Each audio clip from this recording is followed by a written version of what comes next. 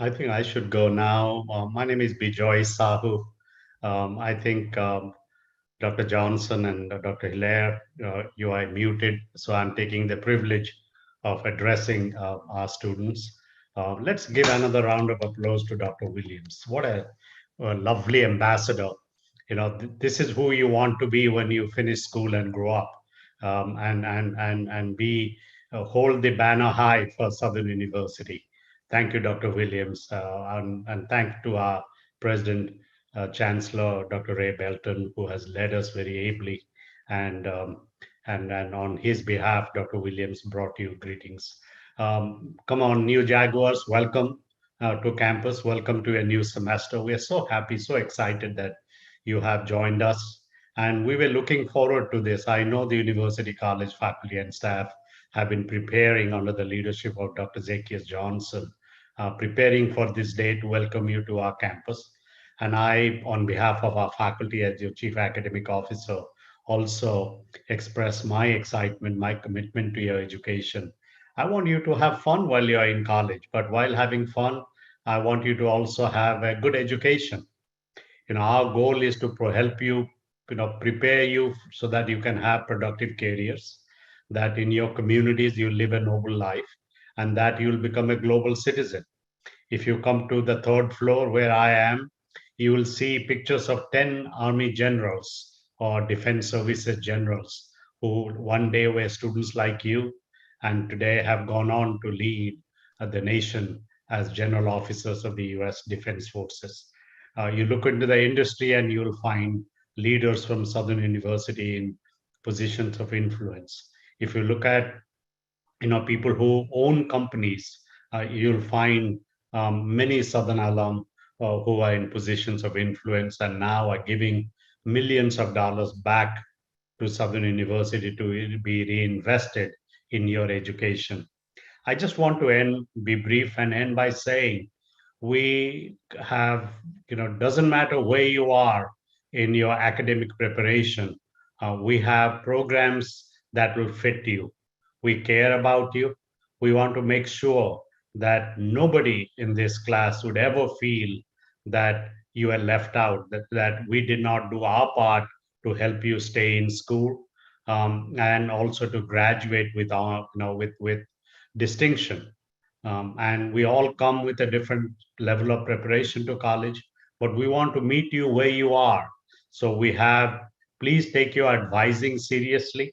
University College is very well equipped with advisors who can provide you the counsel that you need, both in terms of education and in both of navigating college life. So again, I want to add my welcome on behalf of the faculty, and University College is led by Dr. Zacchaeus Johnson, who I work very closely with. And I will get feedback from him about the class and how you're doing. And if you're ever on third floor, please drop by. Thank you so much for the opportunity. Dr. Johnson, Dr. Hilaire, again, welcome.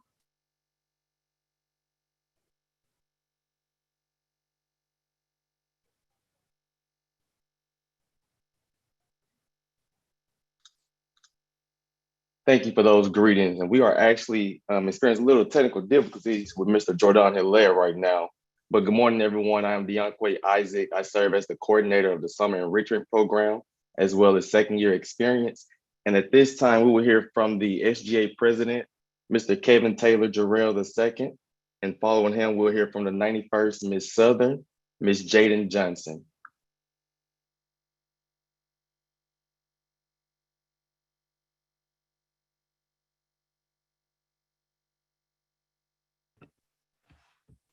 Good morning, good morning, good morning, Jaguar Nation. On behalf of the Student Government Association, it is with great pleasure that I welcome you all to Southern University, or as we call it, The Bluff.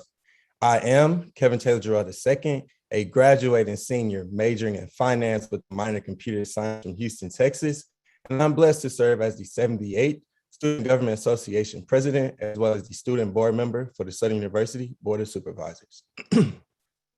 We've all shared uncertainty, fear, anger, and disappointment that came with the COVID-19 pandemic, but we come together today to start afresh and to begin something new.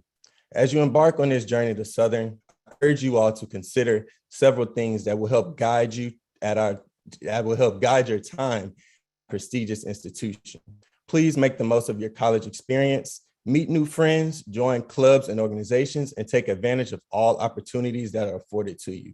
It is also important that you are proactive about your college education, networking, and taking care of your mental health. The Student Government Association is committed to advocating, supporting the student body, and providing you all with an engaging campus experience. And I hope that each one of you all feel connected to and loved by this incredible campus. You all have unique backgrounds, passions, and gifts. And the more that you pour into this institution, the more that it will mold you and allow you all to display your gifts with the world. I challenge you all to take advantage of everything that the Southern University community has to offer and welcome you all to the 2021-2022 academic year. Please remember that there is nothing that you all cannot accomplish. Please remember to also follow us on social media and stay tuned for all upcoming events, as I will post them later on in the chat. And also, please remember to have a great school year and go Jags.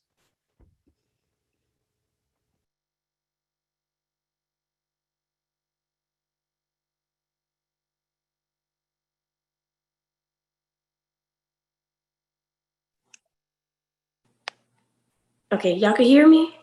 Because I was having trouble. Okay. Good morning, Jaguar Nation. I am Jaden D. Johnson, a graduating senior criminal justice student from the small town of Lutcher, Louisiana, and I have the honor to serve as the 91st Miss Southern University in Agricultural and Mechanical College.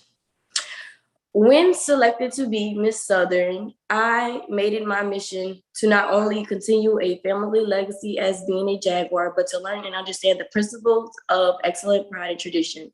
While reigning as your Miss Southern, I have and will continue to ensure the students' well-being by serving as an advocate for my peers.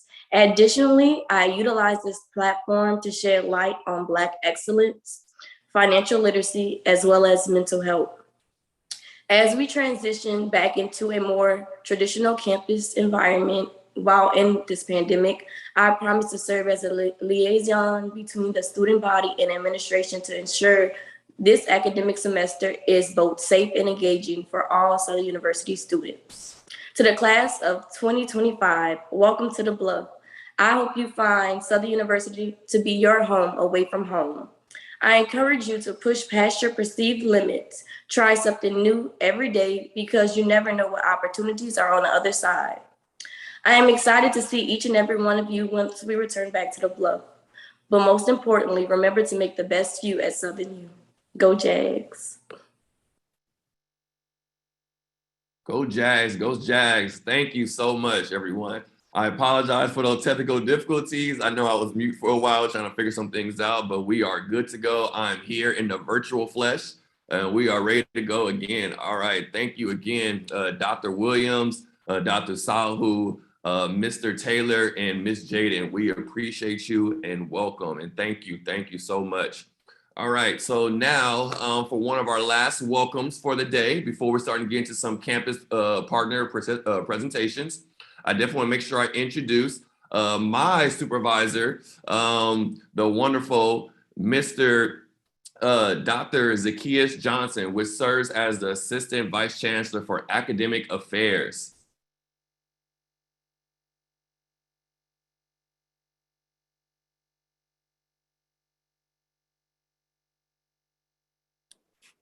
Good morning, everyone. And again, welcome to Southern University A&M College, the home of the Bluff, where we pride ourselves on excellence, pride, and tradition. We're super excited and elated to have you with us and join our coveted ranks. Dr. Williams, Dr. Sahu, and your fearless student leaders have provided a wealth of information for you. But again, I serve as the Assistant Vice Chancellor for Academic Affairs with a special emphasis on student success. And we're all student oriented. We want you to be very successful. We want you to be proactive, begin with the end in mind, and have a sense of synergy here on the Bluff. You guys will be embedded into an amazing Jaguar family, and we have many opportunities on Southern University's campus, whether that's social or academically, but we are 100% academically driven. We want you to have fun, but we also want you to get that degree in 4 years. We also host something called 7 Habits of Highly Effective College Students, where we talk about having critical thinking skills, communication skills, and just being a global competitive citizen here on Southern University's campus as a student leader, as a student volunteer, as a student ambassador. But most importantly, once you go out into the real world, you are competitive within a global marketplace. So again, welcome to Southern University. I am located on the 3rd floor of the J.S. Clark Administration Building, and I'm super excited to meet you on January the 24th when you move into the residential hall. So again, we pride ourselves on excellence, pride, and tradition, and we pride ourselves on being student-centered. Have a great day and welcome to Southern University. Thanks, Mr. Hilaire. Thank you, Dr. Johnson. Thank you so much. All right.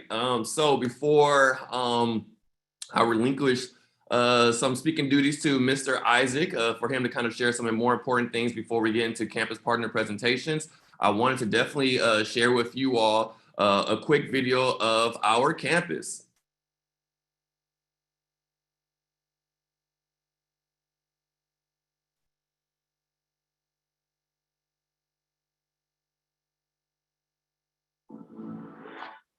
Stream live TV from 85 plus channels and save up to $500. Baton Rouge. If you'd like to be a part of future aerial tour, the tour.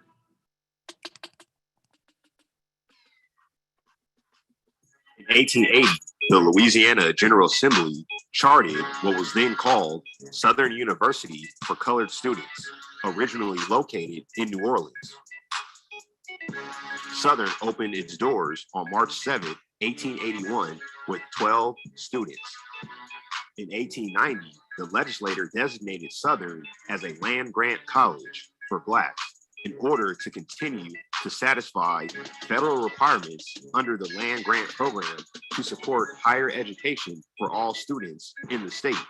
Despite having a segregated system, it established an agricultural and mechanical department, which is why the school is officially known as Southern University A&M College. Southern would move to Baton Rouge in 1914. Below is the John B. Cade Library, named after Southern University's first principal. The library contains over 1 million volumes, nearly 2,000 journal subscriptions, 600,000 microforms, and 1,800 recordings. Right next to the library is the Smith Brown Memorial Union, which serves as a major center for extracurricular activities. The building contains a food court, barber and beauty shops, television rooms, a bowling alley, a game room, a ballroom, and meeting and conference rooms. Ahead is the F.G. Clark Activity Center, which houses the athletic department and has accommodations for theater, athletic events, conferences, convocations, and recreational activities. Next is the J.S. Clark Administration Building, which contains the offices of the Southern University Board of Supervisors and other campus administrative officers. Below is the AAA Lenore Hall, which is the Southern University Law Center. Southern is known for its prestigious law program. Next is the PBS Pinchback Engineering Building. Southern University is among the top producers of African-American graduates in the combined disciplines of engineering, technology, business, computer science, nursing, mathematics, and more. Notable alumni include A. Pierce III, the first African-American mayor of Monroe, Louisiana, Morgan Watson, one of the first African-American engineers at Nassau, Melvin Kip Holden, the first African-American mayor of Baton Rouge, and rapper and philanthropist David Banner. And our last stop is the A.W. Mumford Stadium, Southern University is known for its marching band, better known as the Human Jukebox. The band has been featured in numerous television commercials, music videos, and has been invited to participate in the annual Rose Parade in Pasadena, California, presidential inaugurations, and 6 Super Bowl halftime shows. Every year, Southern plays its arch rival, Grambling State University, in the Superdome in New Orleans, known as the Bayou Classic.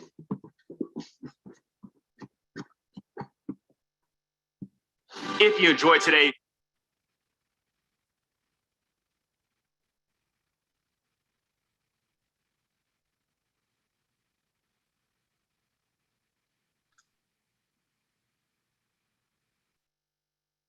Good morning once again, everyone. At this time, we're going to hear from some campus partners about some important information concerning each of their respective departments. First, we will have our Assistant Director and Associate Vice Chancellor for the Office of Equity, Inclusion, and Title IX, Dr. Akai Smith.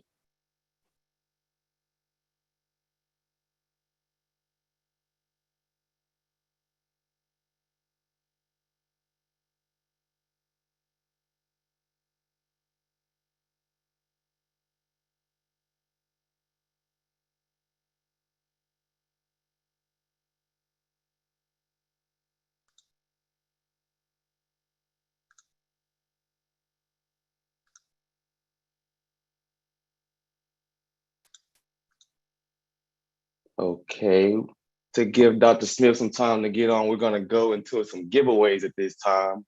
Our first set of giveaways are going to be for those first 2 individuals that logged into our Zoom meeting this morning. First up, we will have Ms. Marlani McQuarrie. And Ms. McQuarrie, if you don't mind, can you jump on and tell us your hometown, your intended major, and also what made you choose to attend Southern University?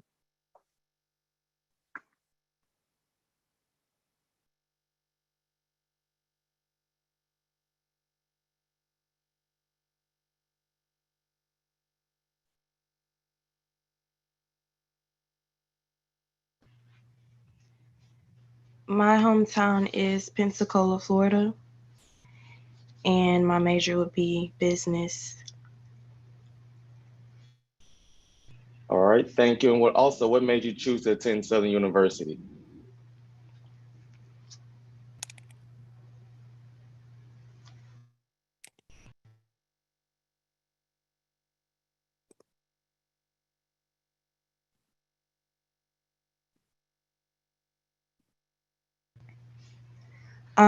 Well, my brother is actually Keneal Caldwell, and he actually took me to the first game to Southern, and I kind of just liked the vibes, and I actually just wanted to come to Southern. I just felt like it was the right school for me. Okay. Well, thank you for that, and we welcome you to the family. You can also come by the office during the week of the 24th to pick up a giveaway. And next up, we will have Ms. Janaya Allen.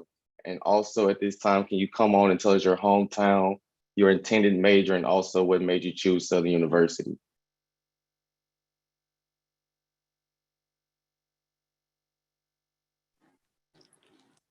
My hometown is Monroe, Louisiana.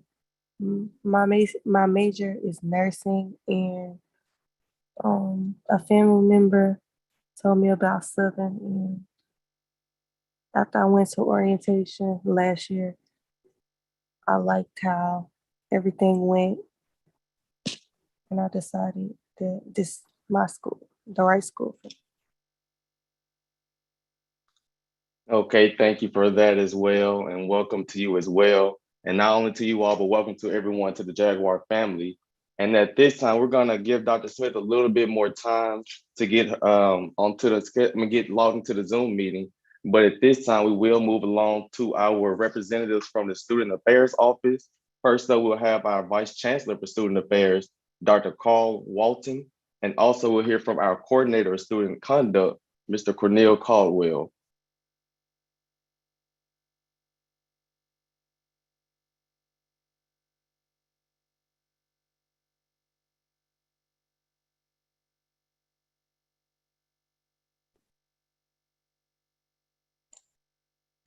Good morning. On the behalf of the Division of Student Affairs, I would like to welcome you all to Southern University. I am Kenil Caldwell, serving you all as the Coordinator of Student Conduct. And if I could share my screen, I'll have some important information that will help you along your journey and to assist you matriculate through your academic studies here at Southern University. But I want to share some information briefly to kind of help you start your way and be informed on some of the things as it relates to conduct here at Southern University.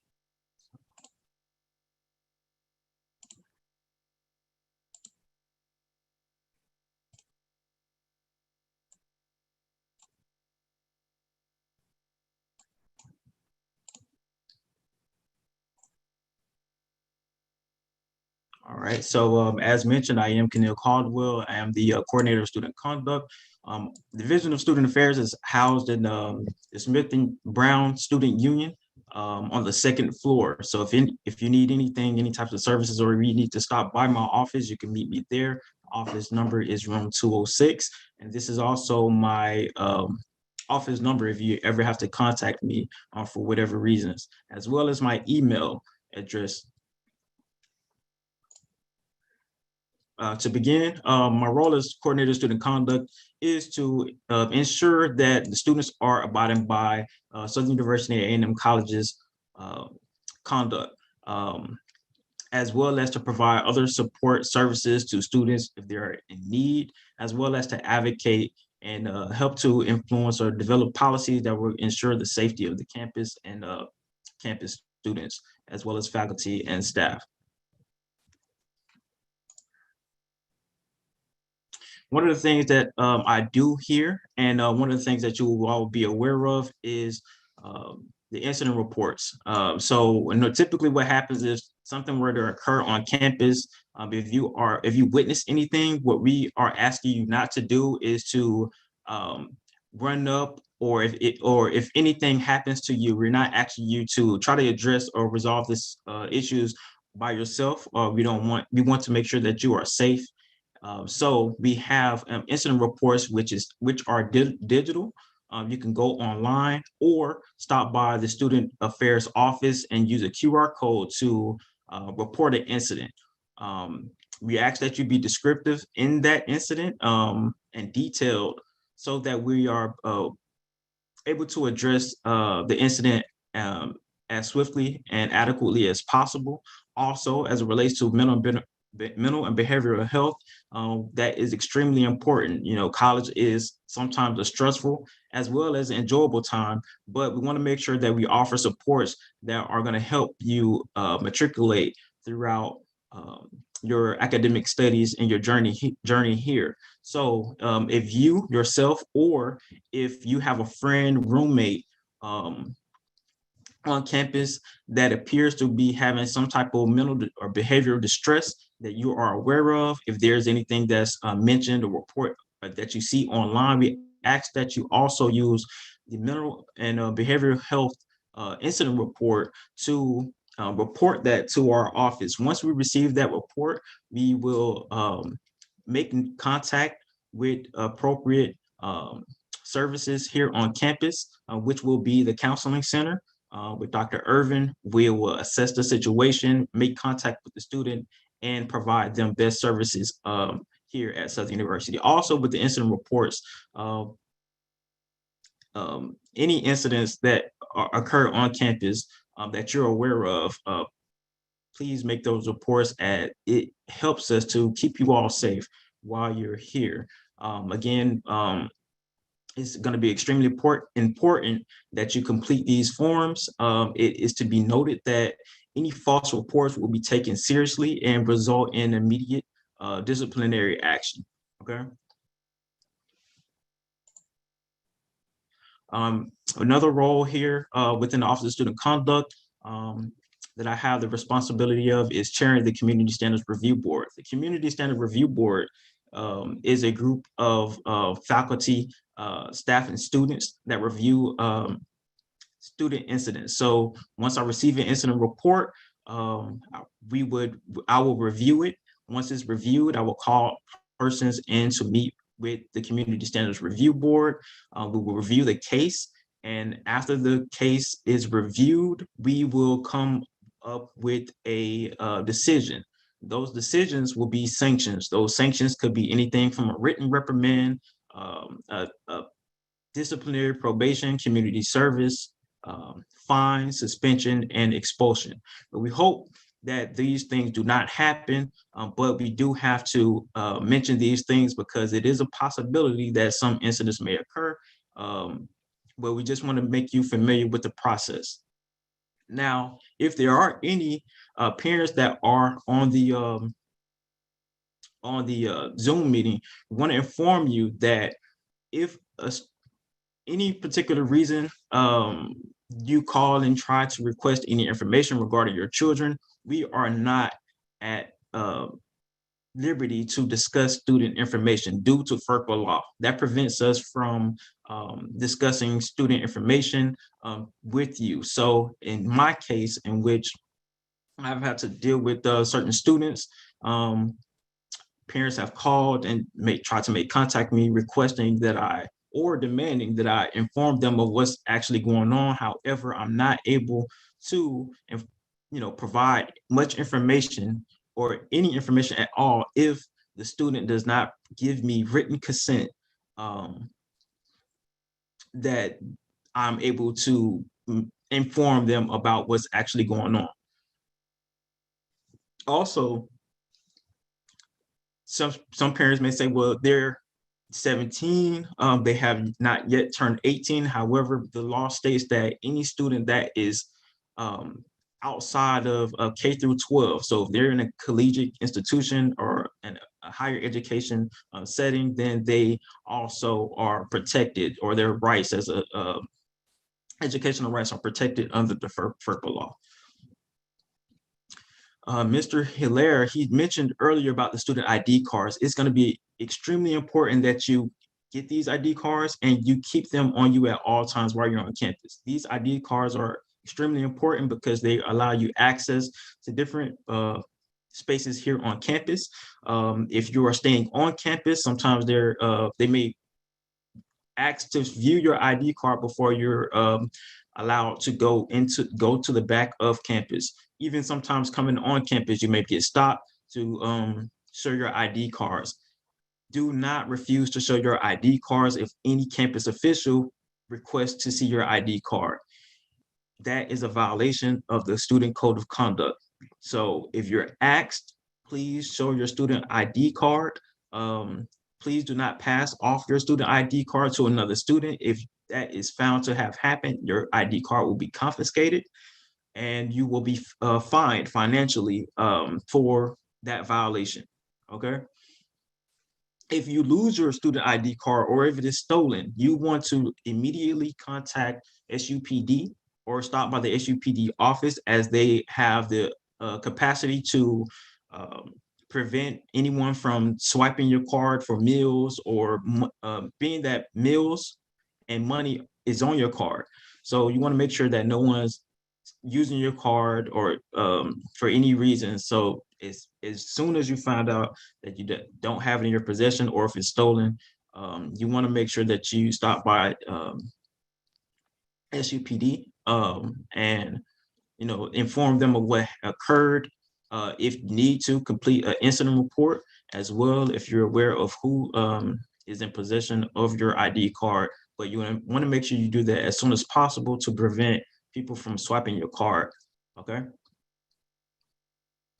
Also, we have a mask policy here due to COVID and the many different things that is occurring with COVID, the rising cases.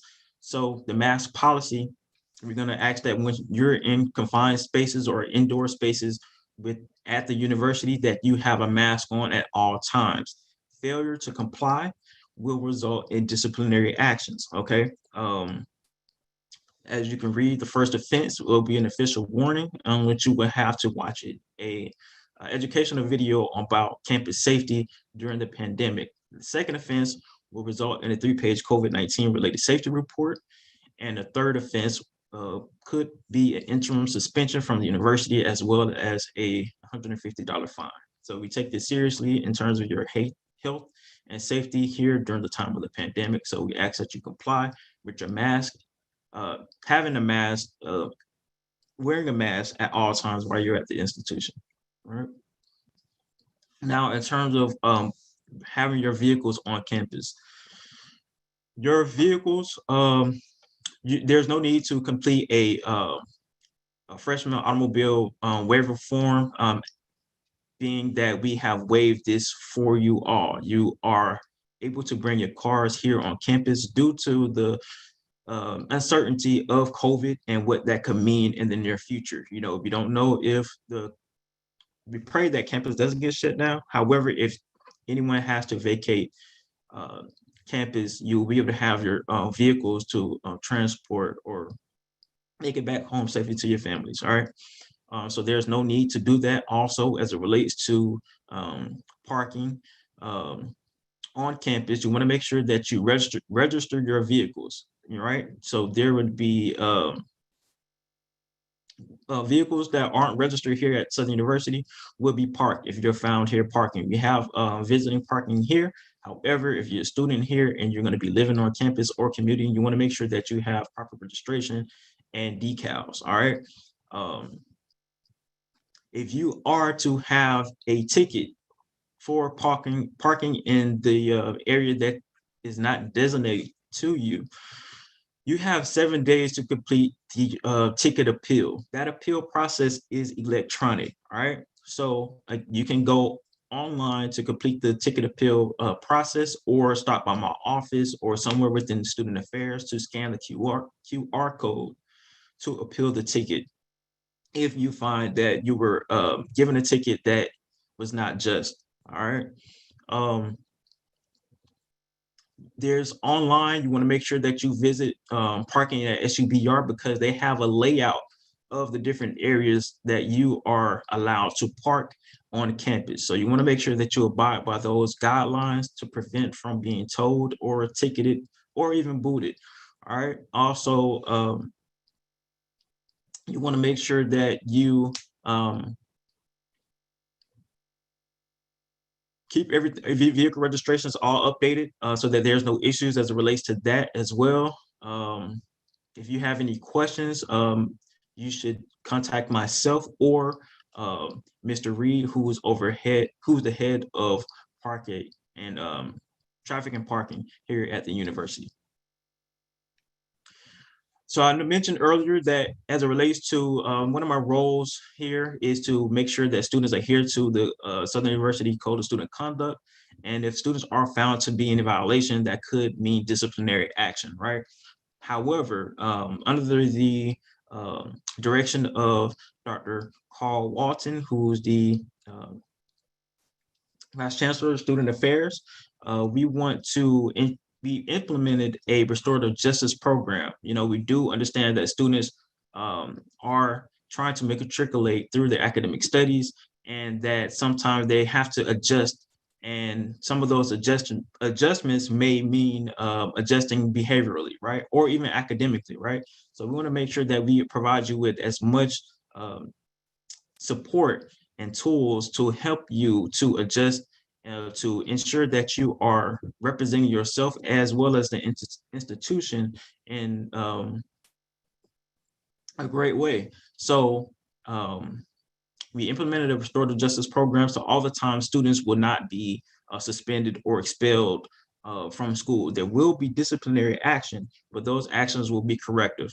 All right, so if you have any questions regarding that, I don't mind providing you any additional answers regarding what the different types of supports here. And some of those supports will be mediations, restorative circles, and things of that nature. However, though we have this practice in place, that does not mean that we students are going to be allowed to act continue to violate the Southern University's Code of Student Conduct. All right.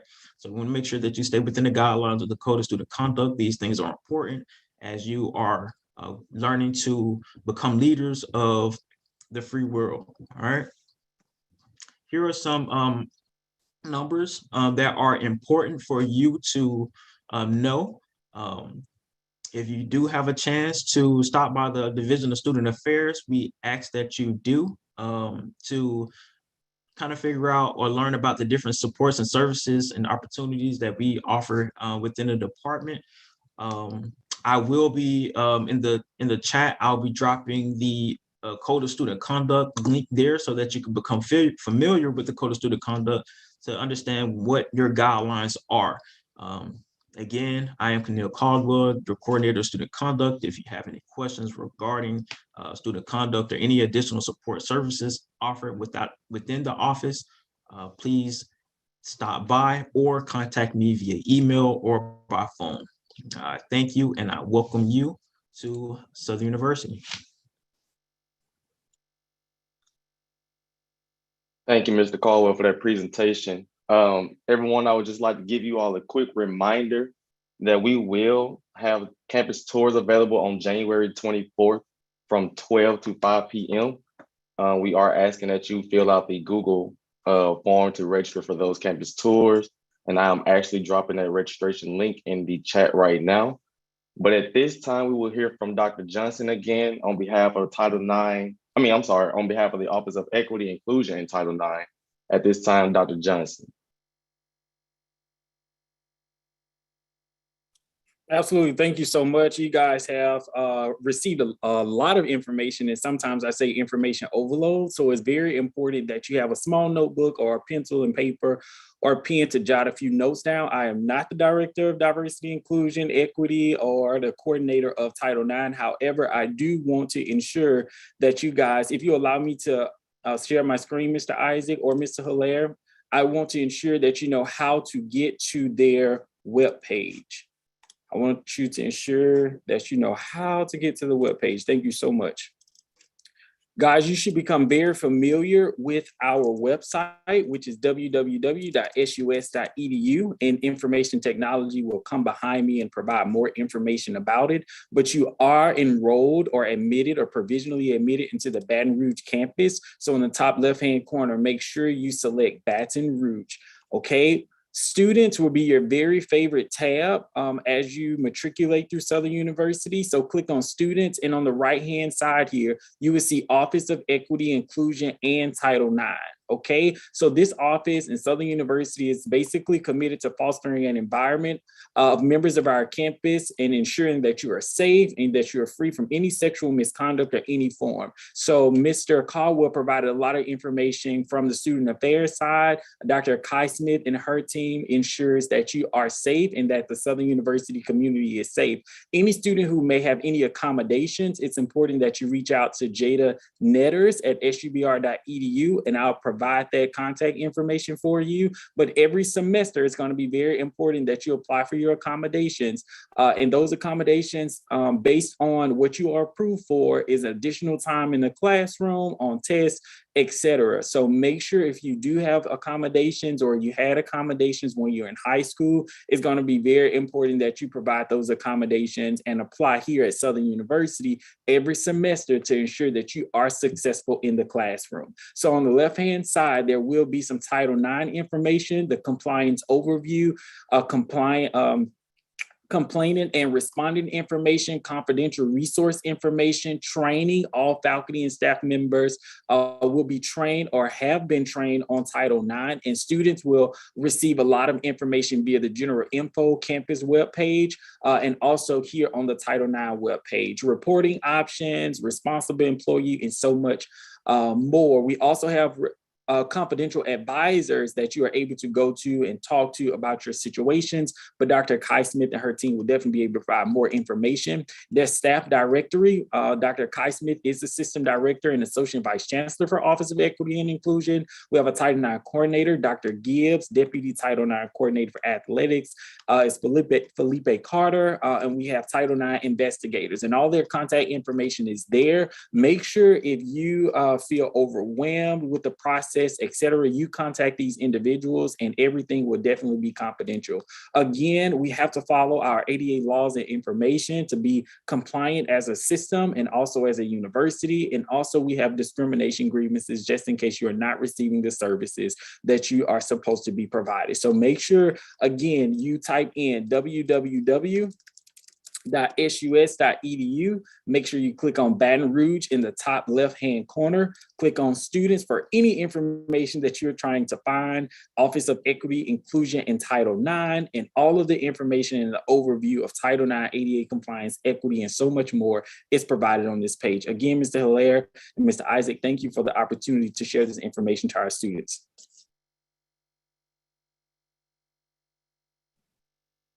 Thank you, Dr. Johnson. We appreciate you. All right, so we are going to be moving forward with the next presentation. Please make sure, like Dr. Johnson mentioned, to definitely take some notes, whether it's a pen and paper or on your phone, because it's definitely be very important, all right, especially when it comes to starting at Southern University. So now we have a representative from IT, all right, to talk about Banner and Moodle. So I want to introduce, so please give a warm welcome to Miss Sarah and Miss Godey.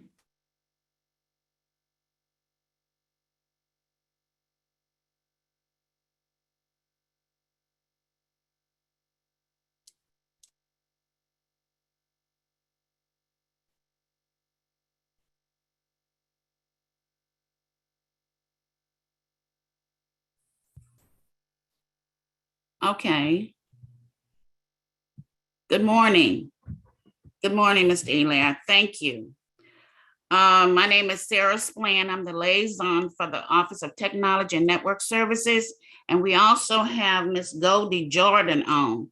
So Mr. Hilaire, if you could pull up our slide, we would appreciate it.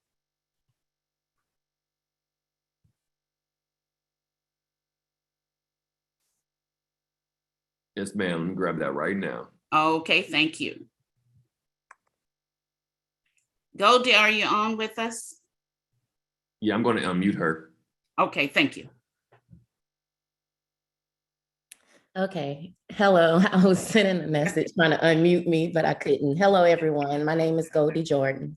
Do I need to pull it up because I think I'm going to share my screen to try to navigate through Moodle or certain things, or you guys going to share the presentation? Ms. Goldie, you can also share it. I give you co-host capabilities. Oh, okay. Okay, Goldie, you can pull it up and we'll go from there. Okay. Just give me a second.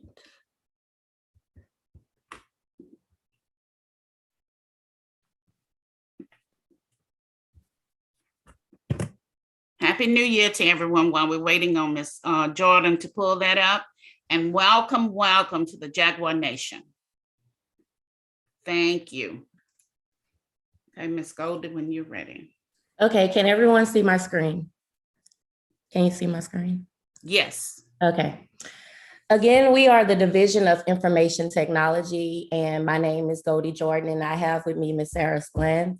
For short, we call ourselves Do It. We are located in Moore Hall on the Strip, the last building to the left.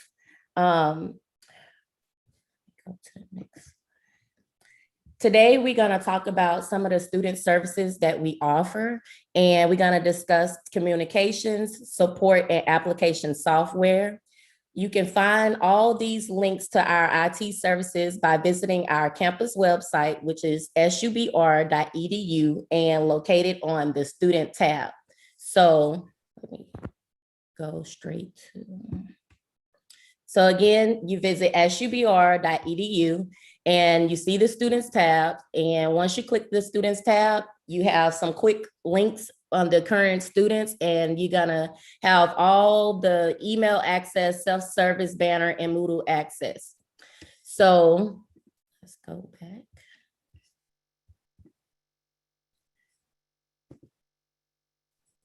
So first, we're gonna talk about the communications. We have 3 communications, which is Banner, email, and Moodle. We use a single sign-on authentication for all 3 communications. Basically, what this means is you will use one set of login credentials on all applications. So that would be the same username and password. So let's start with Banner. Again, the username will be your first name dot last name at sus.edu. Your password will be the first 4 characters of your last name and the last 4 digits of your U number. So that means if your name is Jane, for example, Jane Brown, and your U number, the last 4 digits of your U number is 1234, your password should be BROW, which is the first 4 characters of your last name, and 1234. Now, if you only have 3 characters of your last name, for example, Doe, then you will use DOE and 1234. So Banner is what you use to support and manage student personal information. You can check your financial aid, your class schedule, you can add and drop. And again, to get to that link, you can go to subr.edu, and under the Students tab, you're gonna click Self-Service Banner.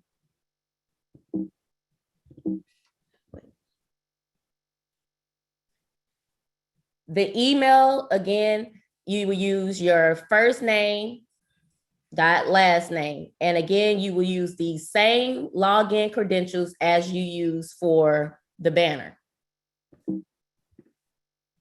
Now, Moodle. Moodle is a learning environment where instructors and their students interact with their courses, and students are able to do the following, which I'm gonna show you how to access Moodle.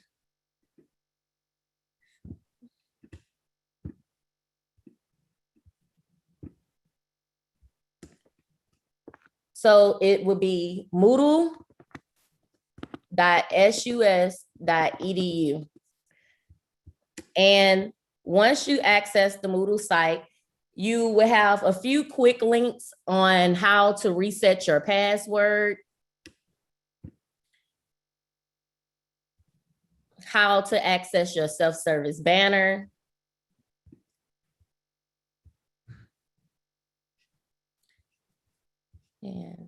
and it also, if you have an issue with any of your communications, your email, your banner, your Moodle, if you need help logging in, we have a login button, and you can navigate this a few ways. If you're on Moodle, you can select the lookup. If you're on the SUBR, you can go to Moodle Access. And under the Moodle Access, it will direct you to the IT services page, and you can select the lookup My SU login.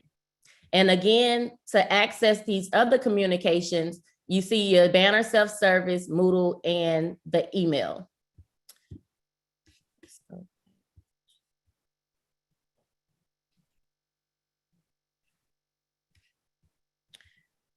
At the bottom of our Moodle page, we have some resource courses, some tutorials for you how to navigate through the Moodle system. If you find the campus student resource, which is SUBR student resources, you can access this course by clicking this link. And it will direct you to the course with all the resources, and you will take these training materials on just how to navigate through the Moodle system. At the very end of the bottom of the footer, you will see all 3 campuses, their Moodle assistance email. So if you need support, if you need any technical support, you can select the email us link, and it will direct you to our email to contact us about your Moodle needs. At the top, you have the login, where you log into your Moodle. And when you log in, you're gonna see some of your courses. Now, keep in mind that these courses, when you enroll into your courses in Banner, it takes about 24 hours for you to see it inside of Moodle. So if you don't see these courses within 24 hours, you need to double check your Banner to make sure, number one, you are enrolled in that course. And then if you are enrolled into that course in Banner and is not showing in Moodle, then you should contact our Moodle support team. Also, something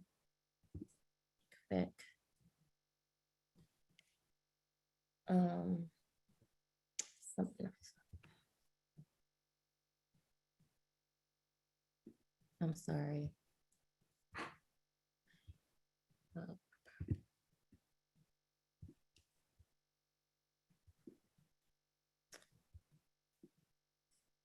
We have the Moodle mobile app, and you can download the Moodle app on the Apple Store and the Android Google Play. And you can use the Moodle mobile app. Is all you have to do is follow the instructions and put in our address, our website URL, which is moodle.sus.edu, and you'll be able to access your content from there.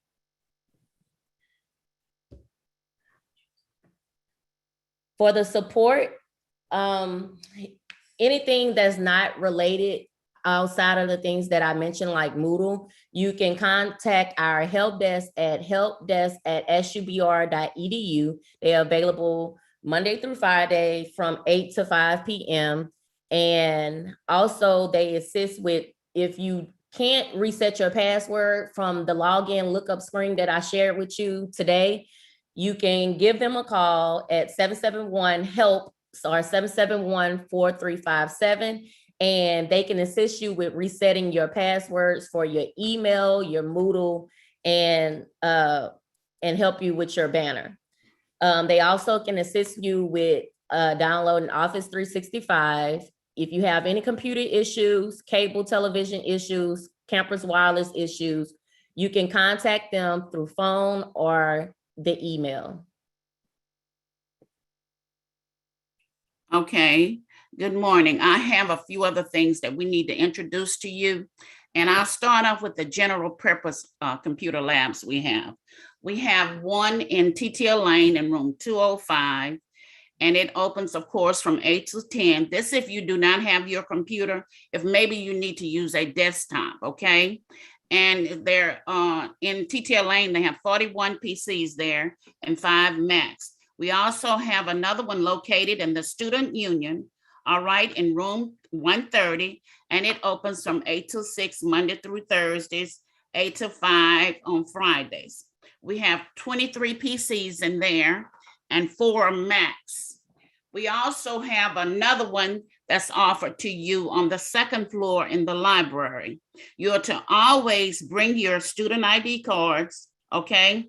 Any work you want to print or make copies or scan documents, you'll have to have your ID card. And you can also send it to, if you're in your room, for instance, you can send it to one of those computer labs, and it'll stay in the quad until you come there and release it with your ID card, okay? And our next thing that we'll talk about is the applications that we have, the software applications. I'll just name each one here, and we have a slide for each title. The first one, of course, is our SU Mobile telephone app, okay? We have the Microsoft 365, and we have something called JAG-Q. We have Star Vision and Live Tech, and I will break each one down for you. Okay, the first one, we have the Microsoft 365, of course. That's the Microsoft Office Suites. You have 5 downloads. We have OneDrive, we have Team, and of course, a whole lot more. Okay. All right, now my SU mobile app here, we have the first one that's up, we have the mobile app. This is the one that you can download from the App Store, okay? Your username, of course, will be your first name dot your last name, okay? And your password is something like the single sign-on. You'll have your first 4 characters of your last name and the last 4 digits of your your U number, okay? And for instance, this is how everything looks. You see the sign on there? That's when you first download it, it looks like that. And each step, we have 4 pictures there. and it'll show you what it looks like when you log in. Of course, you can also see you have the Moodle app on there and you have the Banner app, okay? All right, let's go to the next one. Okay, the next thing we have is Wonderful JAG-Q by QList, meaning that you will not stand in any line to wait. JAG, this one helps you. You actually can make appointments. This for for your registrar. It deals with financial aid, and this is called a time saver. Okay, what you do is you actually pick your appointment time. Okay, you can see them virtually, and if they're able to see you face to face, you can see them then. But this is how you sign on, and these are the steps. So therefore, it's called the wait is over. You have what? We have no lines. You just make your appointment, and they will let you know, okay, by text or email.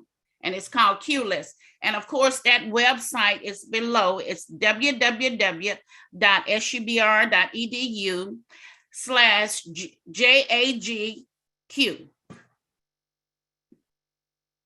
All right, and of course, we have our next learning is something like a learning management system. But anyway, this is something that the professors use. It's called LiveText, and it's an assessment system, and you submit written assignments. But this actual statement is that you actually pay for it as a freshman, okay? Matter of fact, you pay for it, period. It's $98. Okay, and for transfer students, you'll automatically be in it, and first-time students, because it comes through your registration. It'll be on your billing statement, okay?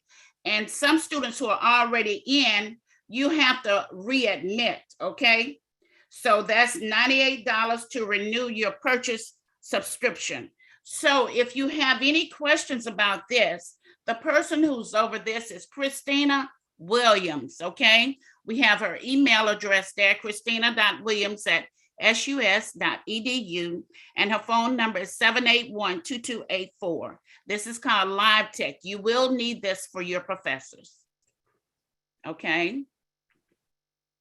Okay, we have questions, but in the meantime, like Goldie said, you can actually call 771-HELP or 771-4357. We will be glad to help you at any time.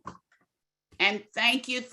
Is it anything else, Goldie, that maybe we missed? I'm not sure if we haven't, if they can answer questions through via chat or I'm not sure. What's the best way, Ms. DeLaire or Dr. Johnson? Yeah, we can actually accept questions and I'll read them to you all. Okay. Okay. So we can definitely take another, 10 minutes or so. Any questions anyone has when it comes to IT, Moodle, or Banner? We'll give them time to type.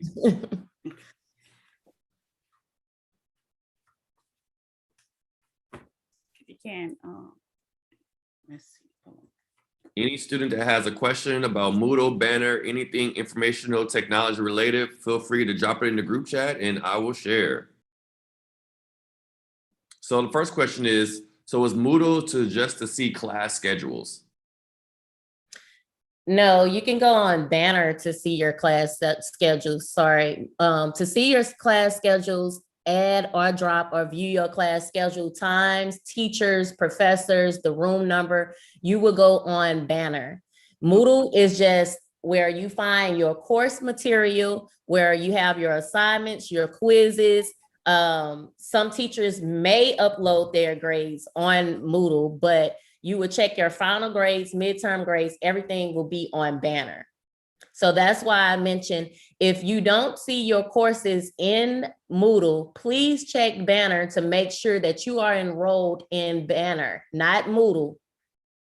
Okay, Goldie, can you pull up that website for them to go into Banner? I can't.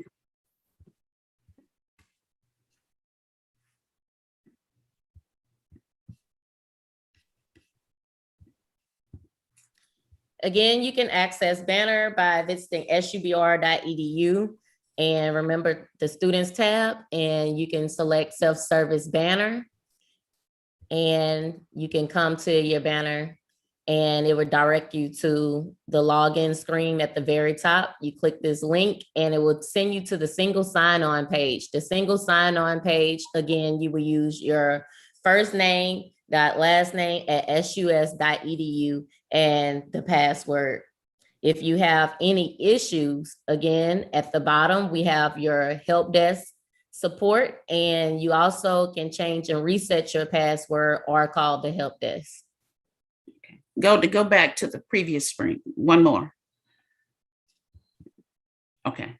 This is like a major stream for you, okay? So, you can click on those tabs that you see where it says Banner Self-Serve, you have Moodle. That's another way that you can go into the systems, okay? Any more questions?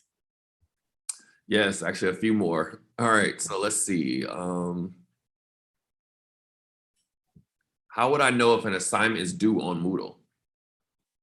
You would know assignment is due on Moodle by going to Moodle, and I'm gonna just go ahead and log in. I didn't want to show some of my content because I'm admin.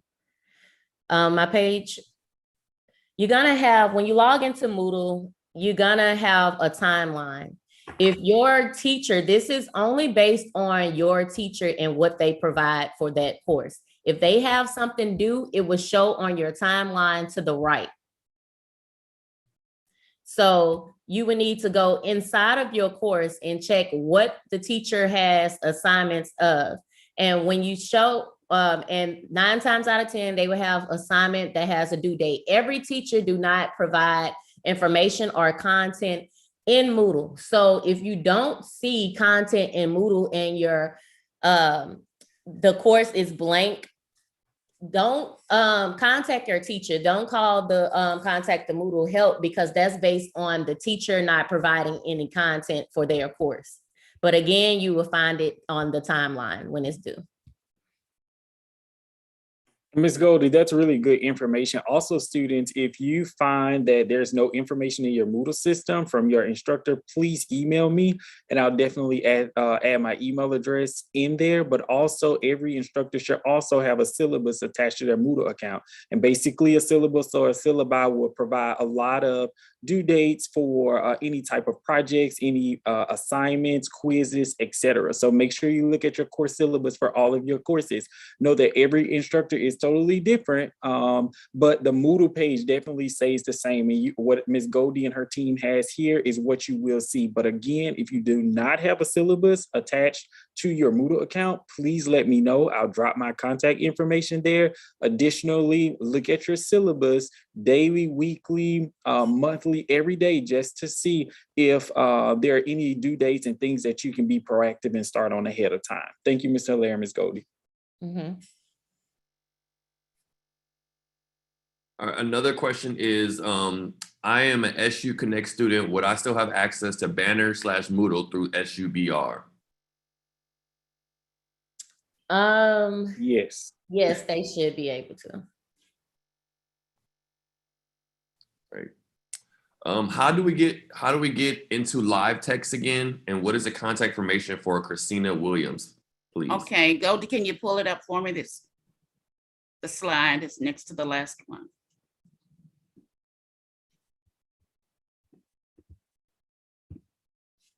And while they're pulling it up, yes, Sustler Connect students, you have all rights and privileges as an SUBR student.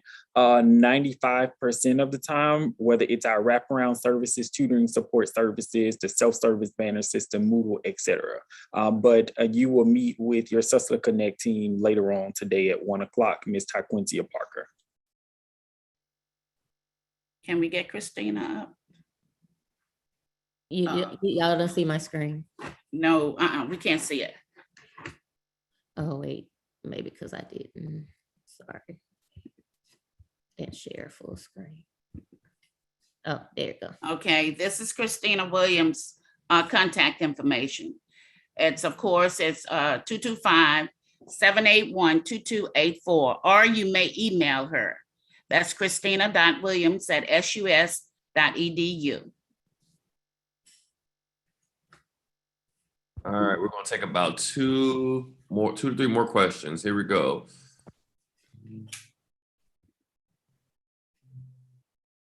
How do I get in contact with the person because my courses are not showing in Moodle? Okay, if your course is not showing in Moodle, the first thing I suggest you to do is make sure that you are enrolled in these courses in Banner for SUBR. If you are enrolled in these courses for SUBR and you have waited 24 hours for it to the time you enrolled into that course and it haven't populated in Moodle, then you will contact the Moodle support.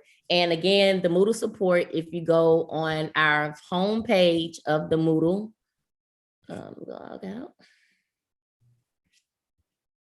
And you can just click the email and contact Moodle support and tell us that your courses haven't been populated. So please wait 24 hours from the time you enrolled into the course in Banner for it to populate in Moodle, up to 24 hours.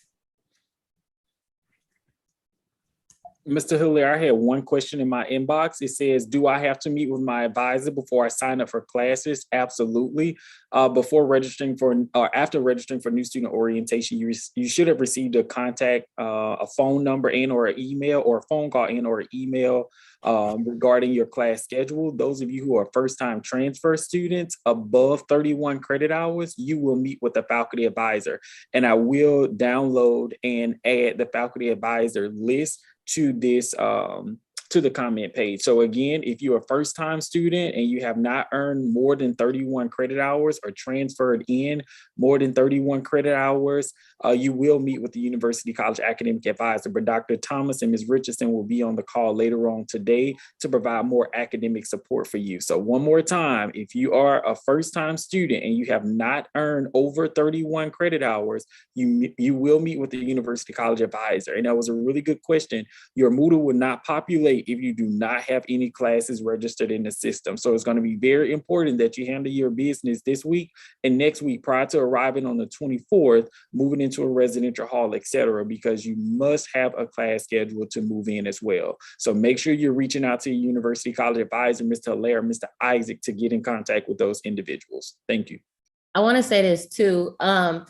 If you have no courses at all, on Banner, you cannot access Moodle. So if you have no courses and you are a new student, you cannot log in. So it's not saying that, oh, my login is not working. It's just because you're not inside of Moodle. So again, if you're a new student and you have no courses in Banner, you cannot log into Moodle. It will say that you don't have an account in Moodle because you don't have any courses.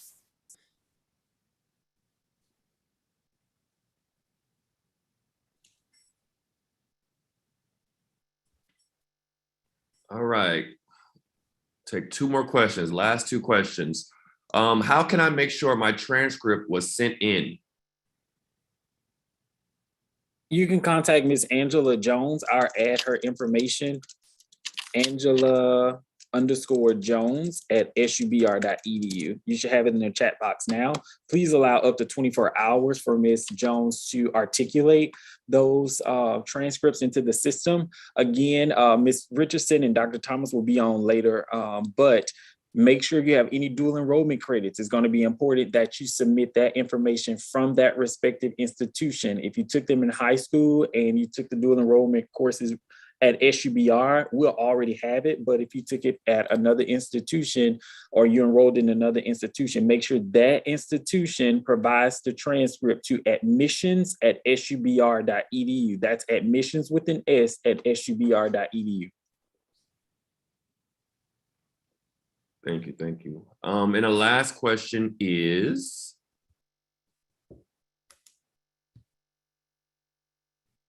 my financial aid is on hold because of something with admissions. I can't remember the prompt, but it said admissions. What could I be missing?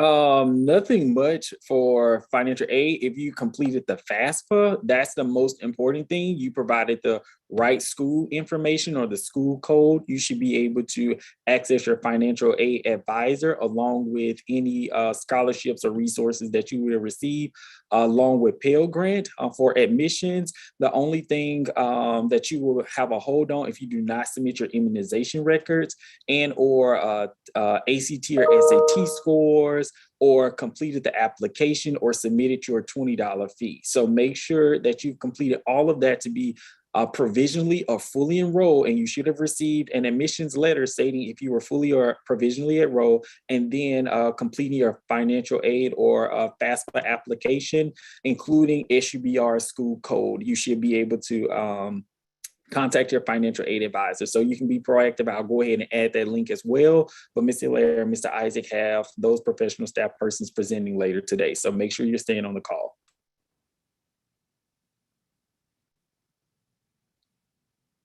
All right, thank you, thank you. All right, last question is, how can I access the syllabus? You won't be able to, Oh, go ahead. No, go, Ms. Gold. Oh, well, I was gonna say, like he stated, most teachers, they are supposed to have it in their course. So you can be able to access it through Moodle in their course. What you was about to say? That's basically the same thing. They have to have it uploaded as a PDF or a Word document inside their Moodle. Some instructors will go even further to emailing their group of students section just to say, hey, welcome to Southern, welcome to your sociology class. I look forward to whatever. Here's your course syllabus. Please, be on the lookout for textbooks, ISBN numbers, all of that good stuff. So some of them are really good with providing the information at least a week in advance. But again, make sure you have a course schedule, and that information will pop up 24 hours later on your Moodle And if you don't see it, please contact the teacher. And also we have, I forgot to share this, that a Moodle, you can message the teacher inside of Moodle by, we have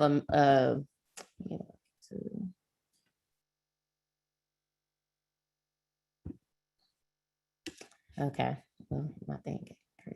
Well, we have a message where you can message the professor or the teacher inside of your course. So if something is missing and you don't have their email or you don't know who the teacher is of that course, you can view the participant list and find out who that teacher is. All right, we saw a couple of questions regarding when can I register for classes, so I can answer that one. Our academic advisors, if you're within the credits of 0 to 30 credit hours, have already began working on actual classes for this spring semester. If you have not received your classes yet, be sure that you will be actually receiving your classes within the next week or so.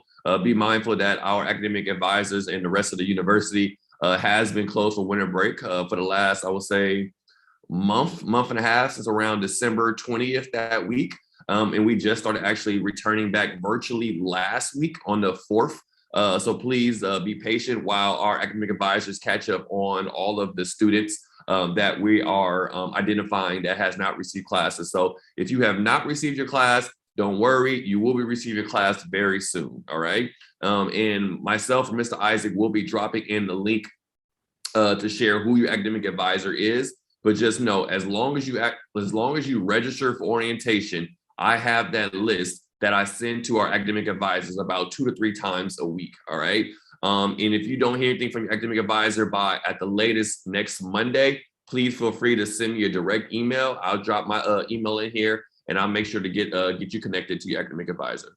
Also, last thing I'll say before we move on, Mr. Hilaire, is though we are test optional here at Southern University, you have to have placement scores. So some of you may not have been able or fortunate to take the ACT or SAT due to COVID. So we do have the AccuPlacer placement test. The score is 250 in order to be placed in college level courses. But the good thing is we do have co-requisite model courses where a student who is provisionally admitted without test scores and you score below a 250, we can place you in our co-requisite math and English courses where you take the developmental math and the college level math and or the developmental English and the college level English all at the same time. And it is a 5-hour format. So again, you must have either ACT, SAT scores and or AccuPlacer scores on file in order to receive a schedule. So that's a lot. Attend new student orientation and register for new student orientation, but also have some type of test score in our system so your advisor can place you in your correct math and or English course. If you've already taken these courses as dual enrollment courses or transfer courses, make sure all that information is submitted again to admissions@subr.edu and just continue to follow up with us. Again, we are working in a virtual environment for the most part, so allow at least 24 hours. My information is there. I can kind of help you maneuver the system as well as Mr. Hilaire, Mr. Isaac, and other university college staff members. That's all I'm gonna say, Mr. Hilaire. No problem. Thank you so much. Thank you so much. Well, we definitely want to say again, thank you again to our IT representatives, Ms. Sarah and Ms. Goldie. Thank you for being here and sharing this information. No problem. Thank you. Thank you. And welcome, students. All right. I'm gonna continue to say that myself, Mr. Isaac, gonna continue to remind you all to sign up for campus tours. That's going to be hosted on January 24th. Be mindful, it is going to happen on one day, January 24th from 12 p.m. to 5 p.m. Yes, that is the same day as move-in. All right. So once you kind of get settled in with moving all your stuff in your room, or just kind of getting back into the area of Baton Rouge, we'll be hosting tours on January 24th, which is a Monday from 12 p.m. to 5 p.m., which also then we'll also take you to the FG Clark Activity Center or the Mini Dome to actually, so you can actually get your ID, all right? Or take your picture so you can pick up your ID within the next 24 to 48 hours. And yes, the first day of school is the 26th, not the 24th, all right? The first day of school is the 26th. But campus tours will take place on Monday, the 24th. All right, everyone. And Mr. Isaac, when you get a chance, can you drop that link again for the campus tour registration? Please make sure you register if you want to get a campus tour. All right. Thank you. No problem. No problem.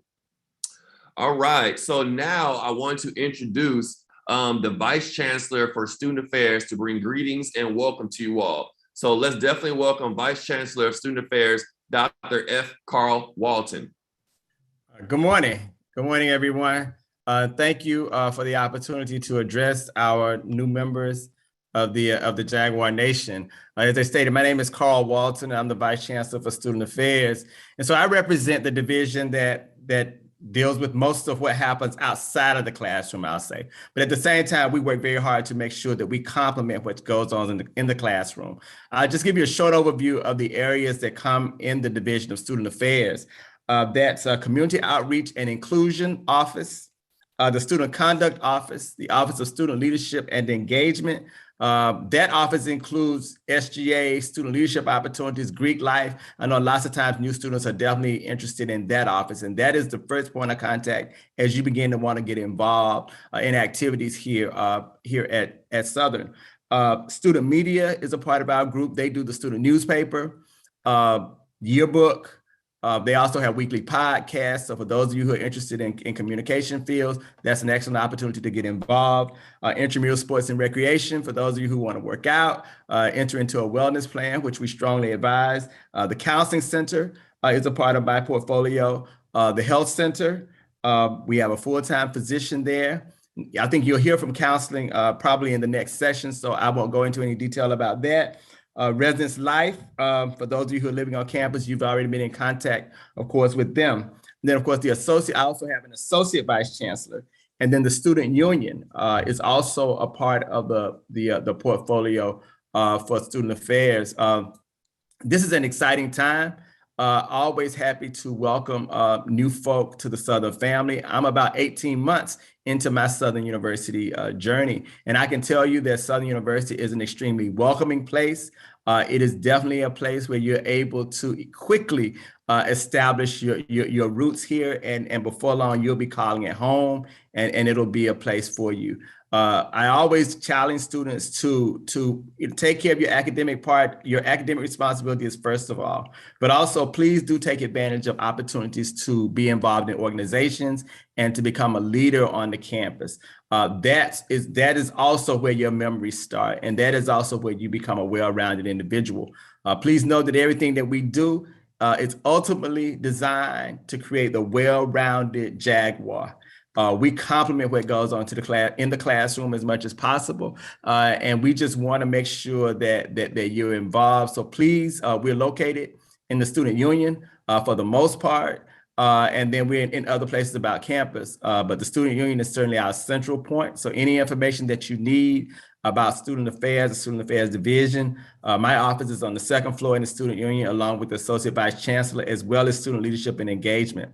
And I think you'll hear from some of those other offices with specifics about how to engage and how to get involved once you are here on campus. But again, this is an exciting time. It's always an exciting time. Hopefully, before long, we'll be able to greet you in person.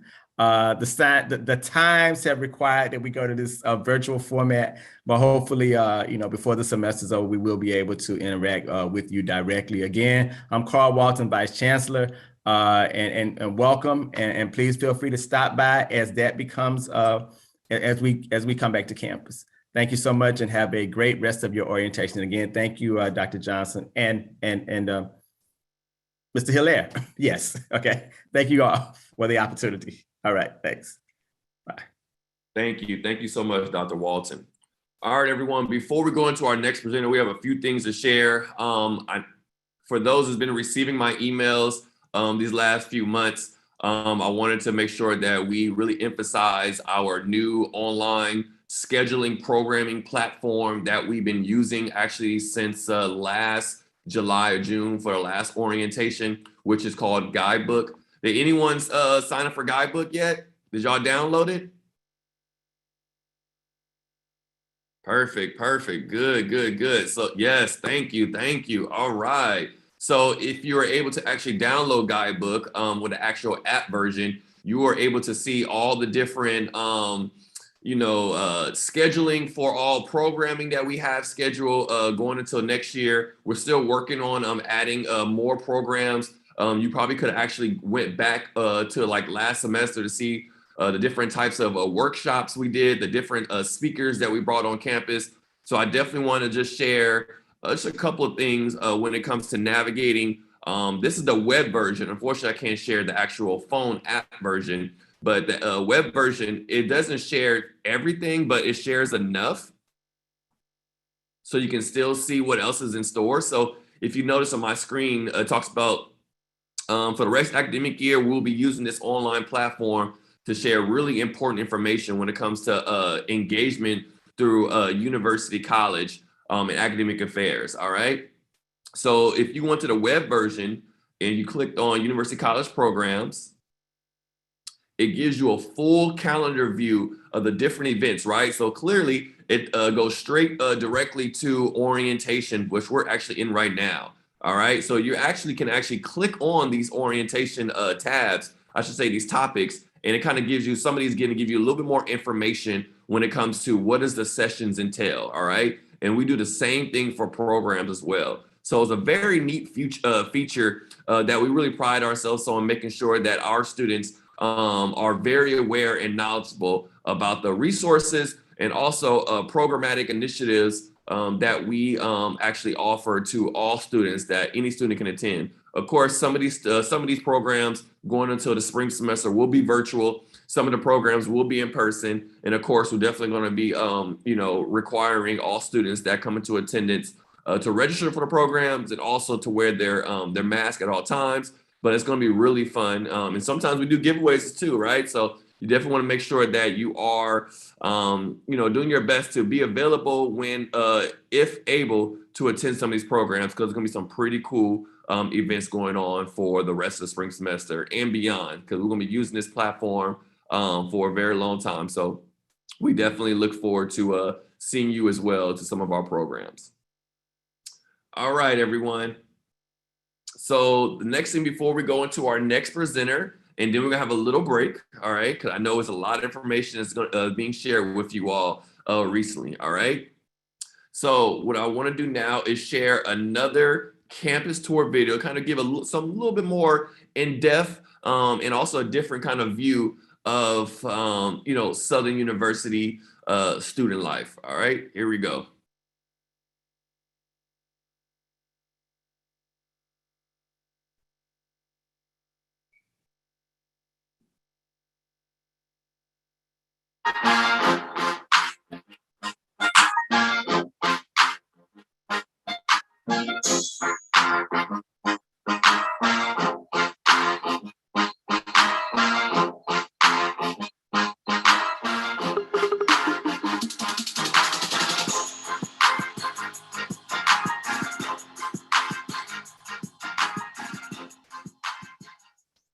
Jaguars. My name is Daniel Earl. Today we will be doing an official tour of our campus. Let's get right into it.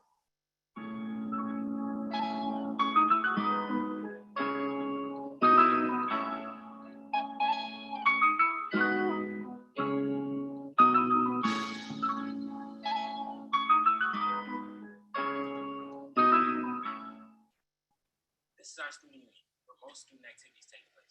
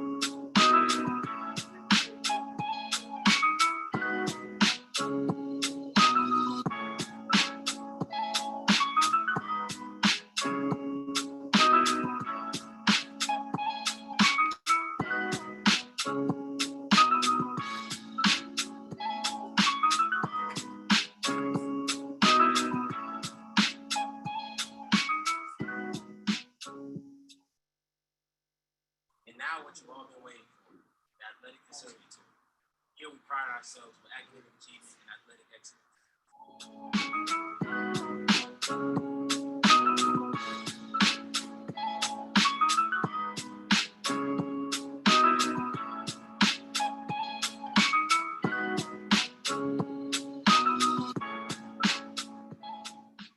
Brett Lighty, I am the Director of Sports Medicine here at Southern University.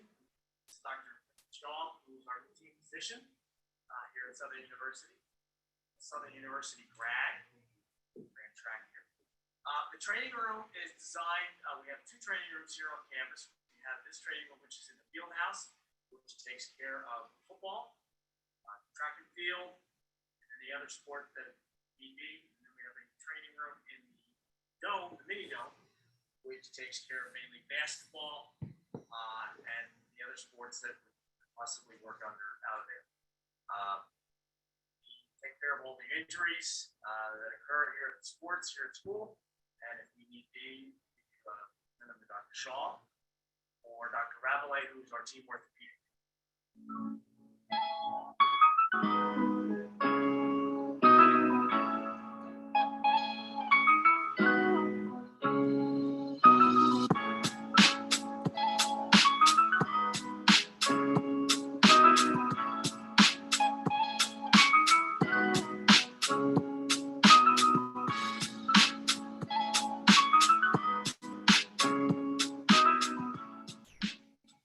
This is Coach Edmund. I'm the Director of Strength and Conditioning here at Southern University. So what we do in the weight room is our whole goal is to make you better at your event.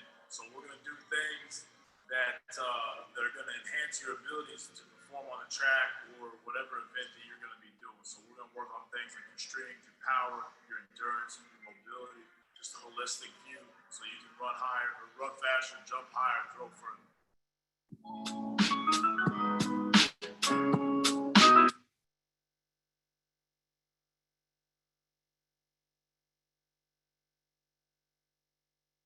All right, perfect. That was great. All right, so we are going to be moving forward now with the next presentation. I definitely want to make sure I introduce, and let's make sure we give a warm welcome to Dr. Irving, that's representing, which is the Director of Counseling Center at Southern University. Dr. Irving?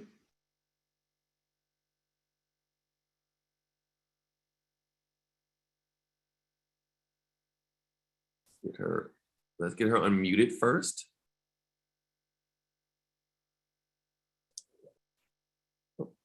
Okay, now do your camera. Good morning.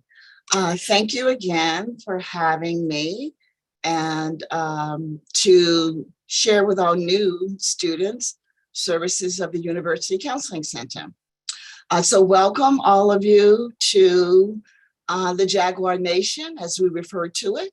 We wish you much success as you matriculate through SUBR. I'm going to share my screen right now, Mr. Hilliard. Let's see. New student orientation. So can everyone see the title there?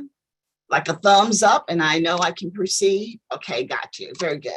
So the mission of the Counseling Center, bottom line is that we're here to assist our students with their successful matriculation on the academic side, but we provide the assistance by making sure that your social, personal, and psychological needs are being met. Our services are free to our students. However, they are time limited. And what that means is that we attempt to offer 12 sessions per academic year. Our vision statement here is to ensure that we are developing mature students who are capable of learning techniques and strategies needed to navigate what we consider to be some normal developmental stages and normal developmental stresses and challenges as you matriculate through the IHE, or your institution of higher ed. We are also committed to developing lifelong skills that can help you throughout your lifespan. The core values of the Counseling Center, first and foremost, is that of confidentiality, diversity affirming, personal growth, integrity, and empowerment. And I'll speak a little bit more about confidentiality in a second. So who's eligible for our services? It doesn't matter if you are a full-time or part-time student. You are eligible for all the services offered through the University Counseling Center. You can either walk in and make an appointment with us. Mrs. Colson is at my front desk. She's an extremely engaging and friendly person. She's always willing to assist our students, or you can simply call us and set up a first time appointment, what we call our initial intake. As I said, the cost of our services are free, except for assessment testing. So if you are a student who has received ADA accommodations from high school, and you would like to continue those accommodations, then you need to work through my office and the Office of Disability Services, which is housed in Blanks Hall, and the coordinator is Ms. Jada Nettles. Services depend upon the needs and resources of our student, balanced with the availability of the counseling center. So confidentiality, UCC is, as we refer to the counseling center sometimes, is the holder of all records. What that means is that our records do not become a part of university records. So they are not included in records of the registrar's office or any other office on campus. In Louisiana, if you're 17 years old, then you are what we consider age of consent for mental health purposes. What that means is that the UCC cannot legally or ethically share any information about you with anyone without your written consent. And I say written consent because there have been times when I might receive a call from someone and that student may say, oh, I'm with Professor X. You can speak with Professor X about me coming to the counseling center. And my response is going to be, you do know, if you are a student of the counseling center, my preference is that you give me a written consent so that we're all clear about what it is you want me to share and with whom. The exception to confidentiality is if we consider you are a harm or risk to yourself, to someone else, if we think you are gravely unable to care for yourself, if we suspect there is a problem of child abuse or elderly abuse. In those cases, we are required to report to the appropriate authority. That typically means CPS, not the vice chancellor who you just spoke with, who is my boss, not the president of the university. But based on law and ethics, we are required to speak to Child Protective Services. So what are some of the services we provide in the counseling center? We are accredited through the International Accreditation of Counseling Services, or IACS, and we're required to provide 2 levels, if you will, of services, direct and indirect. Our direct services or the individual therapy you could engage in with one of the professionals in the counseling center. Again, we offer 12 individual sessions per academic year. The services are free except for testing. We also have a psychiatrist. I am a licensed psychologist, which is PhD, but I have a psychiatrist who is a medical doctor, an MD. And Dr. Harris provides all of our medication management services. So frequently we get students who will come to us who have already been engaged in some type of medication with their primary care doctor or maybe a psychiatrist in their community. And you would like to continue those services, you can do that through the counseling center.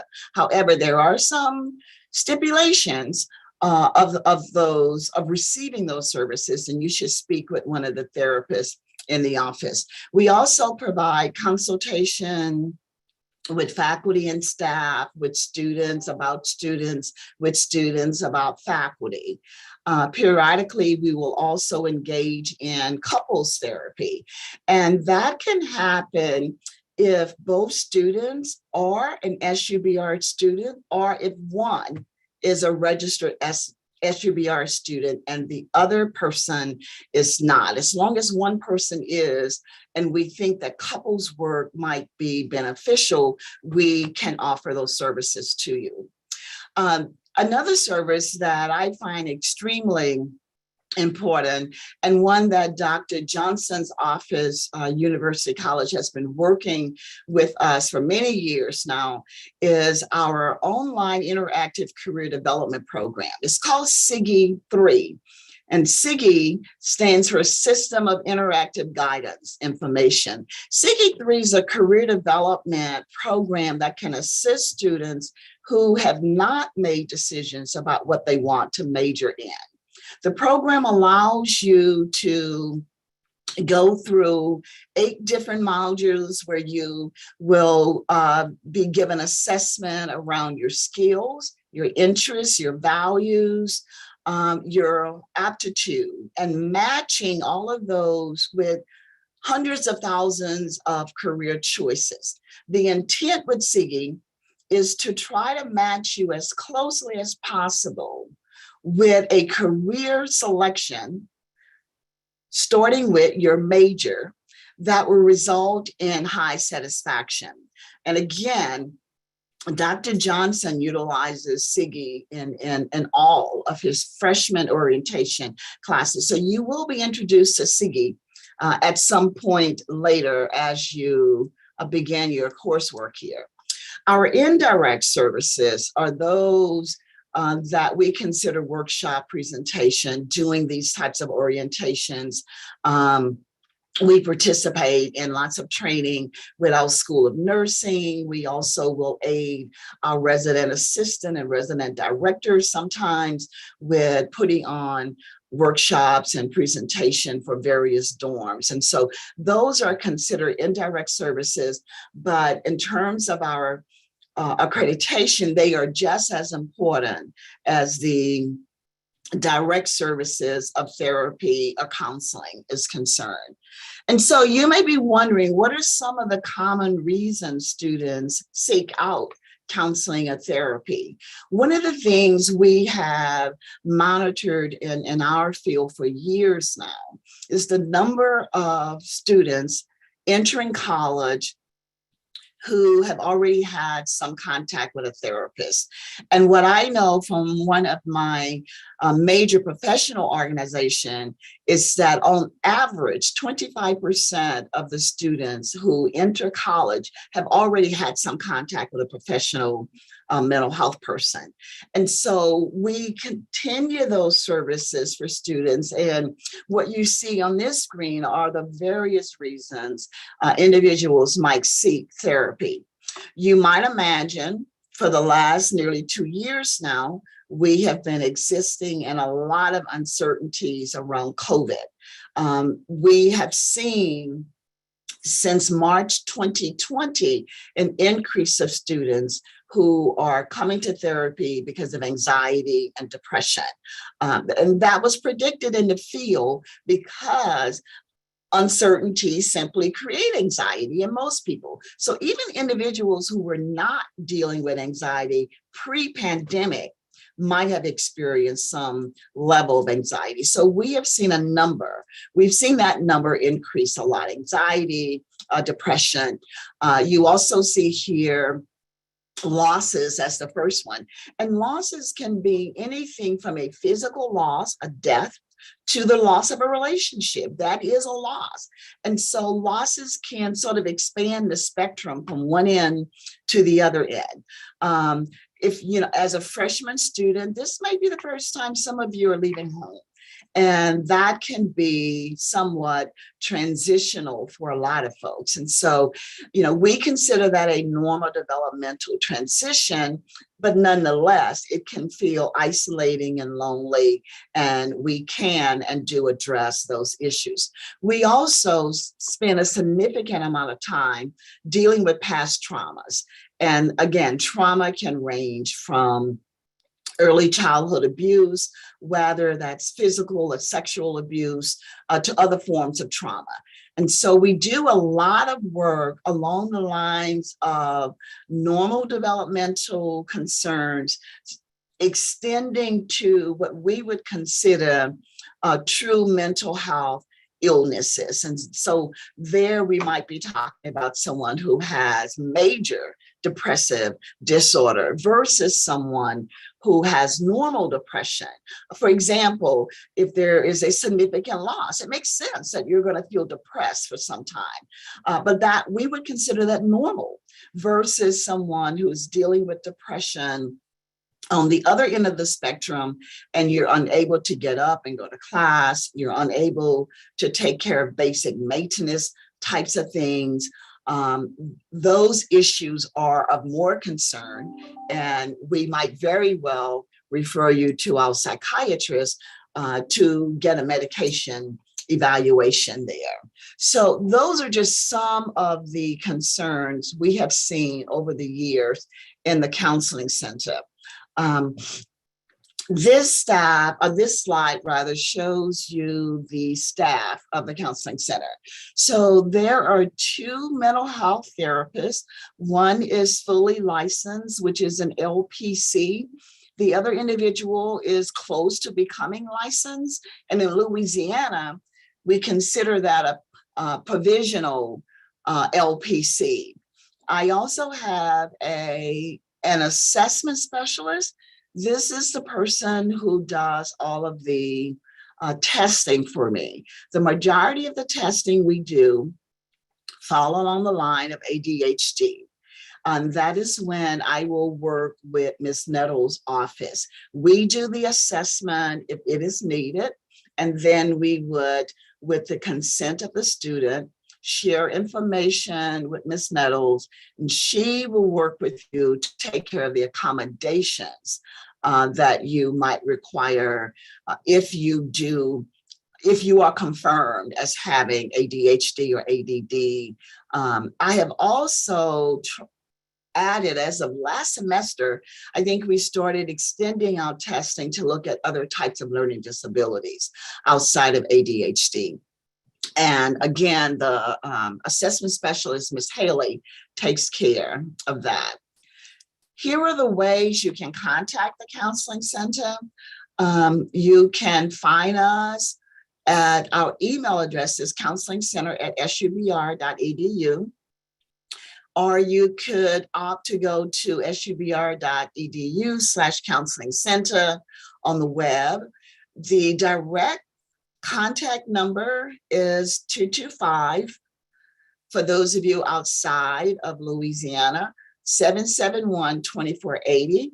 That is the number Mrs. Colson would answer. And if you are interested in receiving services because you have in the past, or you simply want a consultation to find out whether or not we can assist you with some need, then you can contact Mrs. Colson and she can set you up there.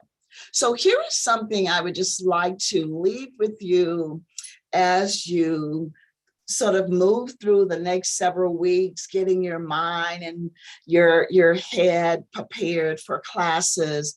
It's a mindfulness meditation that we have used in the center with students, and it's very simple to do. You are simply reminding yourself to observe, describe, and participate. It makes sense that when you're starting something new, there might be a little anxiety there. And all anxiety is not bad. I mean, there is something we call normal anxiety, because that anxiety kind of propels you to get yourself positioned to do what you need to do.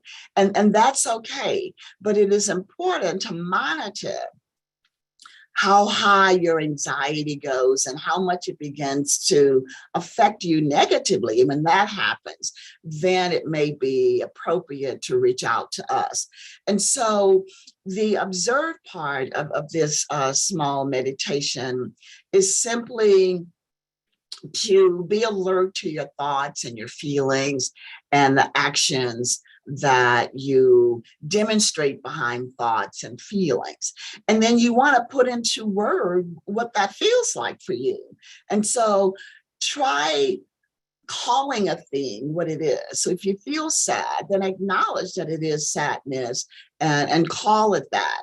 And then you want to participate. And that simply means you really do. I like saying you want to absorb what that experience or the feeling is for you. You want to be in the moment and just be there, even if it means being a little bit uncomfortable. Sometimes you need to sit through the discomfort to get to the other side of the experience.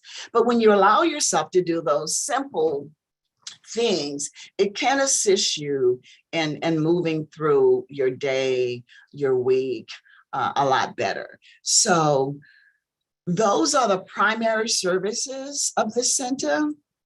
And I can entertain any questions if there are questions.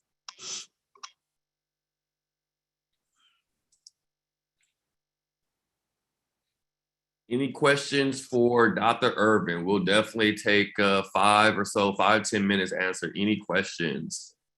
Feel free to drop it in the group chat.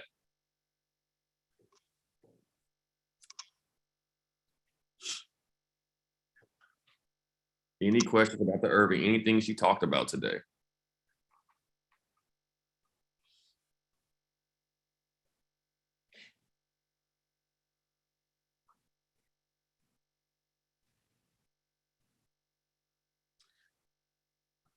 Okay, if not, then simply, hopefully you jotted down the phone number and or the email address.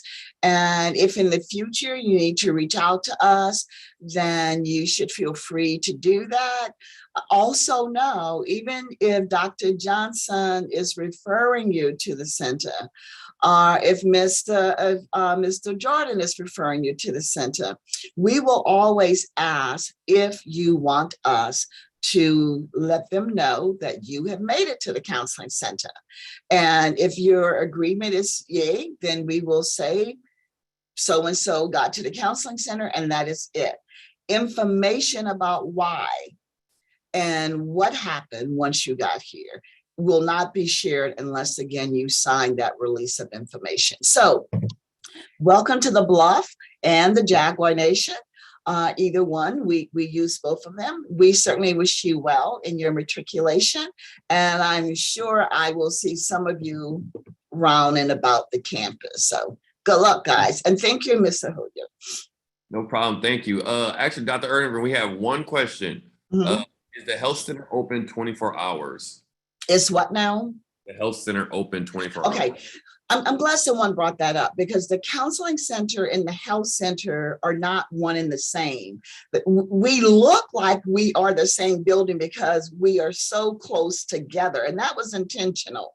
But the counseling center is a separate entity from the health center.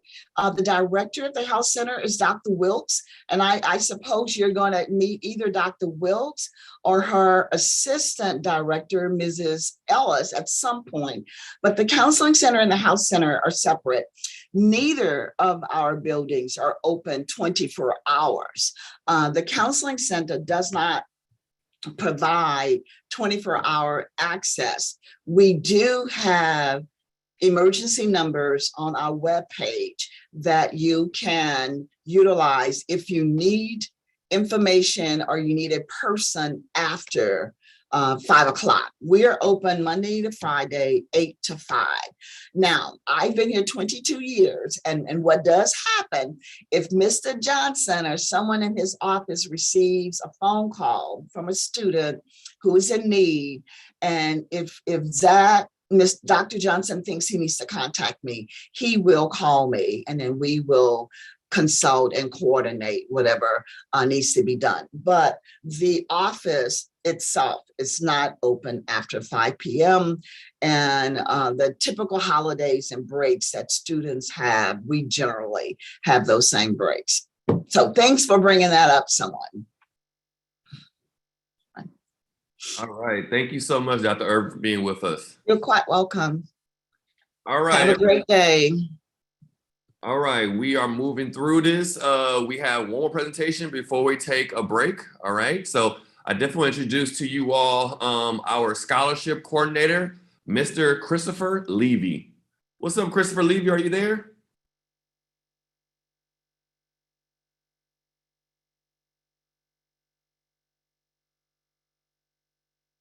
Let's see.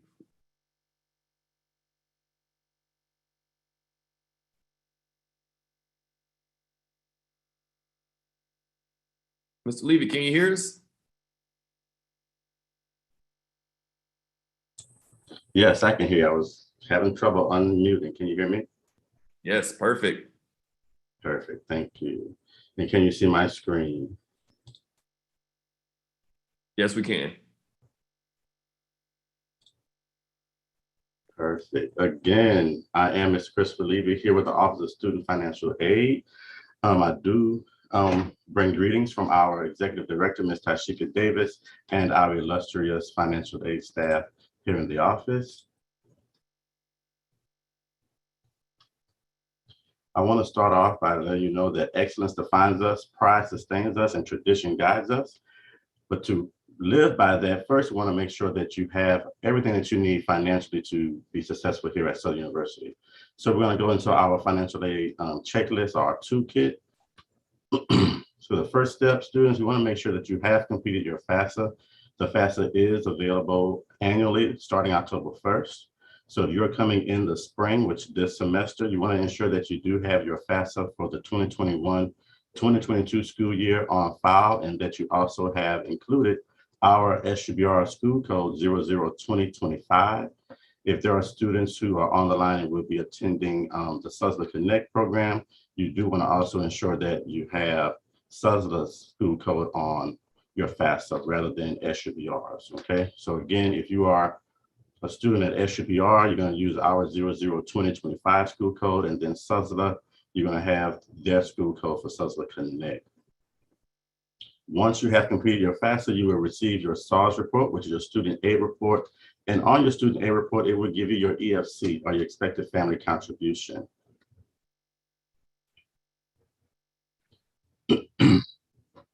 And then once you have your family contribution, here, the Office of Student Financial Aid will begin reaching out to you via email blasts, postcards, robocalls, and text messages to let you know if you've been selected for verification or if you have any other requirements that we are asking you to fulfill. I'm going to show a short video just to give you a little bit more detail on next steps. So you filled out the FAFSA. Now what? The information you submitted will be processed by the U.S. Department of Education's Office of Federal Student Aid, and the colleges or career schools you listed will be notified so they can begin their process of awarding aid. The great thing about filling out the FAFSA online is that you can check its processing status immediately. This comes in handy when you're thinking, I wonder if it went through. Within a few days of filling out the FAFSA, you'll get your Student Aid Report, or SAR. You'll hear that abbreviation again, so just remember, your SAR is your Student Aid Report. Basically, it summarizes all of the information you submitted on the FAFSA. You can access your SAR online at fafsa.gov using your FSA ID, which is your username and password. Check your SAR for any mistakes. Then make corrections if you need to, but only if you estimated your tax information or provided incorrect information the day you filled out the FAFSA. On your SAR, you'll see reference to your EFC, or expected family contribution. This number is used to determine your eligibility for federal student aid. It doesn't mean you actually have to contribute that amount. The financial aid office at each college or career school you list on your FAFSA will receive your information. Each office will then use your FAFSA information to determine how much aid you can get at that school. It's possible that your college or career school may require you to verify the information you submitted on your FAFSA. If that happens, your school will tell you what you need to do.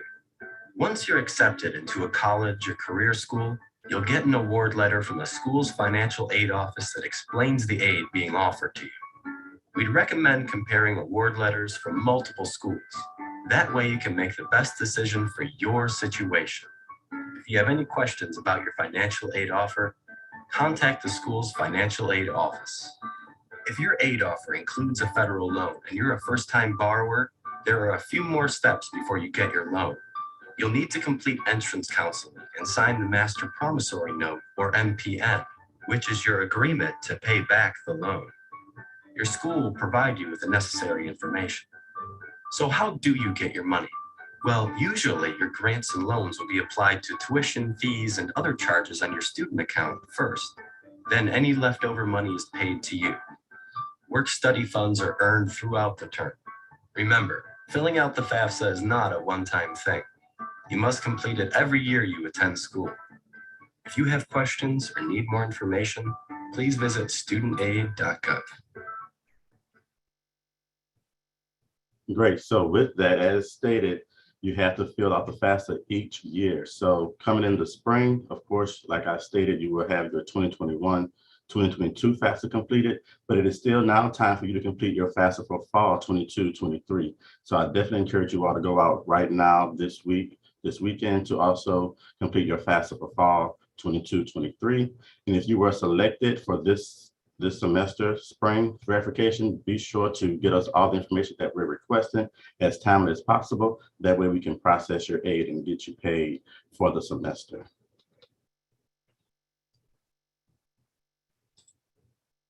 Then your award letter, once we have verified you, or if you didn't have to go through verification, once we have everything we need to make the determination of what your award letter is, we're going to go ahead and put that out on your self-service banner for you. You're going to log in. Students receive the notification of their financial aid award again in self-service banner. And again, we do follow all federal regulations when making those awards. Consent to receive electronic communication, accepting your terms and conditions, and as well as accepting and declining your awards can all be done within the self-service banner under your financial aid tab. It is very important that you consent to receive electronic communications as well as accept the terms and conditions. If you don't do those two steps, your award will be stuck in memo status and will not pay towards your account. And in that moment, you may be wondering why my account has not zeroed out or why I haven't received my refund check. So ensure that you have accepted the terms and conditions as well as consented to receive electronic communications. And I'll show you where those steps are online, where you can go directly to see where you can get the steps to accept your award letter. And then step 5, loans. If you are intending or have accepted the award package that's on your award letter, there are 2 steps that you need to do if you haven't done so already. You need to complete the entrance counseling as well as the Master Promissory Note as noted in the video. So you're going to visit studentaid.gov. Under complete the aid process, you're going to complete your Master Promissory Note, which you see here, as well as you're going to complete the entrance counseling. Now, do know students and parents, if your parent does complete and is approved for a Parent Plus loan, they will also need to do the Parent Plus MPN. Okay, so the Master Promissory Note you will need to do for undergraduates, students, if you accept your loans, and if parents are indeed eligible and do accept the Parent Plus loan, they will also need to do the MPN for parents, okay? So again, 2 steps when accepting your loans. Once you accept your loans on your banner, you need to also do your entrance counseling and your Master Promissory Note. Studentaid.gov, complete aid process. Under that tab, you have your Master Promissory Note and then your entrance counseling. Step 6 in our financial aid checklist, we want to make sure that you have what you need in terms of resources outside of just your federal aid. So we do provide information for you all in terms of scholarships, internal and external scholarships. I do encourage you all to reach out to your academic departments to see if there are any scholarship opportunities still available there. Outside of that, definitely scan our barcode, our QR code here, excuse me, and that will take you directly to our link tree. Okay, in our link tree, we have a host of resources and links that are provided there for you. I'll show you that here momentarily, but I do want to make sure we all understand or know what our mailing address is for any checks of scholarship checks that are coming in from external resources. Okay, so here's our external scholarship mailing address. Be sure to utilize the PO box listed 9961. And also note that checks should be made payable to Southern University and A&M College. And then make sure that the student's first and last name is memoed on the check or money order with the student ID number. Sometimes we receive checks with no identification pieces on there, so it's very hard for us to determine which student those funds belong to, okay? Especially if you have a common name. That's why it's very important that you use your student ID number as well. And then step 7, once you have all of your aid on your account, once your classes are in the system, you should see your fee bill, and then you're able to go out and pay your fees. When you go to this link, which I'll show you on the link tree as well, it will give you several scenarios. You pick the scenario that best fits you in terms of the amount of aid or amount of resources you have to go towards your tuition and fees, okay? So we're gonna jump out of the presentation really quick.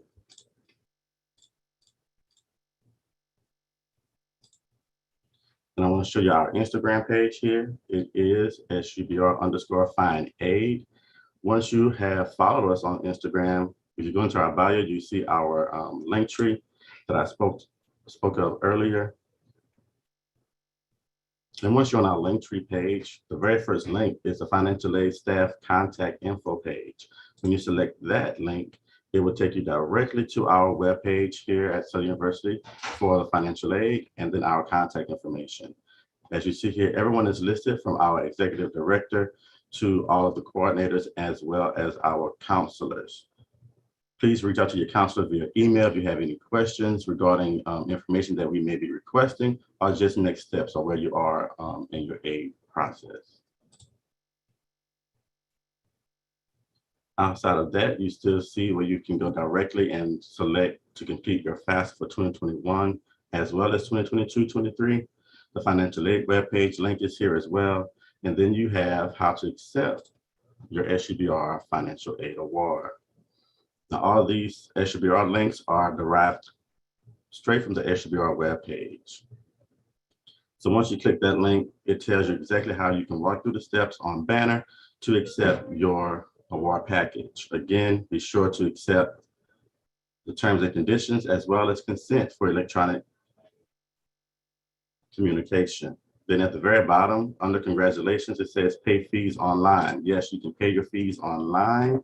And to do so, once you select that link, as I stated earlier, you'll see the various scenarios that's listed here for you to be able to pay your fees or enroll into the installment plan. So I'll pause right there, Mr. Hilaire, to see if there are any questions. Yes, there is. There's a few. All right, here we go.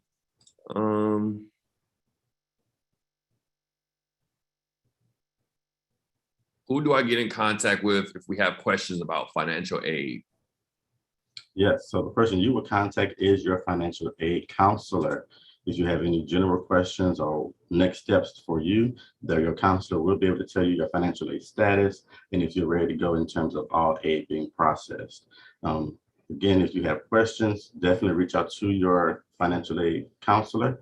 Again, you can go to our link tree directly to the SUBR webpage. I'll start there for you so you can see exactly how to get there from the webpage. So if you're at the homepage of SUBR.edu, under student, you go directly here to financial aid. And at the bottom left-hand side, you will see contact us. Sorry about that.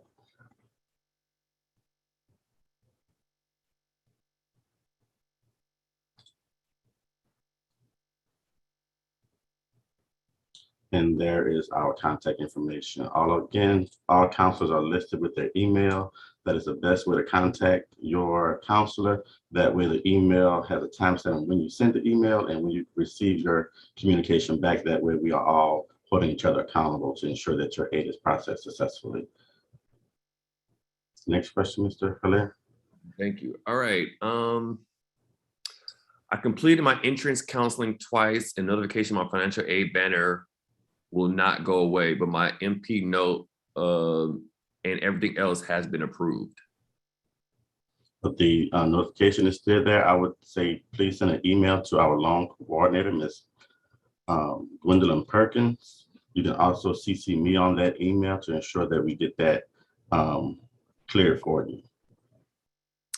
All right. I have some unsatisfied requirements which didn't apply to me for my 2021-2022 FAFSA back in December. So I contacted financial aid and was told requirements came due to an error, so they were waived. The same unsatisfied requirements which don't apply to me have appeared 2022-2023 year. So how can they be removed? Yes, I would follow the same steps, contacting your financial aid counselor. That way they can go in, make a determination if those requirements do apply to you. And if they don't apply to you, then they will go out and waive them once again. All right, we got about 2 or 3 more questions. I applied for 2021-2022 financial aid for the spring semester, but I'm being charged for 2021 fall semester. What do I do? So if it's a charge, it would be, you would need to contact the cashier's office if you have charges stemming from the fall 2021. Was the question the same? Did they have charges stemming from fall 21? Yes. Yes, so yeah, definitely contact the cashier's office to get that clarified. And what is the hours for financial aid? Financial aid office is open Monday through Friday, 8 to 5.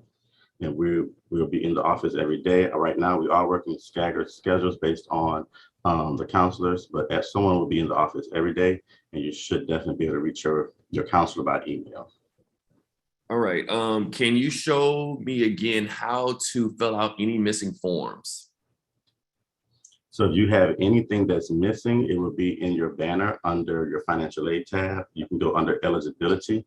Once you're in your self-service banner, you're going to go to financial aid and then eligibility. If you have anything that's missing or we're requesting any additional documentation, let's say for verification, that notification will be there. And then there'll be a link that'll drive you straight to where you can upload it electronically for us. Perfect. Can you drop the cashier's office number? Yes, we can. Any other questions for Mr. Levy? Take advantage of it now. He is right here and definitely willing and available to answer any questions you have. And while we're talking about that, I definitely want to mention the foundation scholarships. Their application process is open now. It closes January 31st. These scholarships are for the coming fall 2022-2023 academic year. So I would visit foundation.sus.edu to apply for any of our foundation scholarships. Again, those scholarship applications close on the 31st of January. That is for upperclassmen as well as incoming freshmen.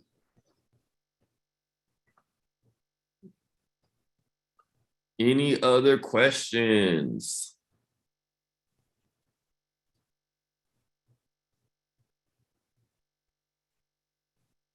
All right, there's no more questions, Mr. Levy. Thank you so much. All right, y'all have a good one. Go Jags. Go Jags.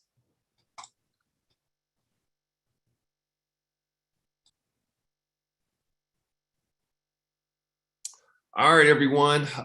We are towards the end of the first part of orientation. All right, but we're definitely, before we actually conclude and take like a little break, I definitely want to introduce our university college ambassadors. All right, and remember, like Mr. Isaac and I mentioned, there's going to be times throughout orientation today where we're going to do some, cool giveaways and prizes. So this is definitely another opportunity to win some pretty cool prizes. All right. So I'm definitely going to relinquish my, again, speaking duties to Miss Jasmine, which is one of our University College ambassadors. We have a total of 35 University College ambassadors that assist myself, Mr. Isaac, and the whole Southern University and also University College to, orient you all to Southern University. They also put on different Keys to Success workshop programs and also speaker series programs. They also serve as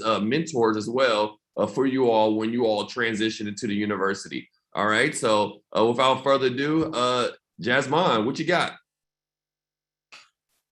Greetings, Jaguars. I am Jasmine Durcell, a sophomore mass communications student from the Houston, Texas. So today we're going to be playing a Kahoot. So if y'all could just, wait, can I share my screen, Mr. Hilaire? You should be able to now. So we're just going to be playing a simple game of Kahoot. So we hope that y'all were paying attention. Also, Jasmine, is she in the call? I believe she is. I don't know if I could add her. Hey, y'all. All right. Hey, y'all. I'm Jasmine. I'll be y'all co-host for this Kahoot game. I hope y'all was paying attention so y'all could get a little prize or something. All right? Yes. Over to Jasmine. Well, Jasmine. Okay, so that's the game pen. If y'all could just do the game pen. We really hope that y'all was paying attention because literally everything that they've said, they have gave y'all hints throughout this whole orientation. So yeah.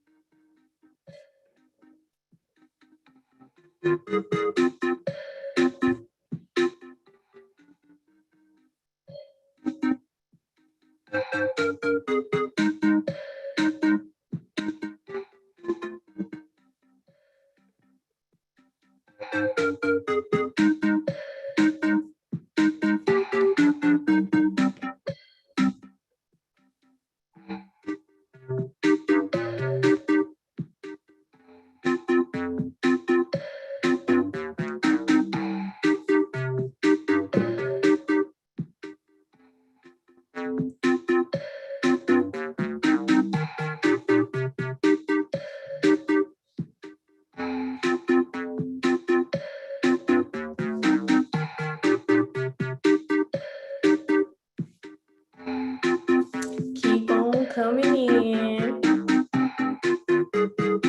We're gonna start probably like in a minute.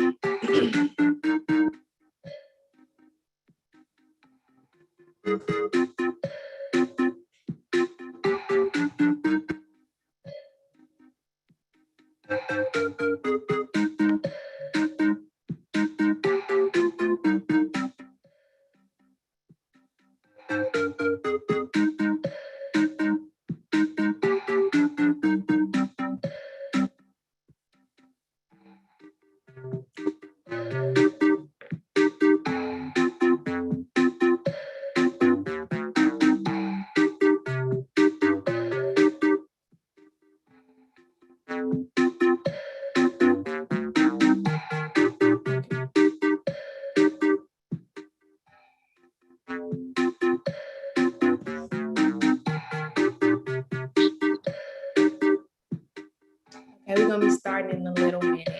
Also, there are gonna be 3 winners at the end. So we'll see it on the screen and y'all can make sure to email Mr. Hilaire if you won.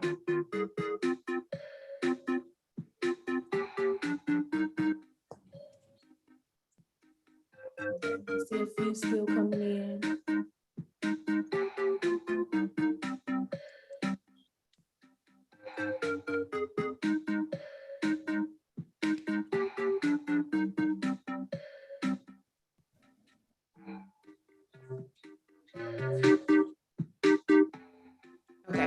So we're gonna start, but if someone can like put the code in the chat.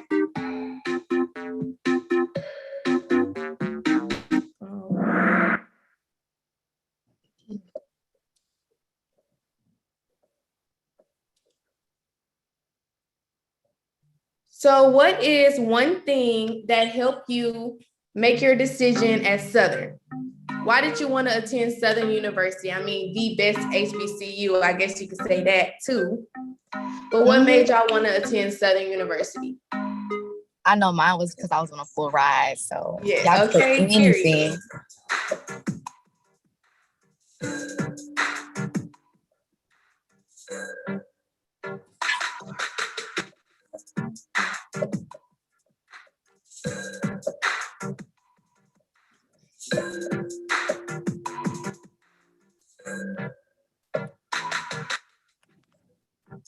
Okay, we see y'all.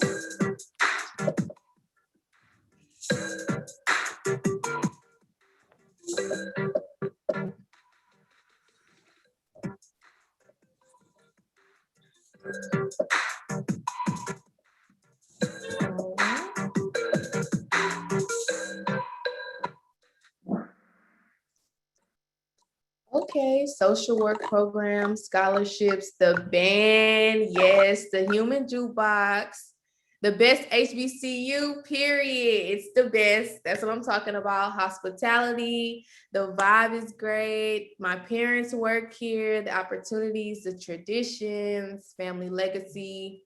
Okay, we love to see it. Okay, yes, great campus, the people. Oh, we love that. All right, the next question is, what are the colors for Southern University? Is it green and gold, yellow and blue, gold and Colombian blue, or black and orange? We're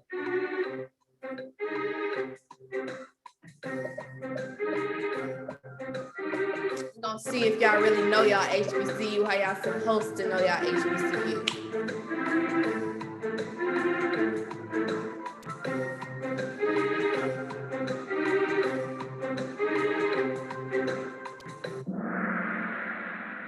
Okay, yellow and blue. So yellow and blue is really like, we get that frequently, but it's gold and Colombian blue.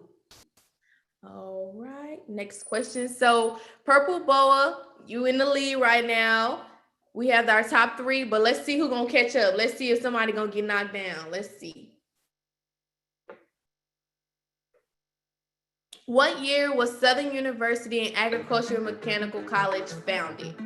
Now they said it. They said it in the video. Let's see if they can get it, Jazz. This gonna be an easy one though.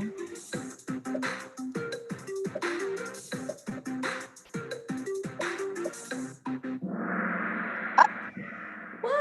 Okay, a lot of people said 1881.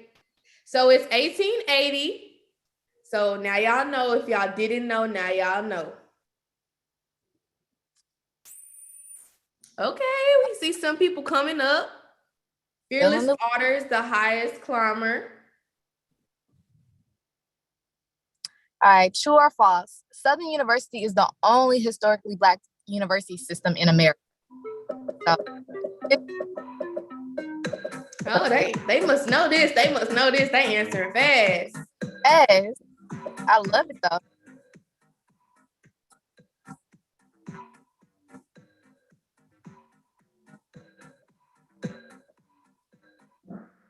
All right, y'all. So this is true.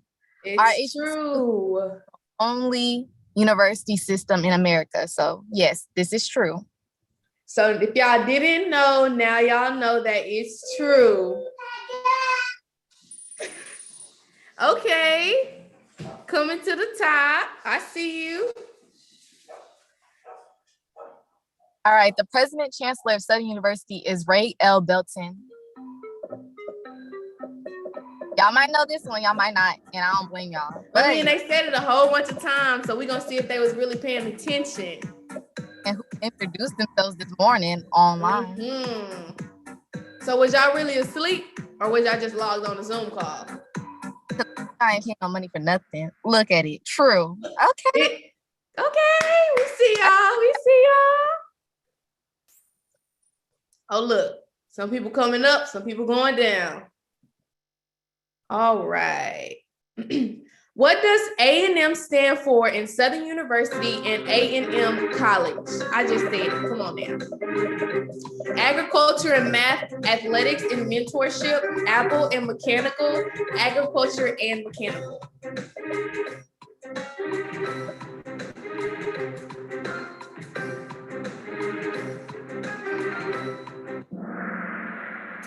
Okay. Now, who said Apple and mechanical? Hold on now. Hold on now. Y'all trying to be funny. I see you. I see you. Okay. Happy Cat came up. Great goat. But Purple Bow is still in the lead. What is the nickname of Southern University campus known for?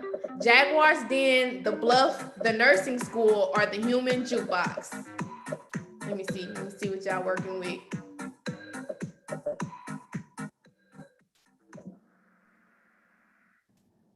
Okay. Somebody said the Human Jukebox. We get that. We get that too. Okay. Still in the lead. Still in the lead. I see y'all. All right. What is Southern University's mascot name? They got Tony the Jaguar, Lacumba, Jag.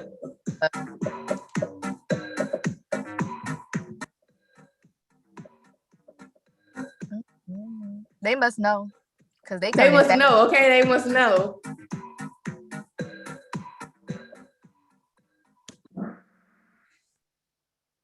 Okay. So y'all must know it's Lacumba. That's our mascot's name. But Tony the Jaguar, no ma'am. But Lacumba. Yes, no. It's a no for me. All right. So what is the usual location of Pretty Wednesday on campus? The library, the F.G. Clark Activity Center, the Student Union, or the Mini Dome? So if y'all been watching y'all YouTube videos, y'all know where it's really at. We gonna see though. We gonna see. Yes, period. So the usual location for Pretty Wednesday is the Student Union. That's where we get live, turn up.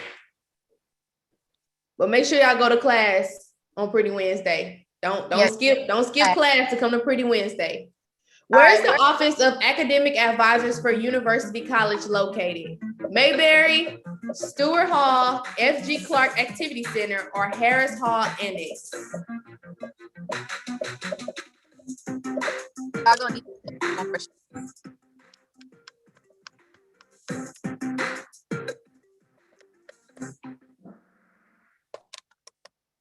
Okay, so some know. So it is the Stewart Hall, which is right across from the band hall. Yes. All right, Jazz. Okay, they coming up, they dropping. We see y'all. All right, what are the two main dining halls on campus? We got the Mayberry and the Calf. We got Dunn Hall and Mayberry, Prime Grill and Chick-fil-A, and Java Seat Subway.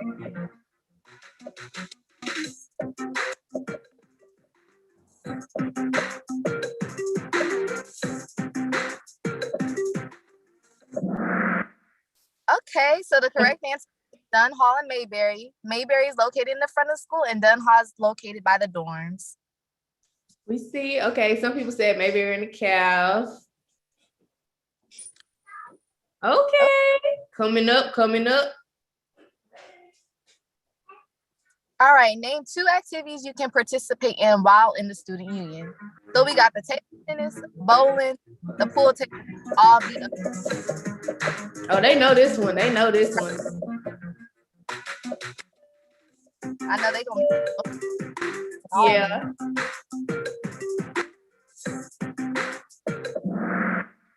Okay, yes. All the above. Period. Okay. All right, go ahead. Where Jazz. is the financial aid building located? T.H. Harris Annex Building, the Union Ballroom, T.T. Lane, or Stewart Hall? Now, I know they came on here and told y'all where it's located. I ain't gonna say nothing. And does have Mr. Lee there come. Yes.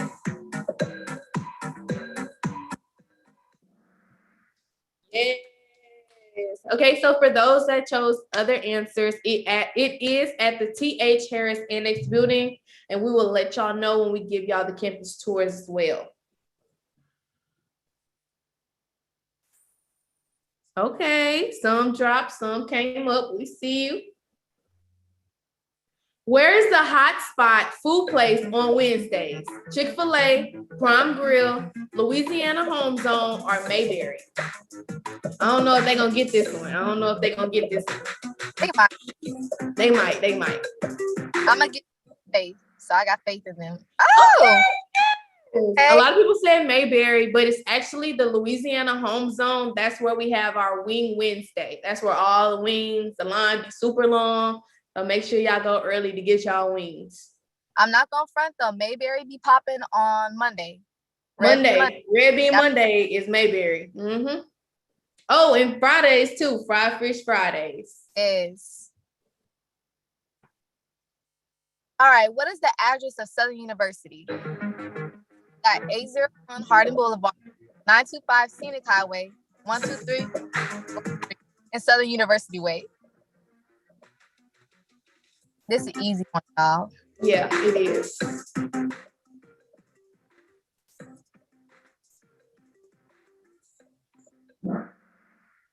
Okay, I'm glad y'all got this one right. Yes, it's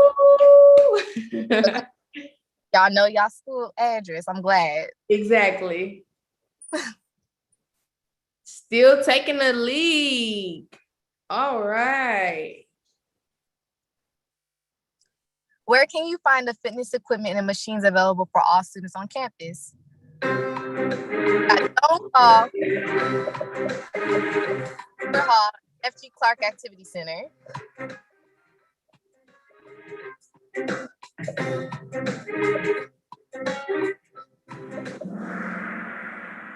Yes, it is the Rec Sports Building. Yes. It's always by the dorms. We see y'all. We see you. They just can't take that first place from Purple Bowl. I know.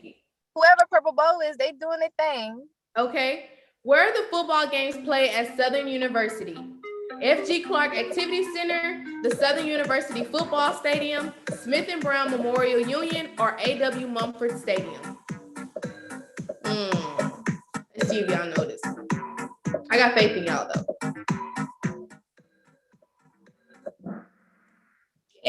Yes. Okay. So some people said the Southern University Football Stadium, but it is the A.W. Mumford Stadium. Okay, we see some coming up. They said they want that first place. Right. What is the nickname of the FG Clark Activity Center? Mini Jaguar, Mini Dome, iPhone Mini, or Seymour Gym? I think we said it. I think we had gave it up. I'm trying to think. Okay, yeah. Now who said Mini Jaguar? Hold on. Like I said, they probably slipped. I'm gonna give them pass. Okay, yeah, I'm gonna let them pass. We got some comedians in here. Oh, Purple Bowl just dropped. Third place. You still in top. Okay, you still in top. All right, who wins the Battle of the Bands every year at Bayou Classic? Y'all know. Southern University. We got our rival Grambling State, Texas Southern University, and Jackson State University. Now y'all know which one y'all better pick. Okay, y'all know which one y'all better pick. Yes.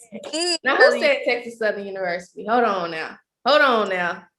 Okay, like I said, another slip. That's okay though. It's okay. It's okay though, because we win the Battle of the Bands every year at Bayou Classic because we are, the human jukebox, the best band in the land.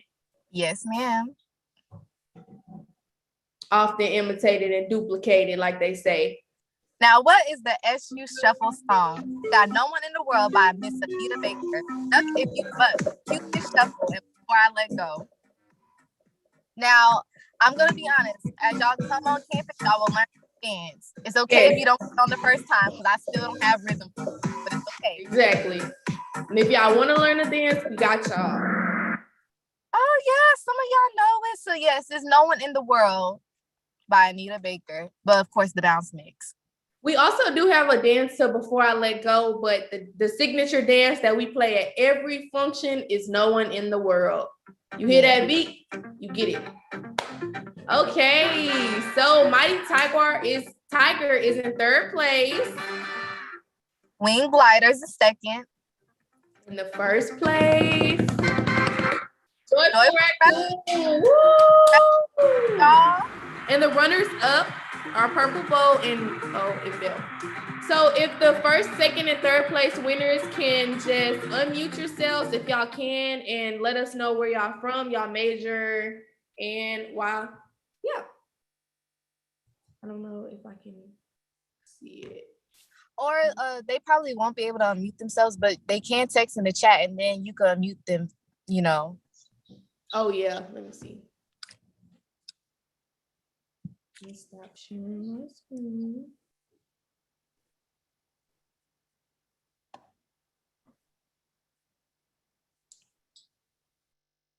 And also the first, second, and third place winners, please make sure that you email Mr. Hilaire so y'all can get y'all goodies.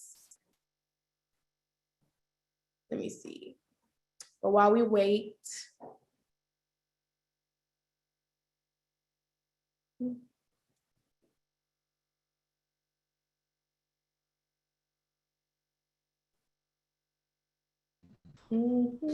Hello, y'all can hear me? Yes.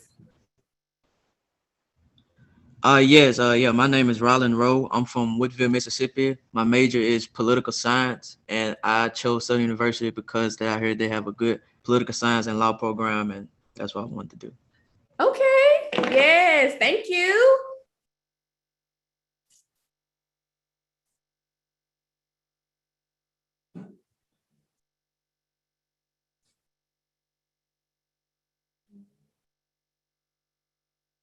Oh, there you go. Thank you. My name is Alan Franklin. I'm a computer science major. I'm from Baton Rouge. I chose Southern University because I'm from here. A lot of my family has gone there over the years, and I wanted to go to a HBCU. That's good to know. I definitely understand. Thank you.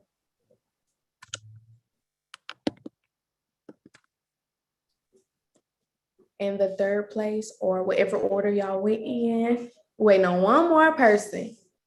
Don't be scared. Don't be scared.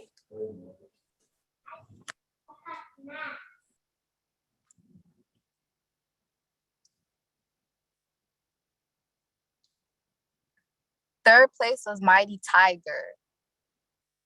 So.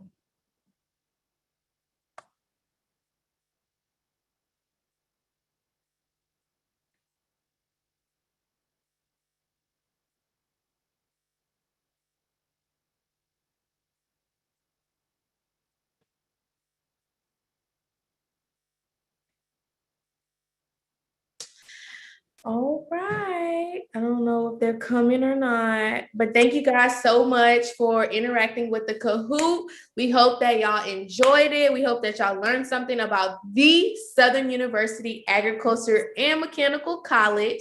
And we are so elated for y'all to be a part of the family. And we can't wait to see y'all on the 24th. Yes. Thank y'all again. We really appreciate it.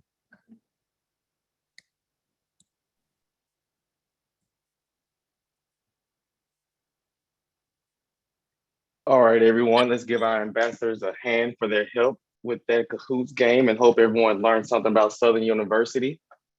At this time, we will actually break for our lunch. We will have about an hour lunch period. Actually, it's going to be about an hour and 7 minutes. We're going to jump back on about 1 o'clock and get started with our second half of the session. along with some more information for you all from our campus partners. And we will also have some breakout sessions for you all, and also have an opportunity for you all to ask question and answer if anyone have not had their question answered at this time.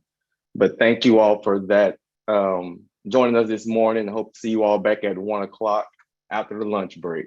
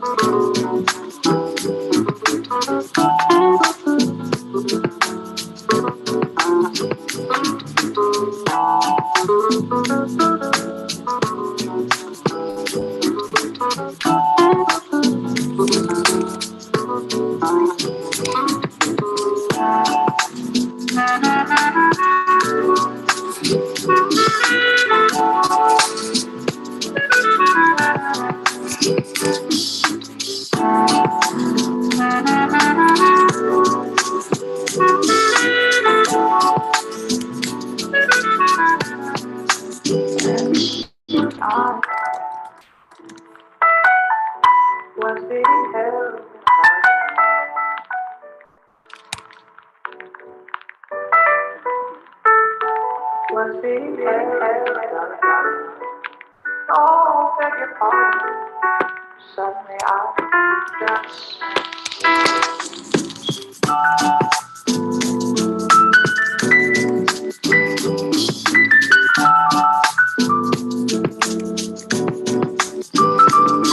music started and said, may I have the next one in my window?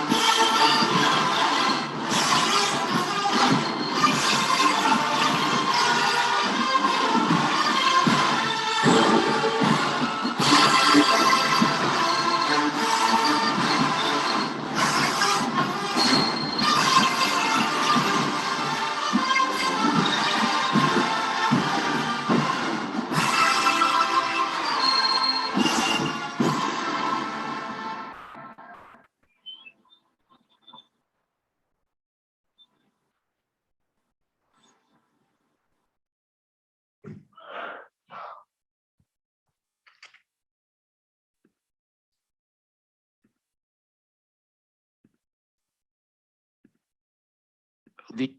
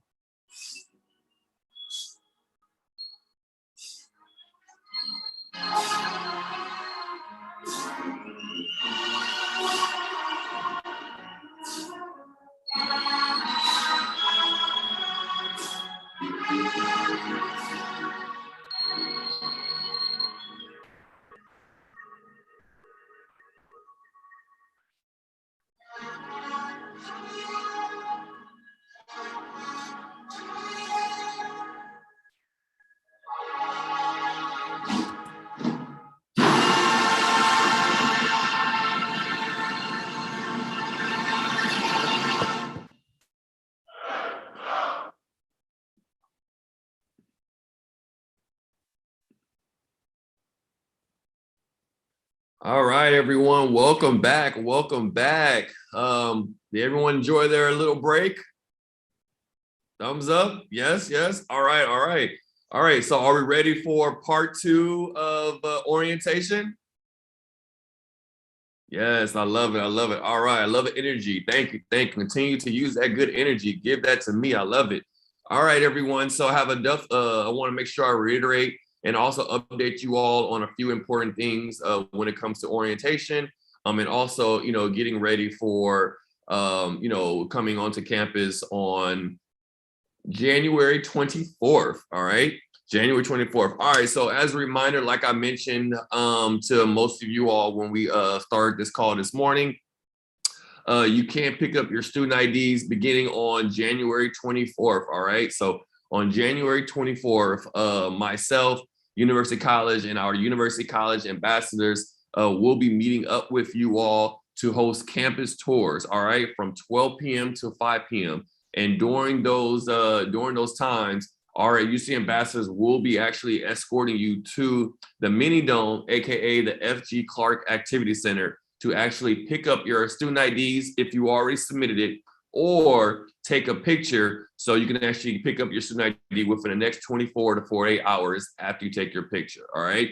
And Mr. Isaac, in the next few minutes, is going to drop that registration to register for campus tours. All right. So I see that many of you all already actually registered. So thank you. Kudos to you all for doing that. Thank you so much. So definitely helps us kind of give a better understanding of how many people should we expect on January 24th. But please make sure to continue to complete that registration form to help us out. All right. So thank you. Thank you. All right. A couple more things. Oh yeah, by the way, and during those campus tours, we'll also be handing out the swag bags, all right, that we got for you all. So it's going to be some pretty cool items in there. So I can't wait for you all to see those. So once you actually join us on January 24th on that Monday, you can actually pick up those swag bags starting at 8 a.m.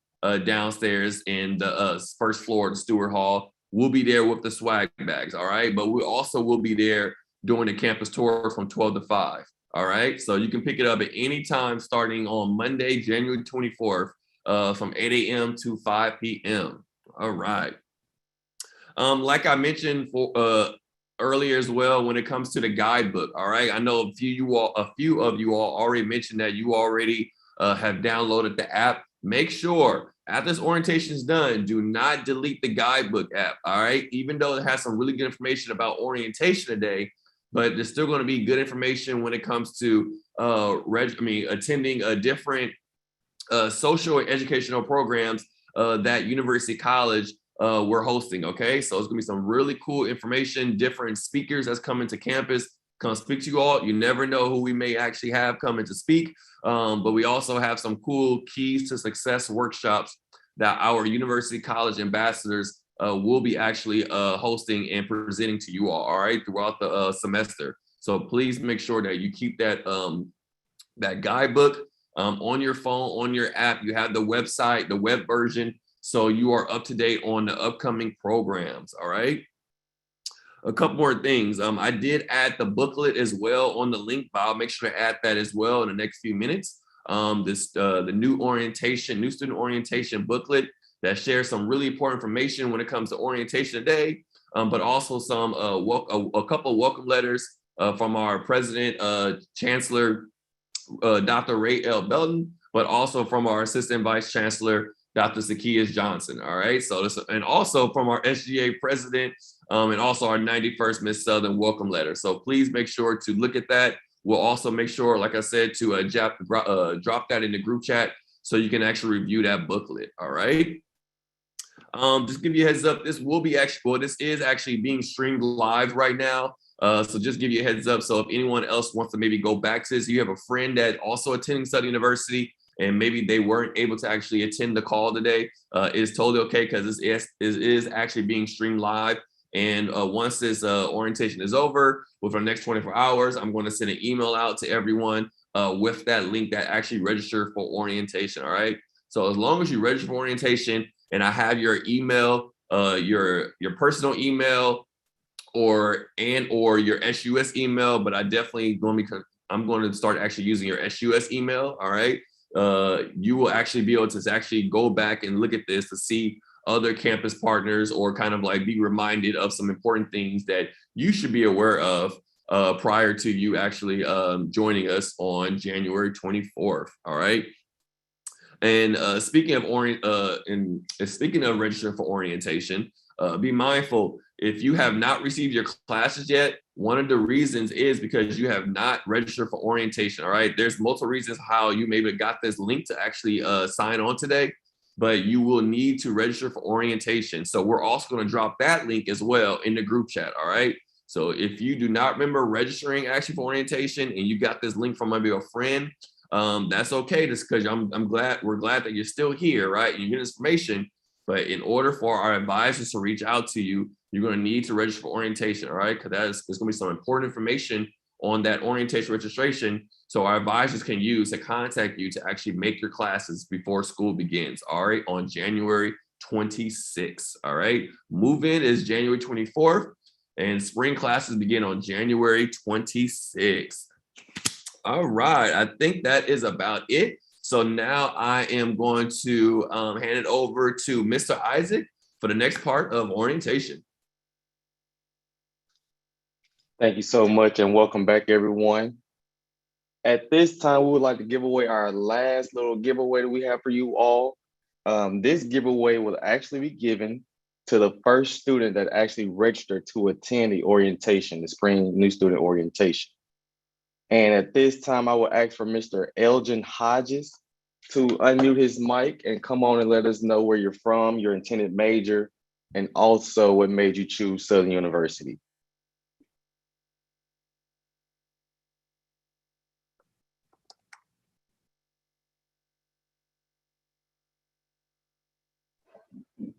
Hi, my name is Elgin Hodges. I'm from Joliet, Illinois. I'm a mechanical engineering major, and I chose Southern because of the culture. They produce a lot of engineers that look like myself as well. Even upon just saying I got accepted to Southern, I'm planning on going to Southern. There's been a lot of people that reached out, alumni. It just feels like a family environment, and I'm really excited to be part of the Jaguar family. All right, thank you for that, Mr. Hodges, and welcome to the Jaguar family. And at this time, you all, we will proceed on with our agenda and hear back from more of our campus partners. And at this time, we'll hear from the University College Academic Advisement, as well as the AccuPlacer Placement Testing and the Susla Connect. And during this time, we'll hear from the Executive Director for Student Success, Dr. Javon Thomas, also our Assistant Director of Academic Advising, Mrs. Veronica Richardson, and also Ms. Taquintia Parker, who oversees Susla.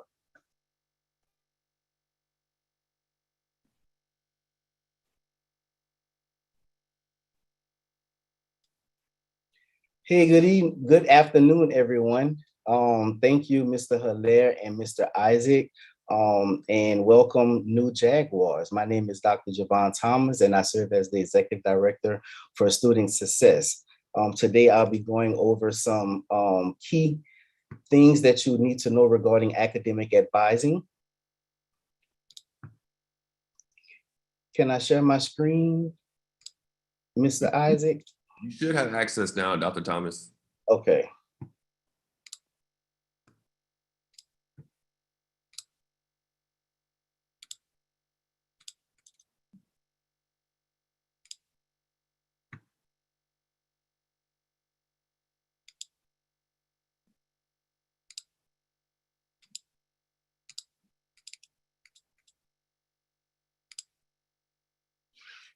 Okay.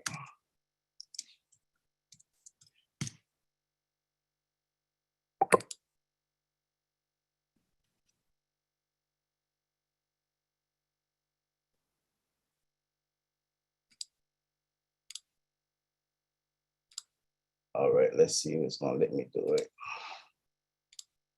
All right, there we go.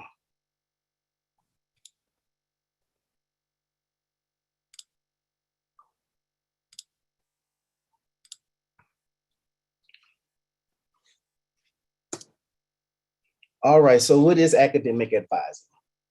In University College, Academic Advising Office is a centralized advising center for students enrolled as new freshmen, continuing, readmit, and transfer students who have below 31 earned credit hours. University College advisors serve as guides for navigating academic choices. We aid in your planning and achieving your goals and provide immediate and necessary support to ensure your academic success. Please note that we do not advise student athletes or honors college students. So if you're one of those, you will be advised in those respective areas, okay? If you notice, we say 0 to 30 credit hours, because once you've reached 31 credit hours, you'll get transferred to your department and you'll receive a faculty advisor to advise you. Also, you'll notice you may have a registration hold. It's not a bad thing. Don't freak out. You will have that hold on your account until you have earned 31 credit hours, okay? So the hold is going to remain until you successfully earned 31 credit hours, okay? It's not stopping you from doing anything. It just means that you have to meet with your academic advisor first regarding scheduling, okay? This is a example of our math and English placement chart. So depending on your ACT, SAT, or your AccuPlacer score, that's how you'll be placed in your math and English courses, okay? So if you have any questions about that, you can contact me or you can talk with your academic advisor about your testing, okay? If you would like to take a screenshot of this page, this is how you can view a copy of your class schedule, okay? So these are the steps you would take. So everyone take your phone and take a screenshot of it so you will have these steps. And if at any time you have any issues logging in, you can reach out to me or to your academic advisor.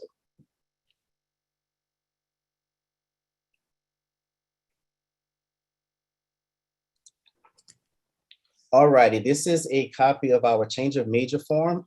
If you decide to change your major, please note that the only time that you're allowed to change your major is during orientation, welcome week, and the end of your first full academic year.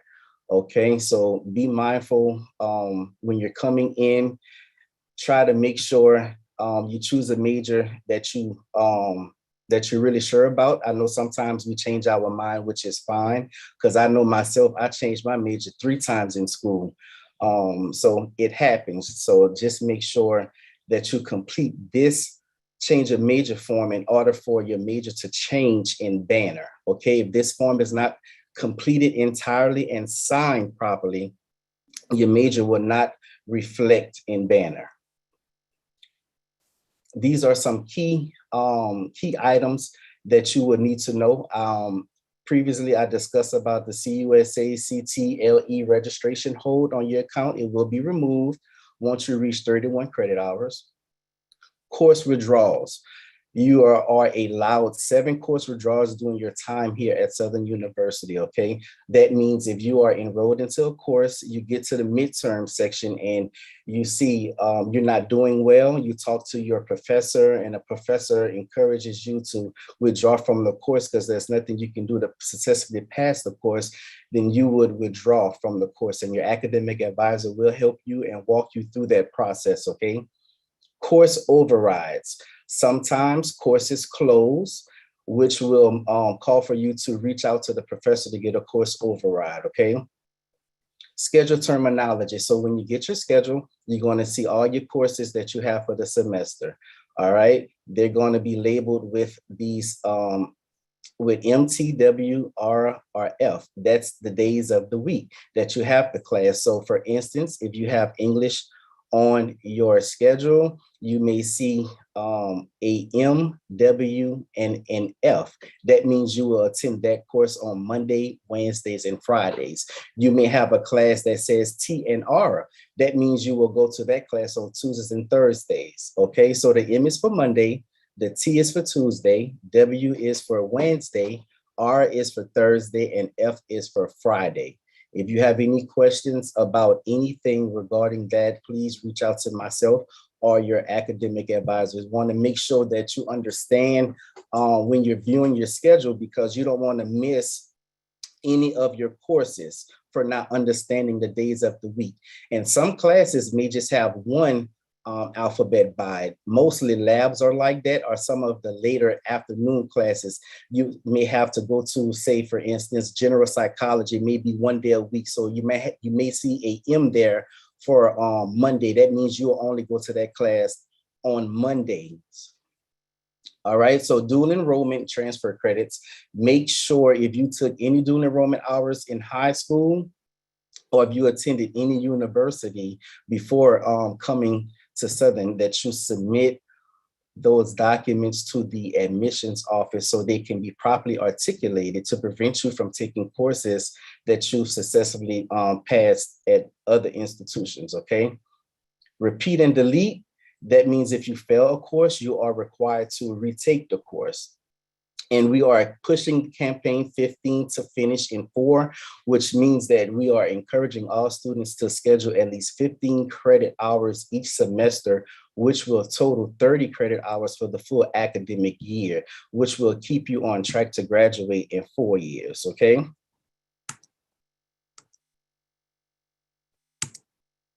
This is the academic advising office staff. So you can take a screenshot of this as well. It shows all academic advisors, what we do, the college that we advise, and our contact information, our email addresses, and our phone numbers, okay? And we are all located in Stewart Hall on the 3rd floor.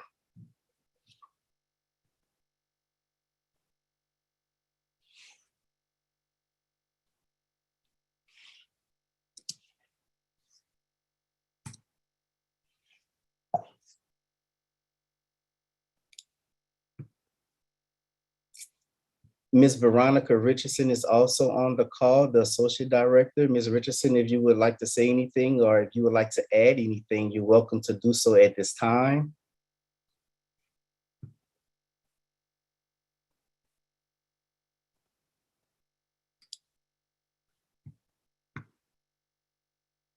Okay.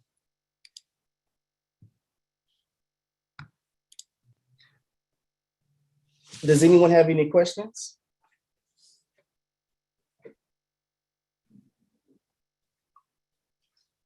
Any questions for Dr. Thomas and the rest of the academic advisors? Any questions? Take advantage of this time now, y'all. They're right here.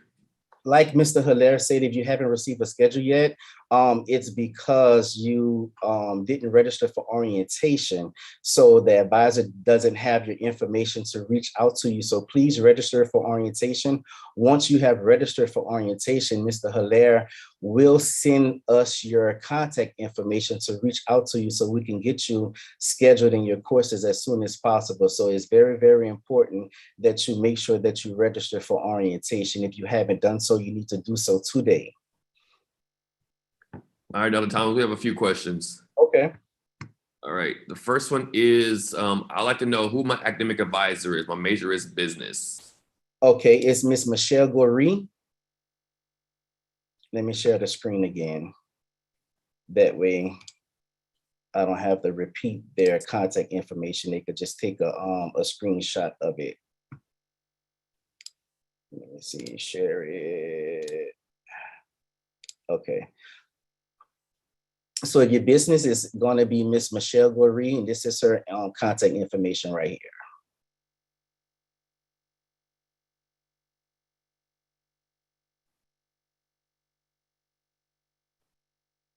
Dr. Thomas, is there a way you can maximize that real quick to blow it up a little bit? Yeah, let me do it full screen. Is that better? Yeah, way better. Okay. All right, while we leave that up for a couple minutes for you all to screenshot, take some pictures, write down your phone, we'll go to the next question. All right, let's see. I have a registration hold and it won't allow me to make a student ID unless I'm done with registration. I'm trying to see how do I finish registering. Like I said earlier, the registration hold from us does not prevent you from getting your student ID. It doesn't prevent you from doing anything on campus. So you may want to check with your academic advisor to see what other hold you may have on your account. But our hold won't prevent you from getting a student ID.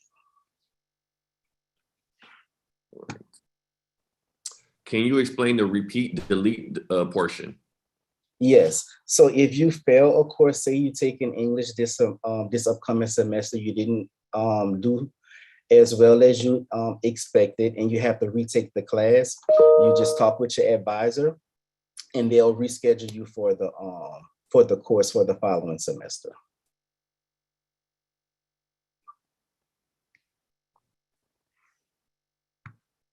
Am I able to schedule a one-on-one with my advisor before class begins on the 26th?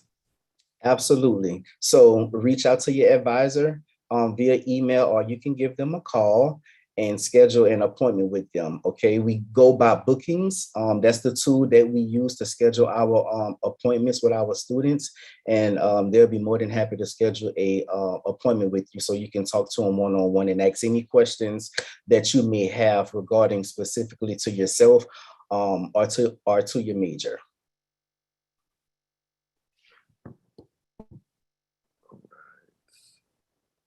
How do I get a change of major form? The change of major forms are actually located online through the registrar's office website. We also have some printed copies of the change of major forms in our office, and the registrar's office have some printed copies as well. So there's 3 different places where you can find the change of major form: registrar's office, in our office in Stewart Hall 3rd floor, or it's online via the registrar's office link. Awesome. All right, we'll take a couple more questions. We got some time.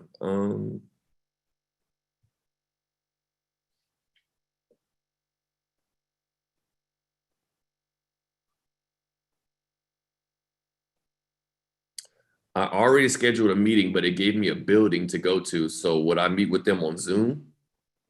Reach out to your advisor, because we do have remote days where we'll be working from home some days. So reach out to your advisor to make sure that your scheduled appointment day, to make sure it's going to be, whether it's going to be in person or virtually, okay? So if it's going to be a virtual appointment, I mean, there's no link, okay? Because we use Microsoft Teams. So you guys, if you haven't done so already, you need to download Microsoft Teams, okay? And create your account.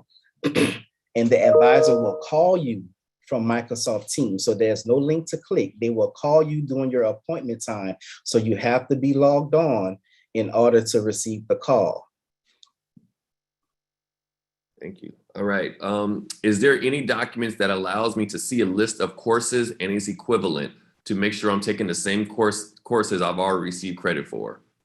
Yes, we have those sheets in our office, so you can reach out to your academic advisor and they'll provide you with your curriculum, with a copy of your curriculum sheet. Also, if you go on Southern's website under academic affairs, they have a list of the departments with the majors, and some departments have the curriculum sheets posted on their website as well. But if you go look and you don't see it, reach out to your academic advisor and we'll be more than happy to provide you with a copy of your curriculum sheet.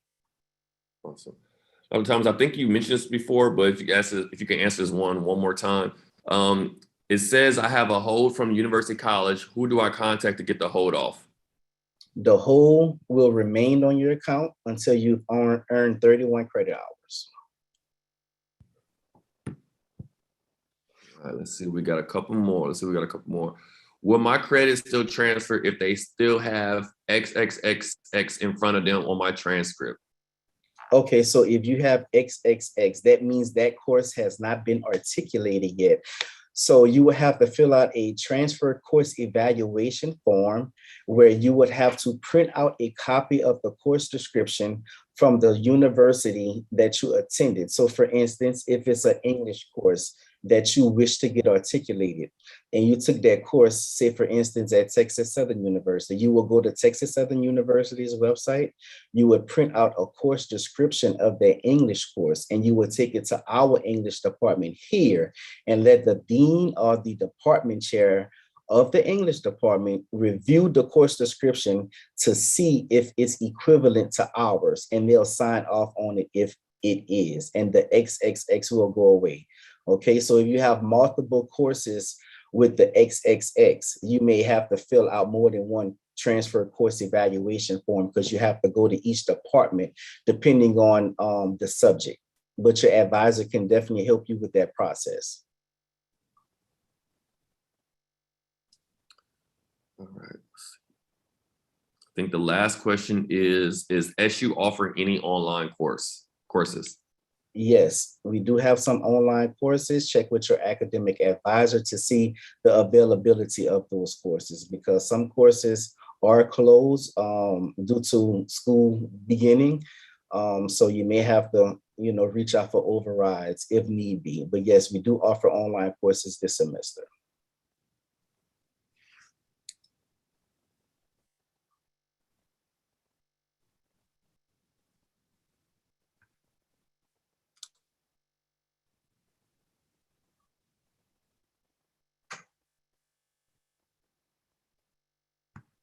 Mr. Hilaire, this is Dr. Johnson. I would just like to reiterate that there is a difference between SUBR main campus online, and there's also a SUBR online, which is 100% online students.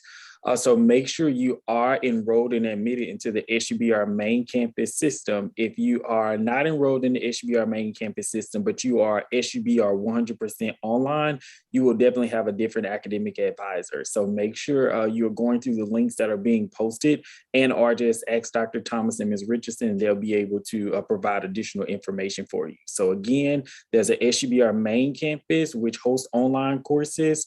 So you can do a mix of traditional courses and online courses. But if you are enrolled, admitted, and accepted into the SUBR 100% online course, though that information is different. So make sure you are enrolled and accepted into the right campus.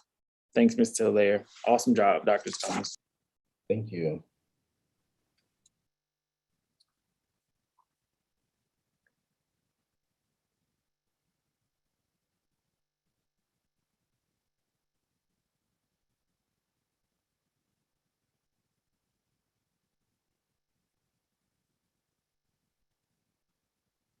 All right. Well, thank you, Dr. Thomas. We appreciate you. I think that's all the questions. But if there's any other question, Dr. Thomas will definitely add his, if he didn't do it already, add his contact information through the group chat, and also the advisor's information. So you all can definitely follow up with him and his team in the near future.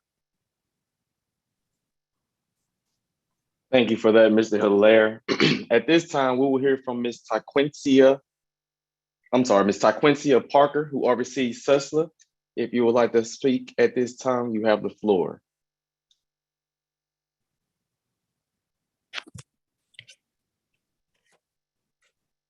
Greetings, students. Good afternoon, and once again, welcome to the Jaguar family. My name is Taquencia Parker. I'm the interim director for the SUSLA Connect College program. I just have some information I'd like to share with the Southern University SUSLA Connect students who will be a part of the College Connect program on the Baton Rouge campus. As it relates to advising, I just want you all to know that Ms. Celeste Keys is your academic advisor. Some of you all have already spoken to Ms. Keys via email and via the phone. She has actually been completing schedules for our new incoming students. So if you have questions as it relates to your schedule or anything dealing with advising, you would need to reach out to Ms. Celeste Keys, and I'll put her information as well as mine in the chat. As it relates to financial aid, Ms. Charmaine Talbert is your financial aid specialist. She has already started reaching out to students in regards to financial aid issues. If you're missing any documents or anything that you need to submit, Ms. Talbert would be the one that you would contact as it relates to financial aid. Her information will be provided in the chat as well. So this information is specifically for those students who will be a part of the College Connect program. Our office is housed in Stewart Hall. We're in room 331. So if you have any questions as it relates to advising and financial aid, please reach out to us via our contact information. And also, we will be assisting students via Zoom Monday through Friday from 9 a.m. to 5 p.m., as well as Fridays from 9 a.m. to 3 p.m. So that information will be in the chat as well. So you will have our contact information and a Zoom link. So after this session, if you guys have any questions, please feel free to just log on to our Zoom link and you'll be able to get myself, Ms. Keys, or Ms. Talbert so we can further assist you and answer any questions that you have. And just as a reminder, if you all are on campus or once you get on campus on the 24th, we will be located in Stewart Hall, room 331. So any issues you have, please reach out to us first as your first point of contact, and we will direct you from there to anyone that you need to speak with. Dr. Johnson, I sent that information directly to you. I didn't have access to put it in the chat. So if you can drop that information in the chat for me, I'll greatly appreciate it. Thank you all so much. Absolutely. Thank you for that presentation, Ms. Parker. And at this time, we will hear from the Army ROTC on campus. We will have Mr. Dalton Johnson representing Army ROTC.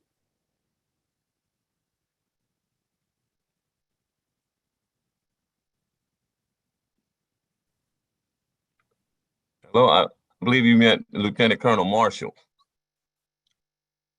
Okay, well, that is my apologies. We will hear from Lieutenant Colonel David Marshall on behalf of the Army ROTC at this time. Sorry for that. Yes, I'll be working the breakout session. Yes, sir.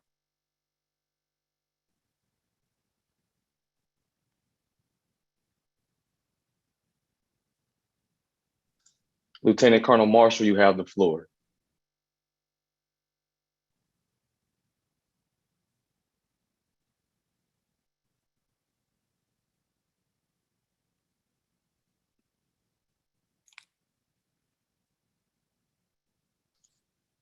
He's coming on, you all. He's unmuting his mic at this time.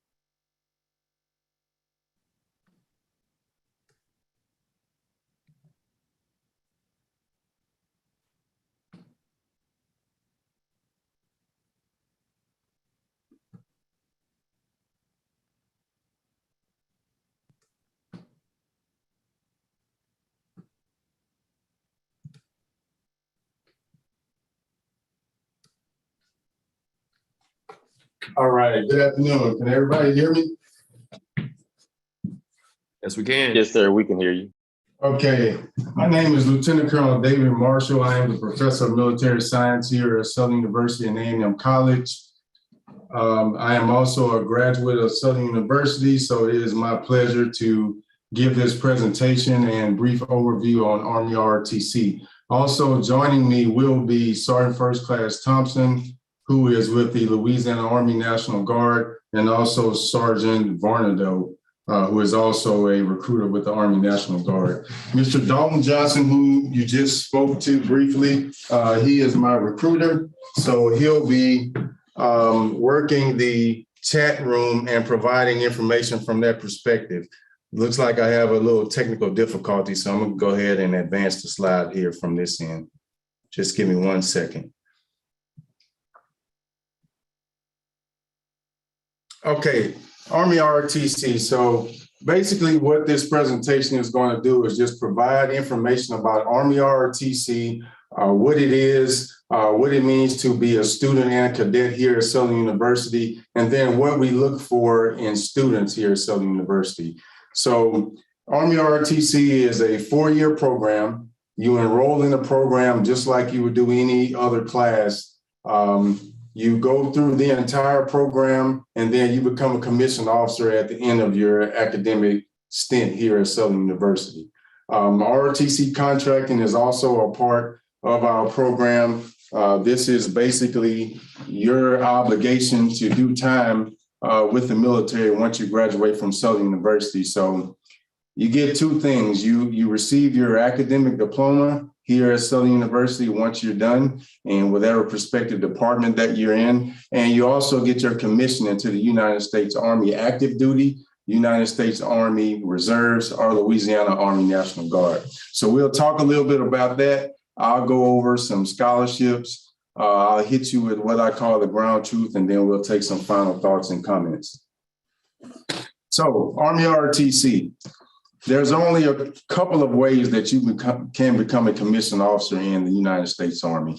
You can either do it by military academy. Some of you have heard of West Point, Virginia Military Institute, maybe the Citadel. Those are all military academies, but you can also become a commissioned officer by being a part of a ROTC program, not just here at Southern University, but any university that has a ROTC program. We are the largest producer of Army officers. So you can see that we produce over 60% of Army officers into the Army National Guard, active duty, or Army Reserves. So right now, the Army ROTC programs across abroad actually are 274 programs.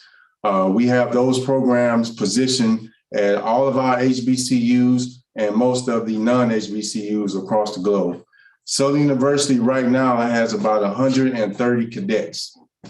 So we have cadets here, and we also have cadets at Southeastern Louisiana University.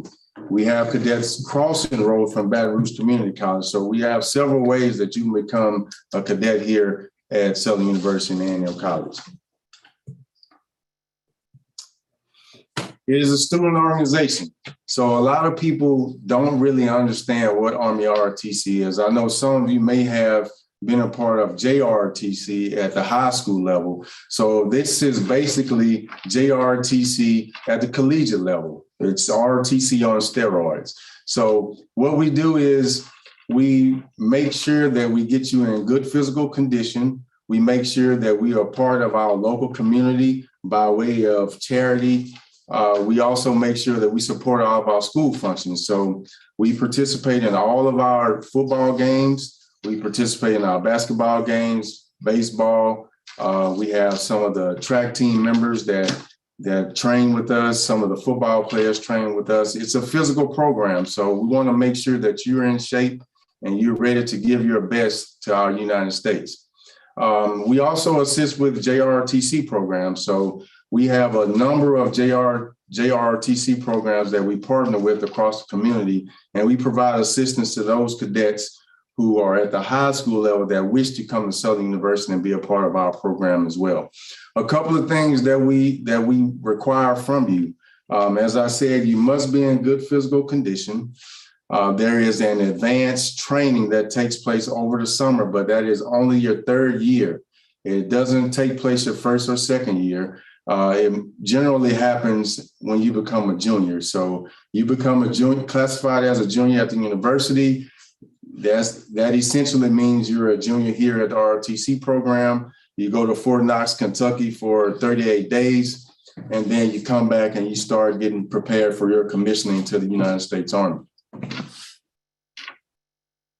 But as you can see, before I go to the next slide, we do have other programs. So for example, if you are a nurse and you're majoring in nursing, we have this nurse summer training program that we offer as well. And it is basically an internship for all of our nursing majors. We have a number of specialty schools that we offer to our stellar cadets. Those cadets that are achieving academically, those cadets that are achieving here from a physical fitness standpoint, as well as the academic curriculum here at Army ROTC. So you get an opportunity to go to airborne school, you get an opportunity to go to air assault school, Pathfinder school. There are a number of schools that you can become a part of that will just aid in your success as a cadet in Army ROTC. Okay, so a lot of people want to know, does ROTC take a lot of your time? Absolutely not.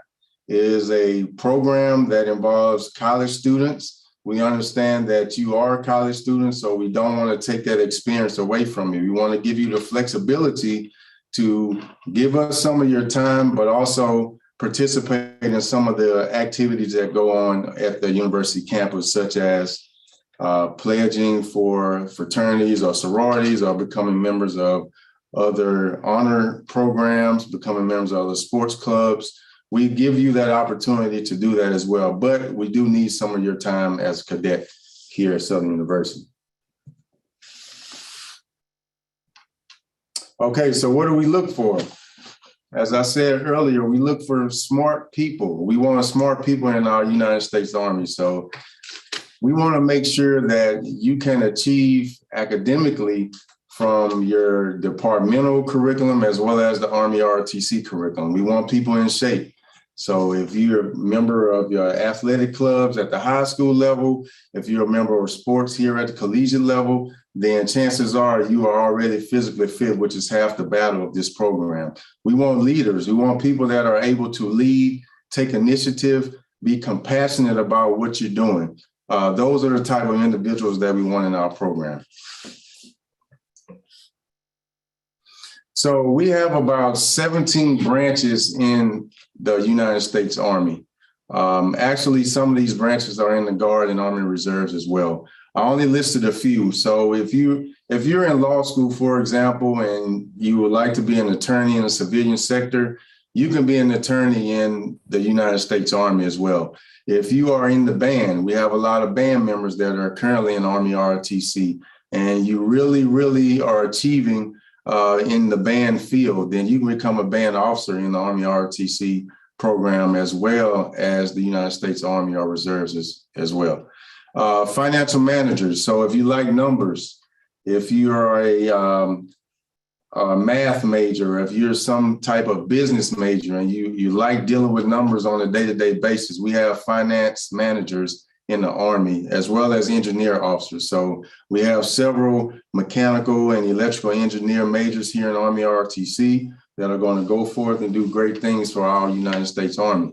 So do not let this deter you from becoming a member of this program, because we can match just about every major that's on Southern's campus. Communications, for example. So if you're majoring in mass communications or some type of broadcasting field, then we have communications officers in the Army as well. Let me go back. Veterinary Corps. So I majored in animal science when I got here to Southern University in 1996. Army ROTC was one of the things that I really wanted to excel in. I do have an animal science degree, but I could have very well been an Army veterinarian. I chose to go a different route. But if you are a agricultural major, agricultural sciences major with a concentration in animal science, then the Army needs veterinarians. If you, as I mentioned earlier, if you are a nurse and your major is nursing, then we have a job for you in Army ROTC, as well as the three branches that I've mentioned throughout this presentation. So Army Reserves, National Guard, and Army Active Duty. And I listed several of the additional branches at the bottom. So Dental Corps, we have an aviation branch, medical services. Some of you that are going to major in criminal justice, we have those. We can match that same type of career field in Army ROTC. Field artillery, transportation, civil affairs, psychological operations. We have just about every job in the military as you would see in the civilian sector. So how can I join Army ROTC? I spoke on this a few moments ago. Speak with your faculty advisor if you're just getting here to Southern University. All of you should have a faculty advisor. You let your advisor know that, hey, I want to be a part of Army ROTC. I would like to be a cadet. They will assist you in enrolling in the program. It's just that simple. There are 4 levels to this program. There's a MS 100, 200, 300, and 400 level. Once you complete the MS 400 level, you are ready to graduate from this program and become a commissioned officer. Some students may start at the MS2 level. I'll give you a perfect example. If you've already become a member of the National Guard or Army Reserves, that means you went to basic training, you've had the necessary skills prior to coming to Southern University. We, generally speaking, we will place you in the 200 level. That is the second level of Army ROTC. If you've had JROTC for 4 years, and you are also a member of those branches, the National Guard or the reserves, you will still become a member in the 200 level course. We will not put you in a 100 level course because you've already had the necessary training to become at the 200 level. So there are different ways that you can enter the program. There's no cookie cutter approach to Army ROTC. Again, we just want smart individuals that are in shape and want to give time to the United States Army.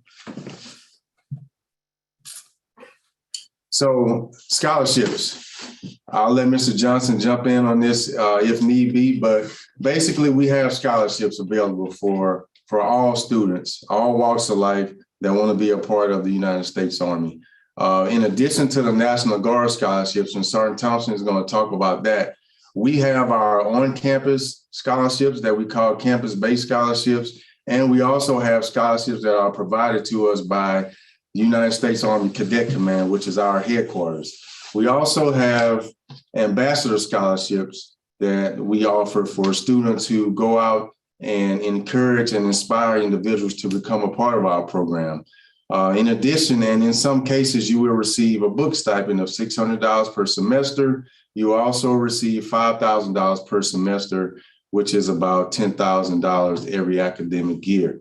I'll let Mr. Johnson talk about that once we get to the breakout sessions. But once you become that junior, and I mentioned this in the beginning, when you become a junior, the third level at Army ROTC, you will receive a stipend. So you will receive a $420 per month stipend, which is supplemental to your book stipend, as well as the funds that you will receive if you're on scholarship. So you're, for a lack of a better word, you are winning if you meet the qualifications to get a scholarship here in Army ROTC.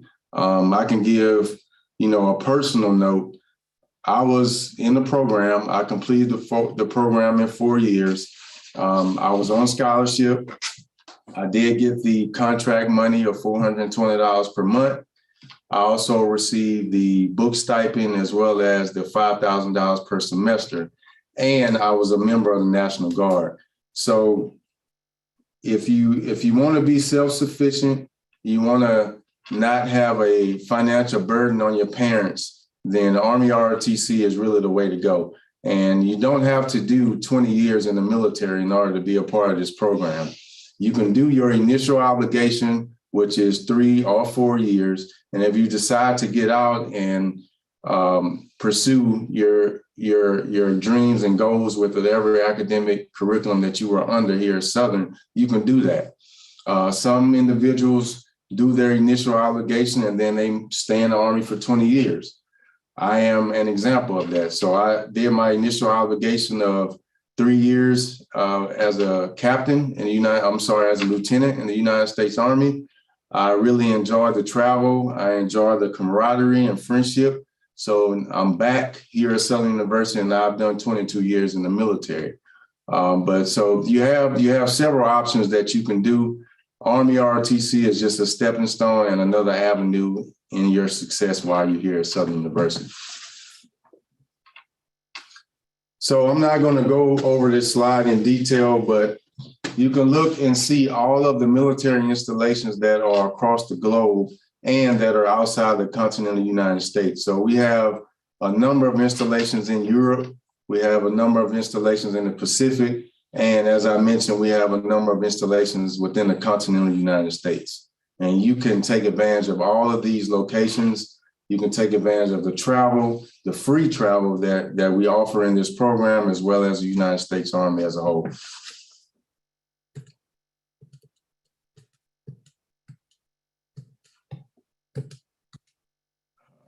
We got a small issue.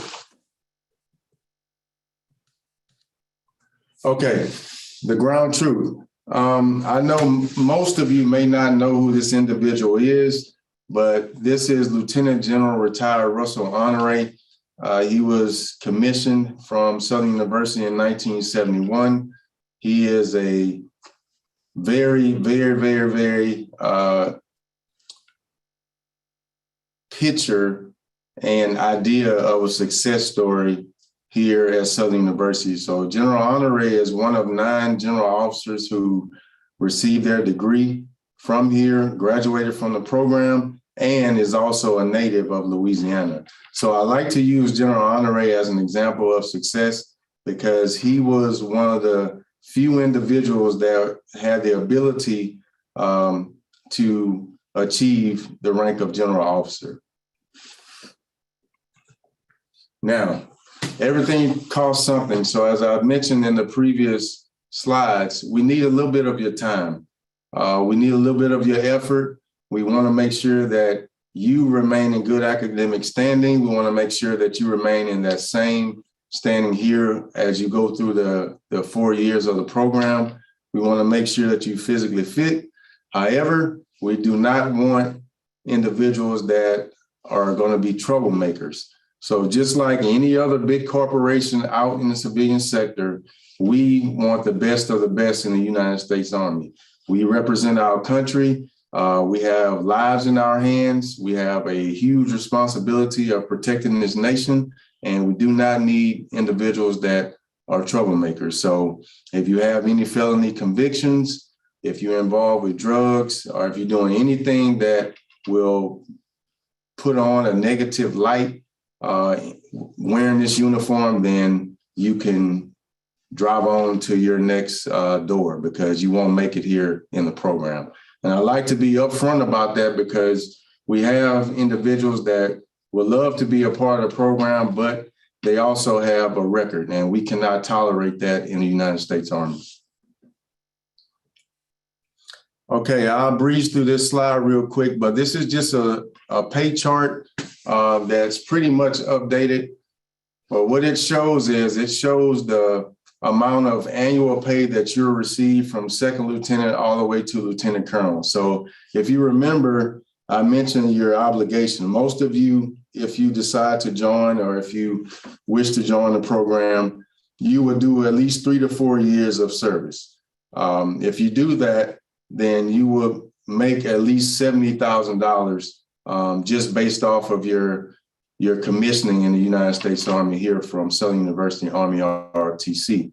I also added a little bit of incentives on the right-hand side. So every individual that joins the program and gets a commission, goes active duty, they will receive 100% of medical and dental coverage for themselves as well as their dependents. We get 2.5 days a month, which equates out to 30 days of paid annual vacation, which is all yours to use at your discretion. And also we provide $500,000 of life insurance for yourself and $400,000 for your family members. We do get this thing we call a GI Bill, and I'll let Sergeant Thompson talk about that a little bit.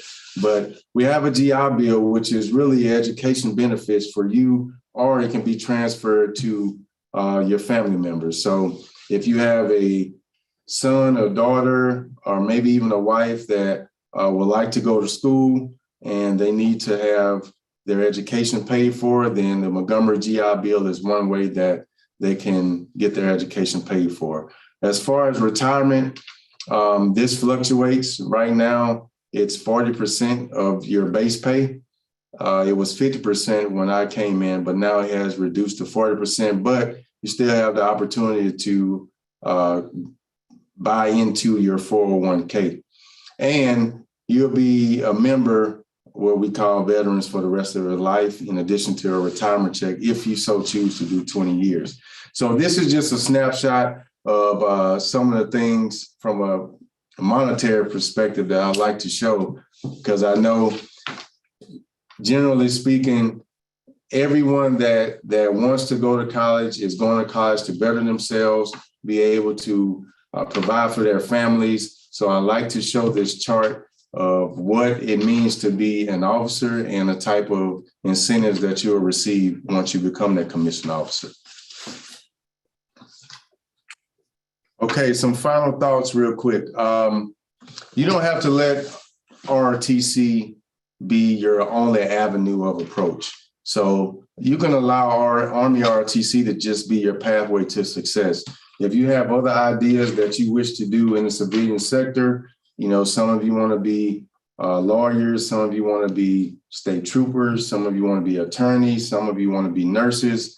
You can use the Army as a stepping stone to your success. If you don't know, and some of you may already have family members who have served, the civilian sector loves to see military veterans. They love to have military veterans be employers of their corporations. So you can join the Army ROTC, become a commissioned officer, get that veteran tag to your name for the rest of your life, and do great things for our country. In some cases, we do repay student loans. That's more on the National Guard side. You can, like I said, you can complete your initial obligation and go do whatever job that you want to do out in the civilian sector.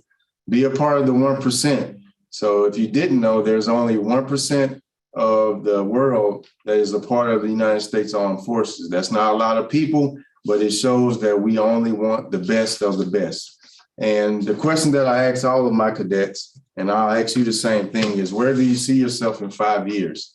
So if you can't quickly answer that question, then when you guys get off of this call, you guys and girls, when you get off of this call, you need to take a hard look at where you want to go in life, where you are right now, and where you want to see yourself in 4 to 5 years, because in 4 to 5 years, you will be graduating from Southern University, and you got to have a plan.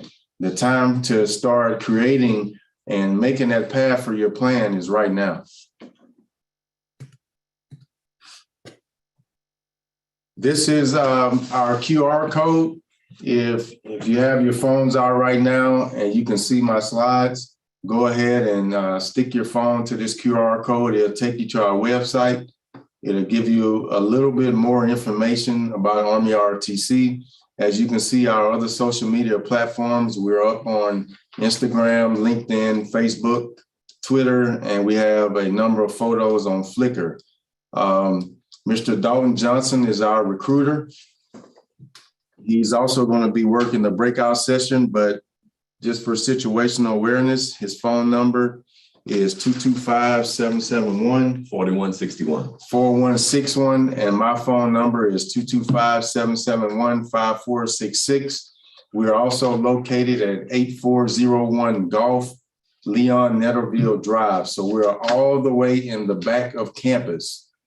Yeah, I don't know why we're back here. We should be in the front of campus, but we're all the way in the back of campus next to the Mississippi River. So any of you that are familiar with campus, if you're on Harding Boulevard and you're coming across the hump, just keep driving all the way until you get to the stop sign. So you're going to pass the administration building and you're going to get to the next intersection. If you look straight ahead, you'll see the Navy and Army ROTC departments. Stop in, see us. We're always here and we're ready to serve you.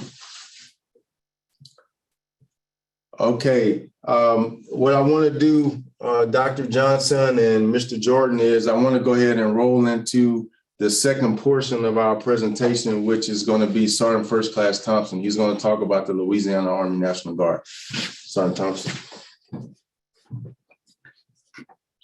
Sir.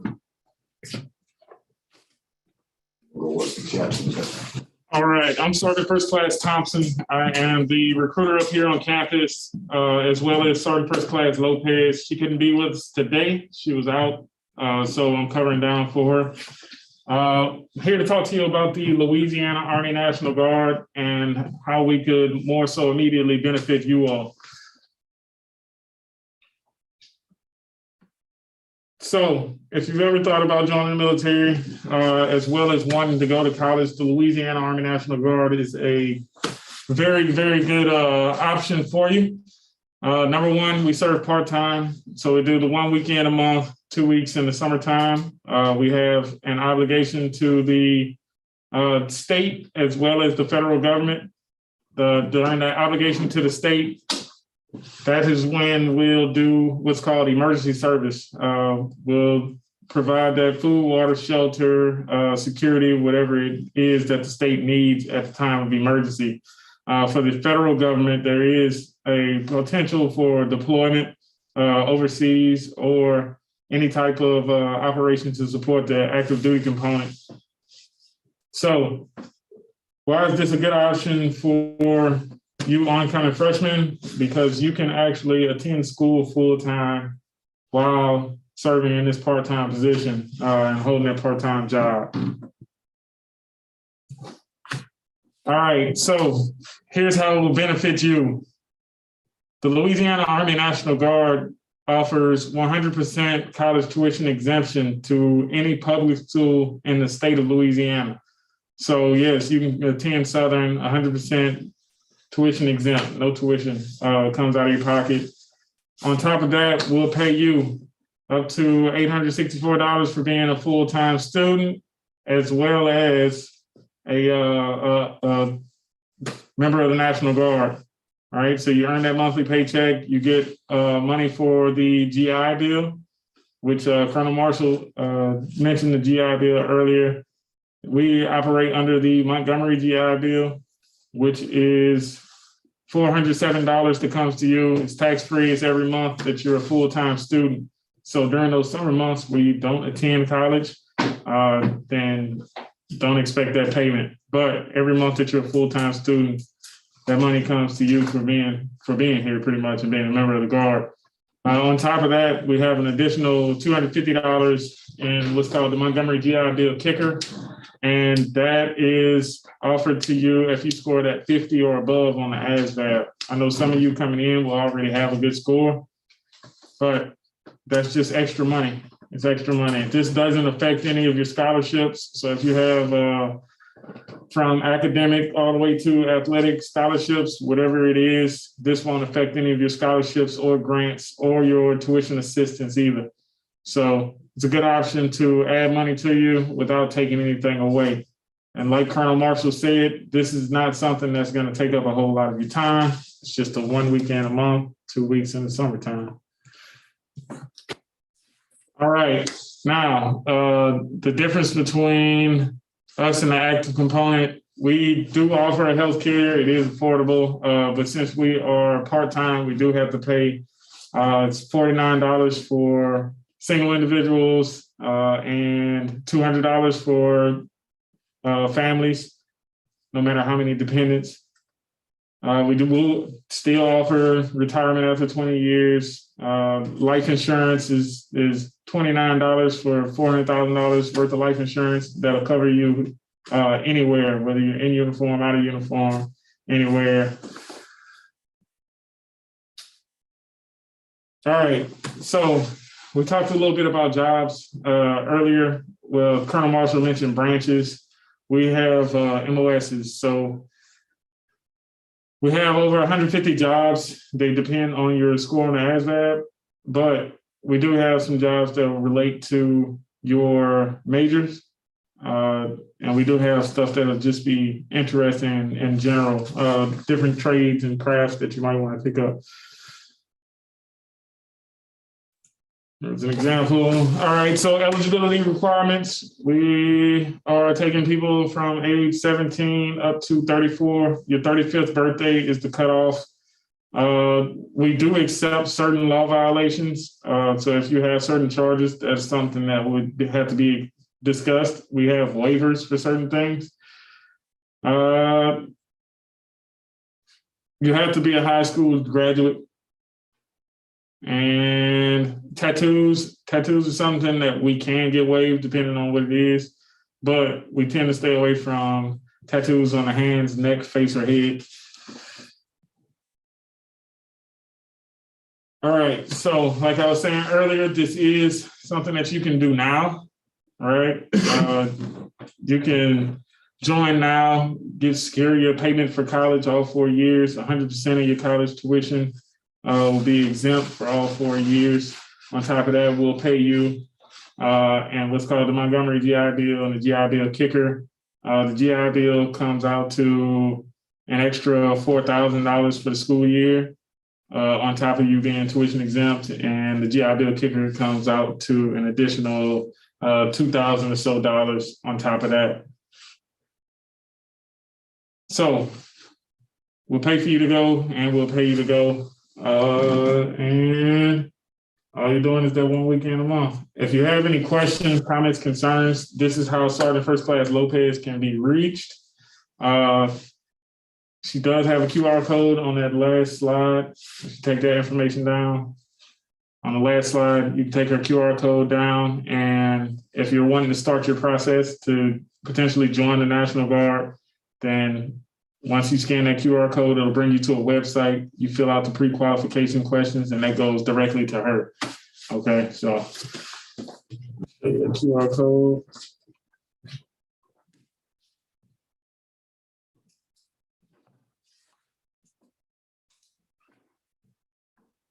All right, so that's all I have. Thank you for your time.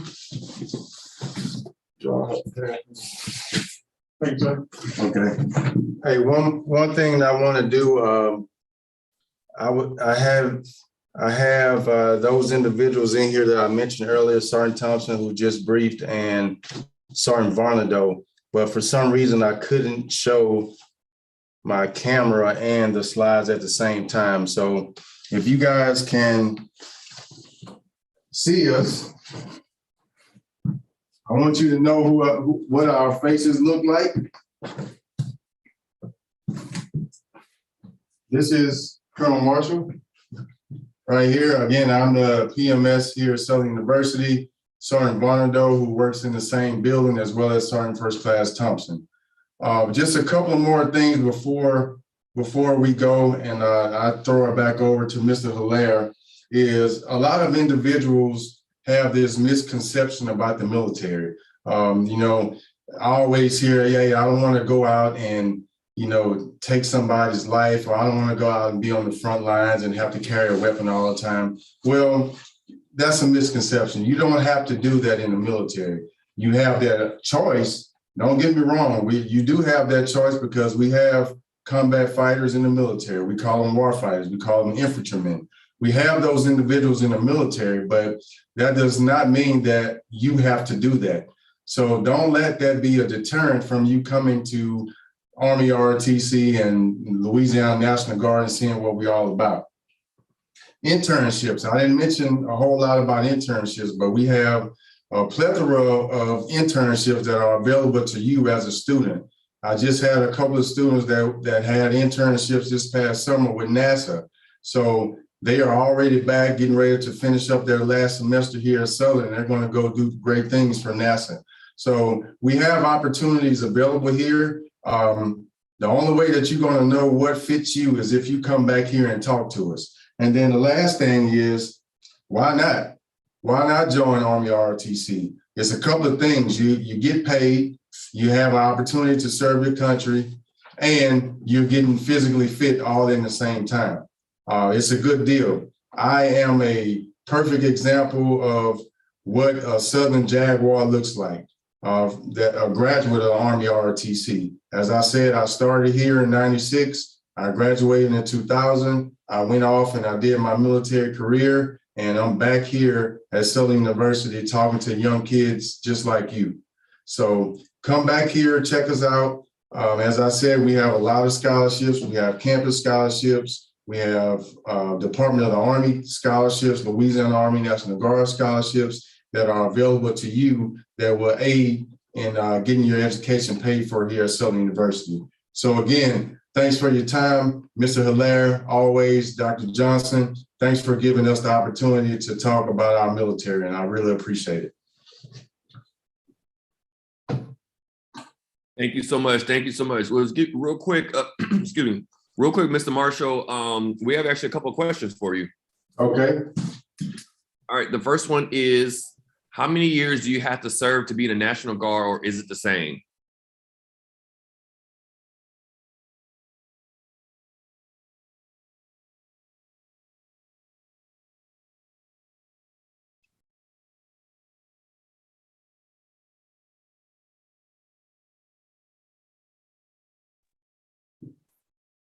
Okay, sorry, we had another difficulty there. All right, so active duty. As I said, you know, there's 3 ways you can get commissioned. You can get commissioned by way of entering the Louisiana Army National Guard. I'll let Sergeant Thompson talk about that time. But for active duty, is 4 years. So your initial obligation is 4 years once you graduate from Southern University, and that can be anywhere.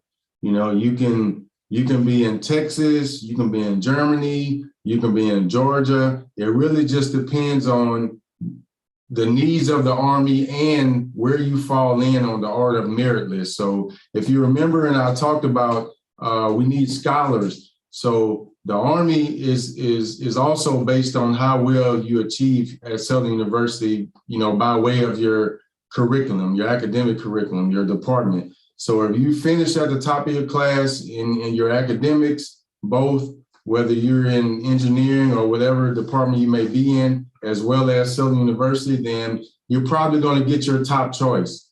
Prior to graduation, there's a preference list that we call it. We call it talent-based branching.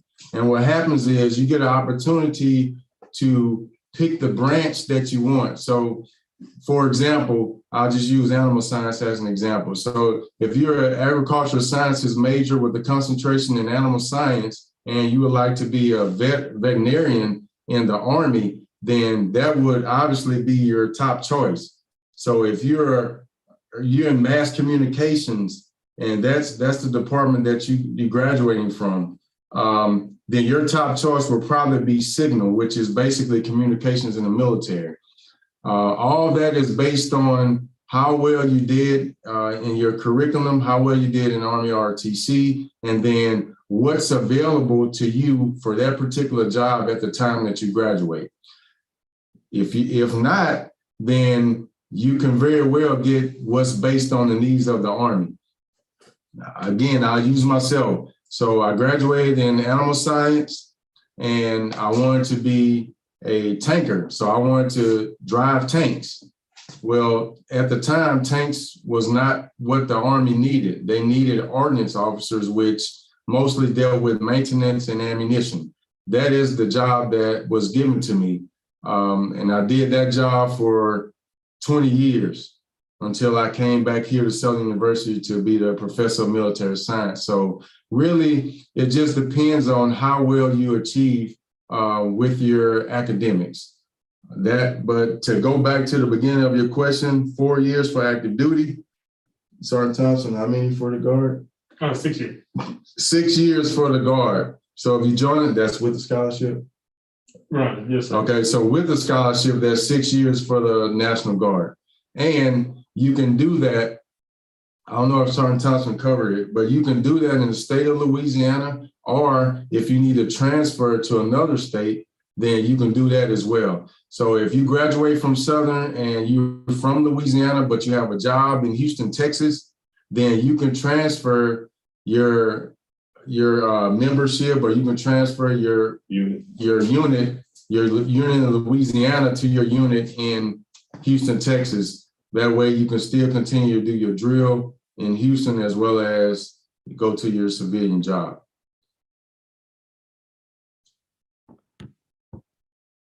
All right, thank you. I think we have one more question.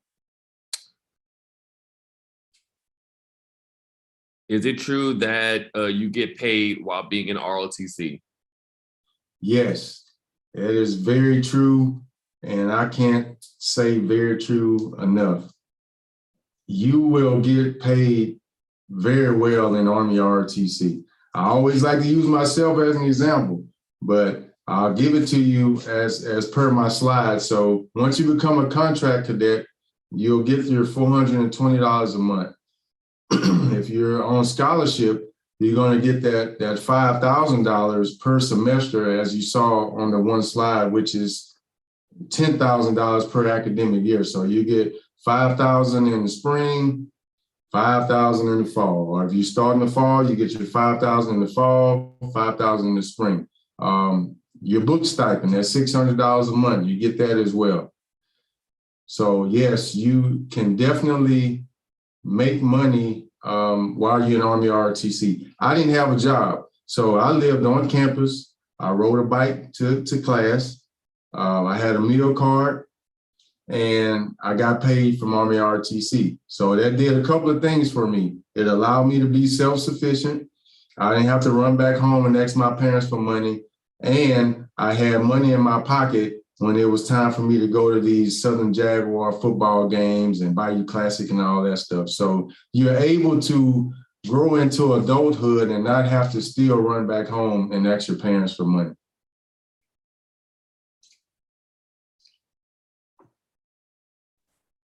All right, well, that is the last of the questions. However, just like Mr. Marshall mentioned, if you do have maybe more some follow-up questions, we will be hosting breakout rooms, which will be actually including them on there. So if you want to maybe talk to them more directly, have some more maybe questions for them, you will have the opportunity to do so in a few minutes. Thank you all so much. All right, thank you, Mr. Jordan. I appreciate it. I'm doing it. Yes, sir. I can do it all. I'm going to clock this up.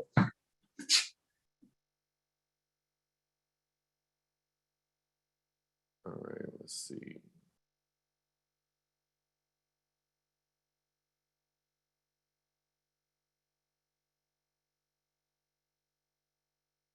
All right, everyone. Like I mentioned, now we will be moving forward with the breakout rooms. Let's see.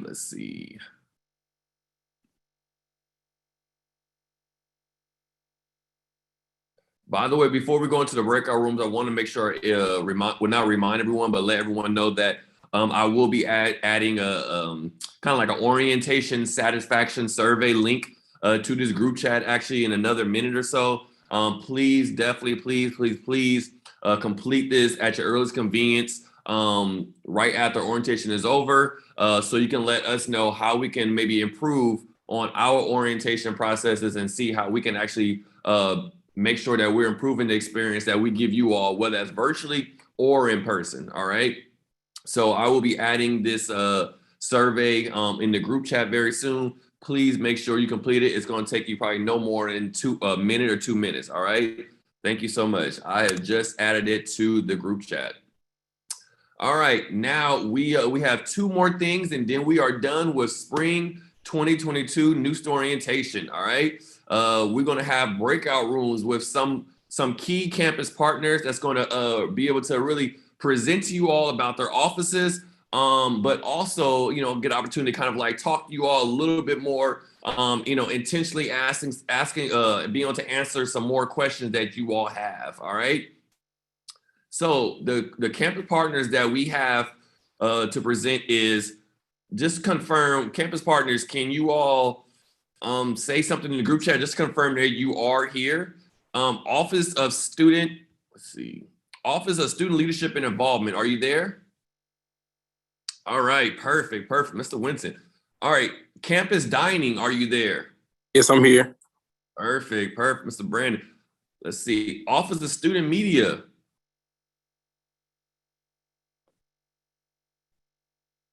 Pretty sure he's here. Let me just confirm real quick. Yeah, I'm here. All right, there we go. Right. Mr. Prochet. All right, Navy ROTC.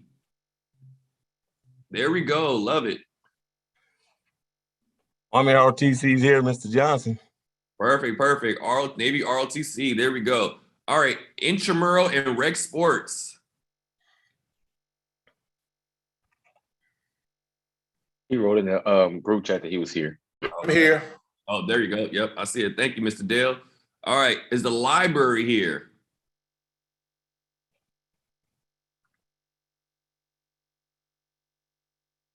Is the library here? I don't think they're here, Mr. Hilaire. All right, no worries. And Veteran Affairs. Anyone from Veteran Affairs?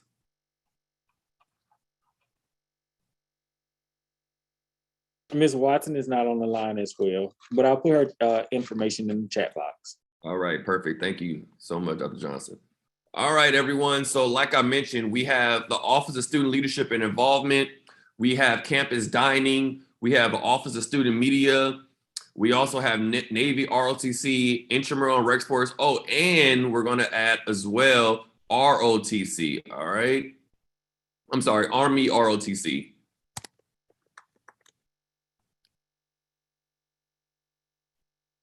All right.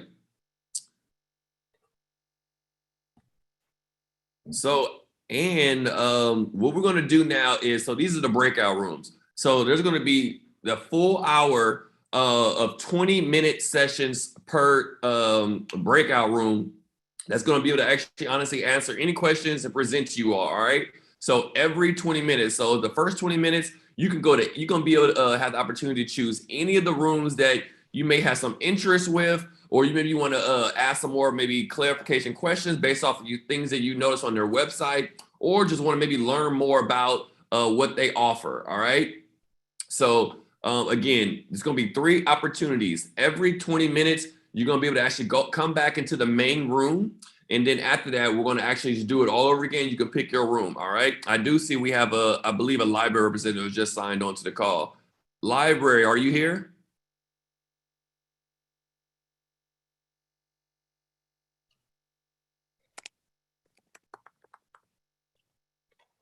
I believe they just signed on.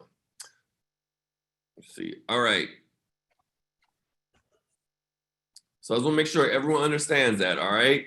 There's going to be 3 sessions of all campus partners going to be presented to you all for the full hour. It's going to go every 20 minutes. So 20 minutes, they're going to be presenting and talking to you all. You have the opportunity to ask any questions you have, and then we'll come right back into the main room, and then we'll do it right over again, all right? We're going to do that 2 more times. All right, and also our University College ambassadors will be going to all the different rooms as well, just to provide additional support and assistance to our campus partners when necessary. All right, let me do this. And also, it is expected for everyone to go to 2 sessions, all right? You are not allowed to stay in this room. However, the last 20-minute session, if you do have some lingering questions, some things that our campus partners may not be able to answer, you can definitely stay in this main room, and myself, Mr. Isaac, and also Dr. Johnson will be able to assist you, all right? But the first 2 sessions, you will have to actually go to a session.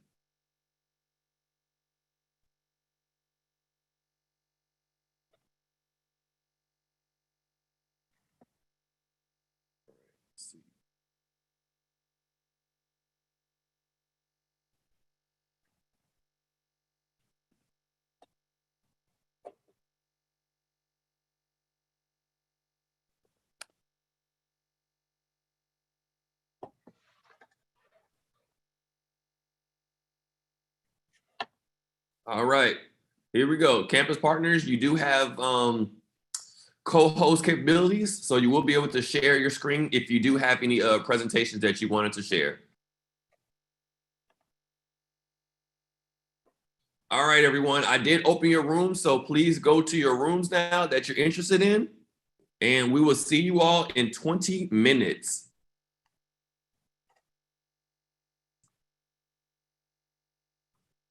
All right, there we go. People are starting to move now. People are starting to move now.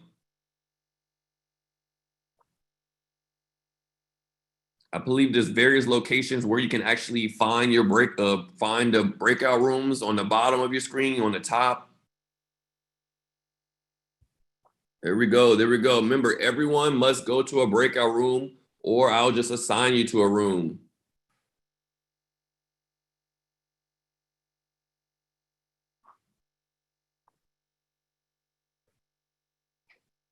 There we go. I love it. Down to 40 now.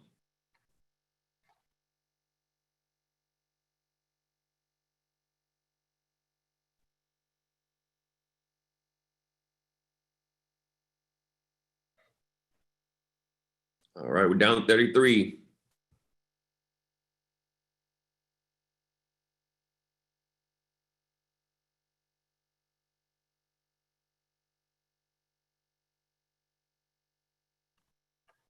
Remember, everyone must go to a breakout room.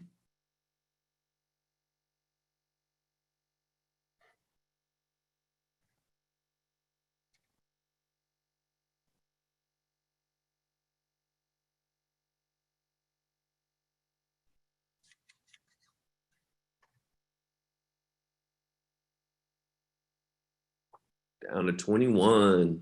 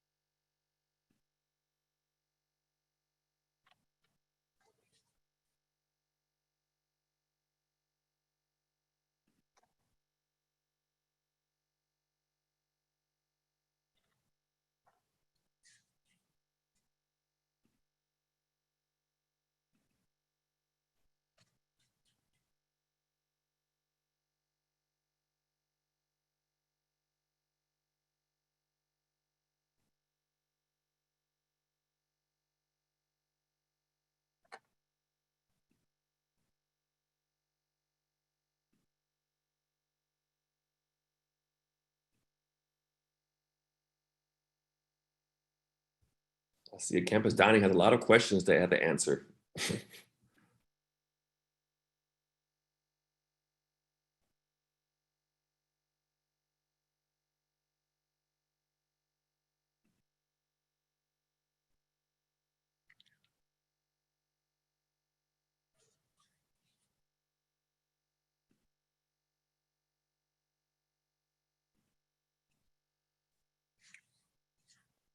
All right.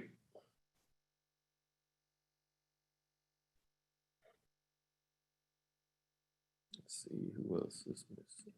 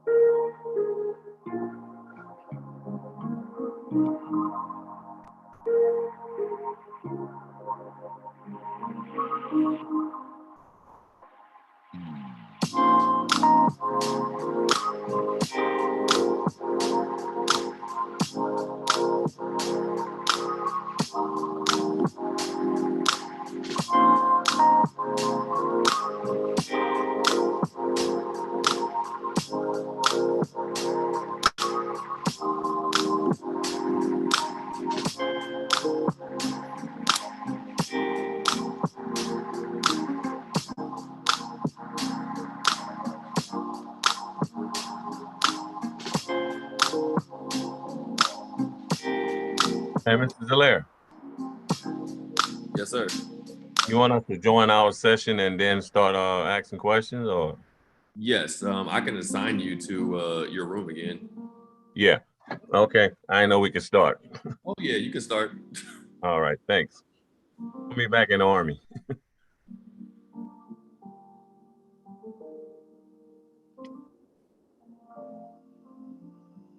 Oh, it looked like it's discontinued. I have to create another one. Okay. No, the Army ROTC window breakout room is still there. Just say that he's not joined. It got him assigned to Army. It won't let me put him in there anymore. Oh, that's probably why, because he's in there.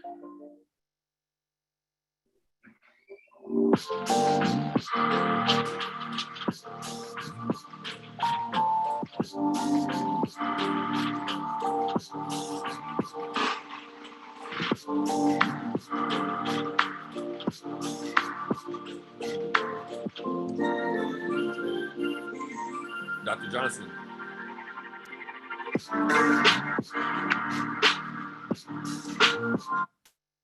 Yes. Oh, no, sorry. Mr. Dalton. Yes. So you actually are already assigned to that room. You got to join it now. Okay, I'm on it. Got you. You need me, Mr. Hilaire? No, you're good. Okay, perfect. Thank you.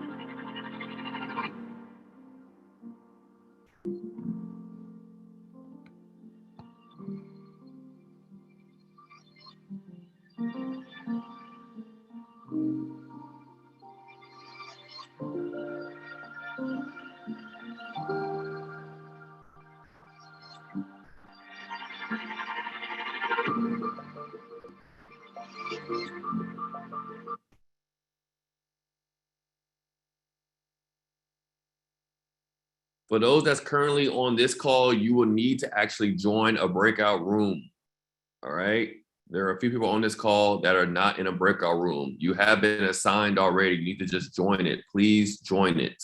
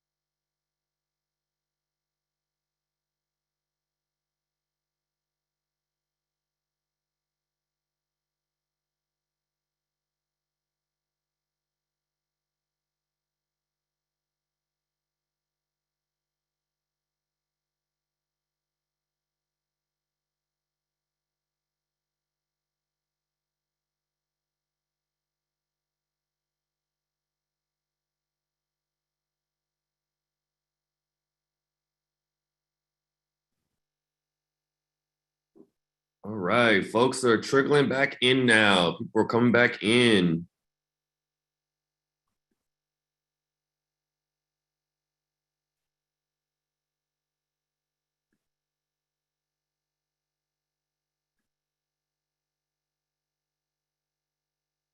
All right, here we go. Here we go. How'd that go, students? Thumbs up. The cool, the fun, learn some good stuff. All right, I love it. There we go. All right. Well, remember, we have 2 more times we're gonna be doing this. All right. We're gonna do 2 more times. Now I'm gonna add like a couple more minutes to this next one because I want to make sure also give students enough time to find the room, but also give our campus partners enough time to build the presentation up or get prepared as much as possible. Instead of starting at 18 minutes, they literally have a legit 20 minutes to actually speak. All right. So we are going to do this again. Again, I want to make sure I reiterate, everyone is required to go to a session. All right.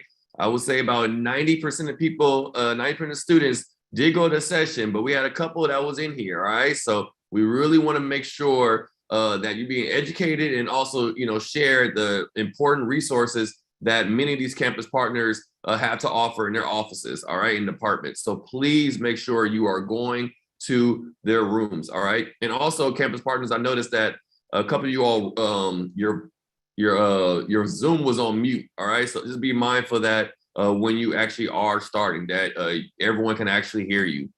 All right, I'm about to open the rooms back up. Dr. Johnson, did you want me to create that room for you? For file access fee? Yes. I would rather just do it on the main platform, Mr. Hilaire, whenever you're ready. And that way everybody hears it, the parents, the student, and also other faculty members that may be on the call. So just let me know when you're ready. All right, perfect. Brief. Thank you. All right, y'all, let's see.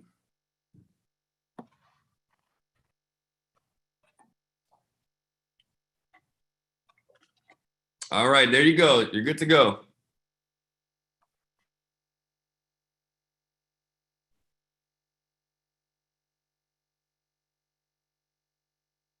Make sure you're not going to the same sessions unless you want to just ask some more clarifying questions.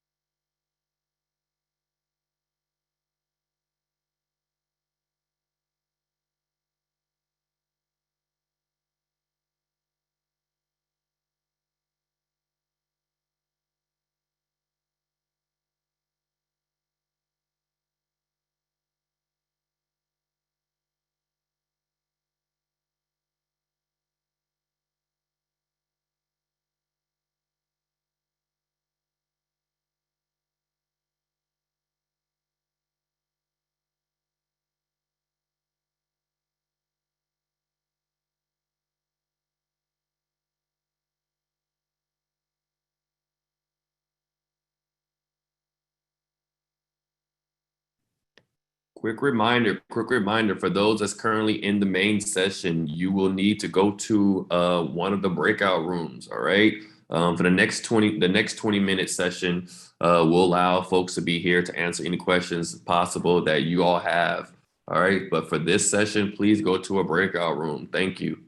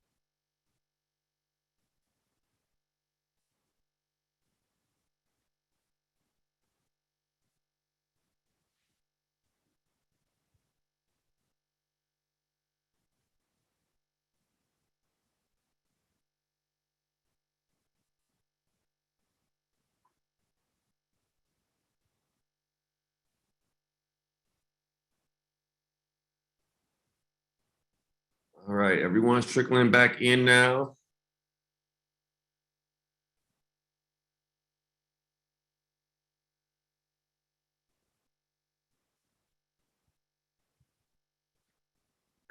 All right, all right. Did we all learn some good stuff? Thumbs up? Yes, no, maybe so. All right, good. Yes, yes. Perfect, perfect. I'm happy to see that. I'm happy to see that. All right. All right, everyone. So we actually are going to move forward.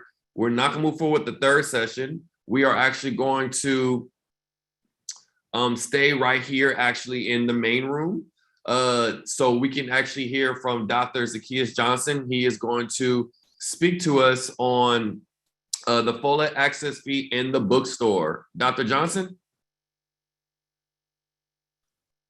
Hey, Mr. Allaire, I'm here and welcome back, everyone. Hopefully you received a lot of information from the many representatives that we have here on Southern University's campus, and that's just a small portion.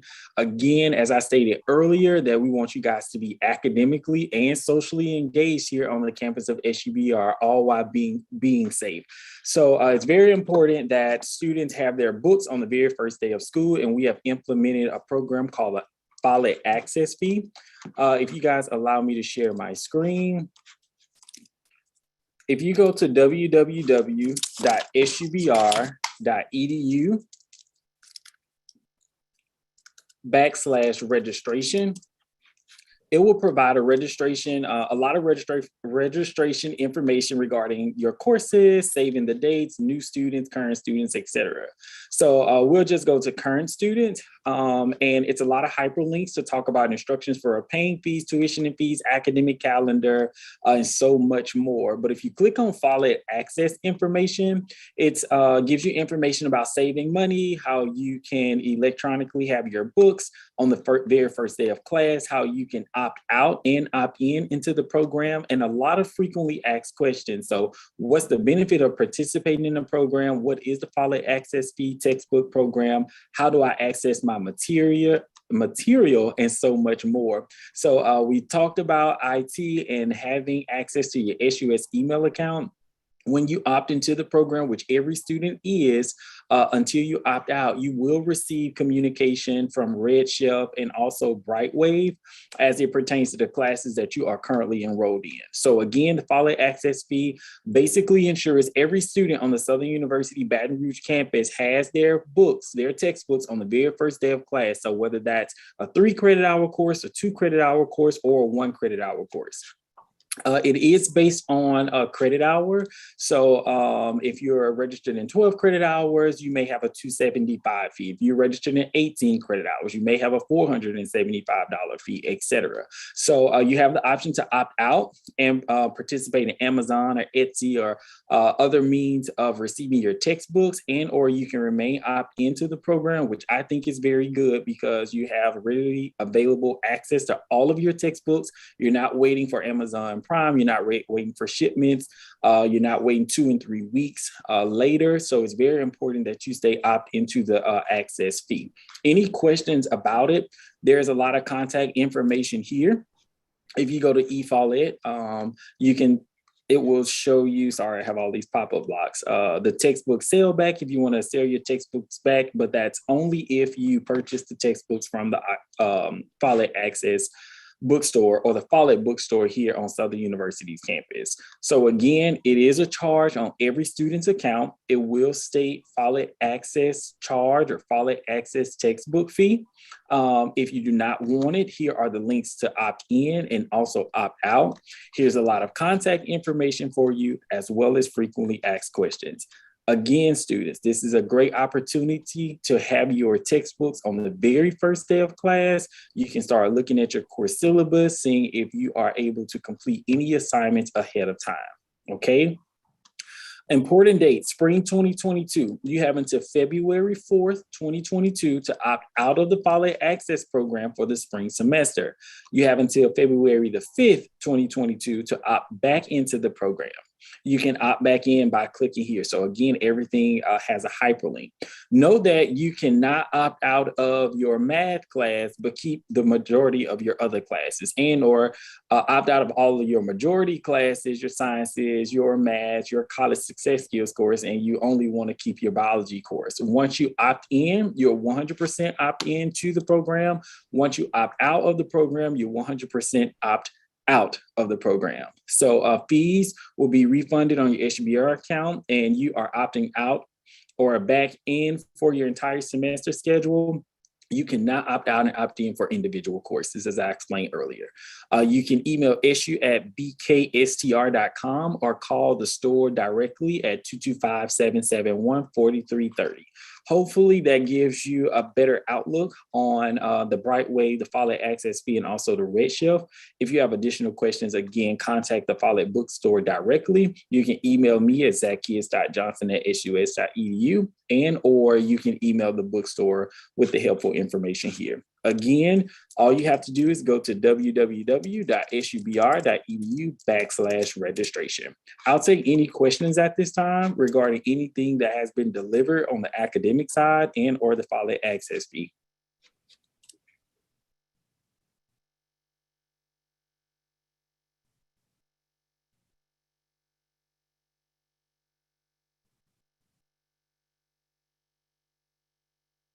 Any questions, Mr. Hilaire? As of right now, no, they're not. Any questions for Dr. Johnson? Please, again, take advantage of this opportunity while he is here. He's representing academic affairs. He can answer many of your questions. Any questions, feel free to drop it in the group chat. Also, there may be an unfortunate circumstance where a book may not be available via electronic version, but you will be able to go into the bookstore and ask for the tangible copy of the textbook. Of course, it'll be yours forever unless you want to send it back or sell it back to the bookstore. So you have the options, especially if some students may have accommodations and you need a tangible copy of the textbook. Make sure you go to the Follett Access Fee. Follett Bookstore here on campus to go inside with a mask on, of course, and receive your textbooks. Okay. All right, Dr. Johnson, we have a few questions. All right, so the first one is, so can we opt in for electronic books? What's the question, Mr. Hilaire? Can you opt in for electronic books?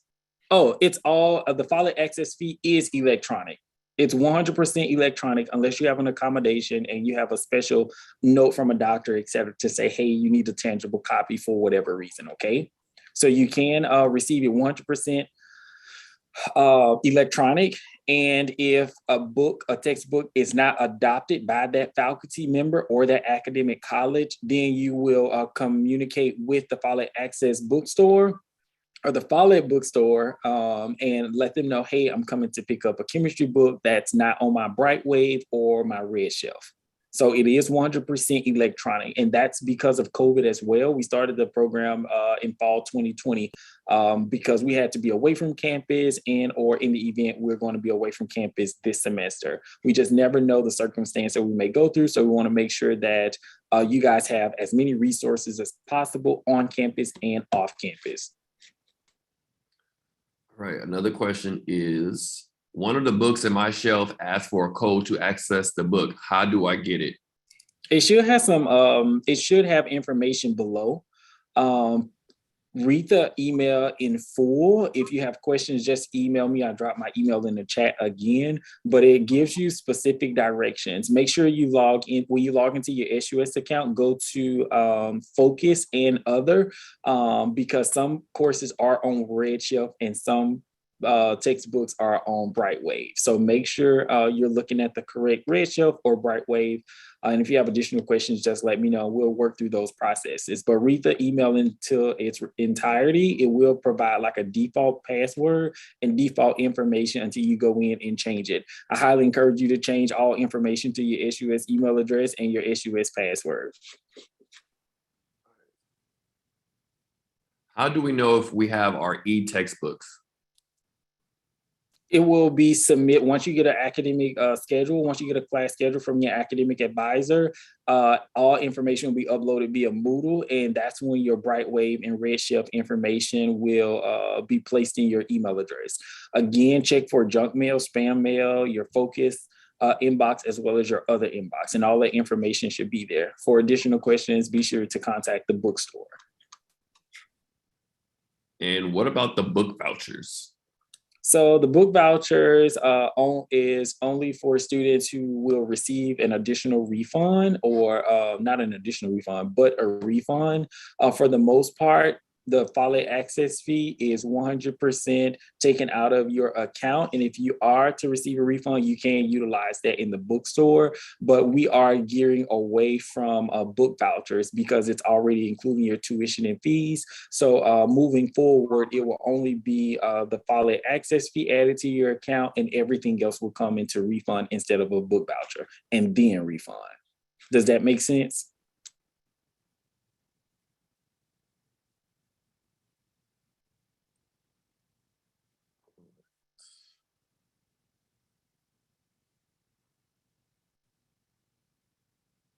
I confirmed I completed registration and all classes are showing in Banner, but I'm unable to log into Moodle. Who would I need to contact?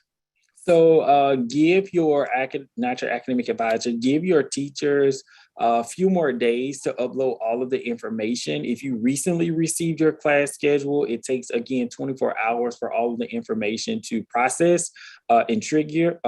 So at the end of the semester, I'm sorry, guys. At the end of the day, every night at 11:59, Moodle updates, Banner 9 updates, self-service Banner updates, etc. So it's a script that we utilize. So give it another 24 hours, or contact us early tomorrow to see if your classes are not there, and we will reach out to the Moodle team to ensure that you're successful with logging in. But again, you have to have a class schedule. It has to be in the system for 24 hours, and then you'll be able to log into your Moodle account. Be sure that you're using your SUS email address and the first 4 characters of your last name and the last 4 digits of your U number to log into the Moodle account as well. So again, you're going to use that SUS, www.sus.edu, and you're going to click on Administration, Division of Information Technology, and go back to the icon that says Moodle.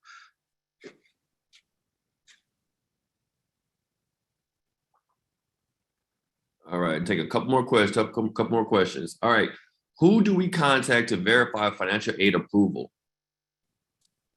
To contact financial aid approval, I will highly encourage you to reach out to your respective financial aid counselor by going to the Baton Rouge website, clicking on applicants, financial aid.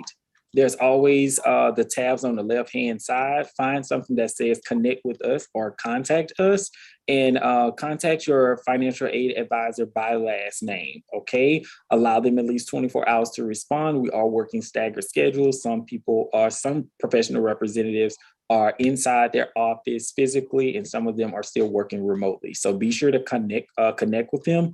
Also familiarize yourself with your self-service Banner system. If you are missing any outstanding documents, it will be a hyperlink to go to a specific website or folder to complete, and the financial aid counselor will automatically receive the information, update it, and you'll be able to see immediate updates on your self-service Banner system. Hopefully that answers your question.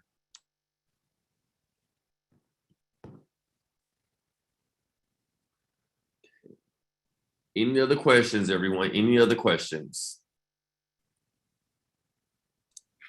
I just encourage everyone to do as much as possible while we are in the office or working remotely before you come on campus, because you will have upperclassmen on campus who's trying to handle some business as well. So we're trying to do orientation to ensure that you have just an overview of what the campus has to offer, but how to submit any outstanding documents or complete any missing documents. So when you move in on the 24th, that's the only thing you'll be doing, moving in, making sure you get your college ID and your tour, but your schedule should be set. You should have all documents submitted to financial aid, accept any fees, terms and conditions, and move forward with attending class on January 26th, okay? So that's what we're here for. That's what we'll be here for the next 2 weeks. We're dedicating this time to our first year students to answer as many questions as possible. This is a new environment for you all, so we know that it can be difficult to sometimes navigate because it is COVID-19, but we're doing our very best to respond to any inquiries within 24 hours, okay? And again, you guys have my SUS email address, which is always attached to me. So make sure you contact me, contact the university college team, and we're basically your first responders.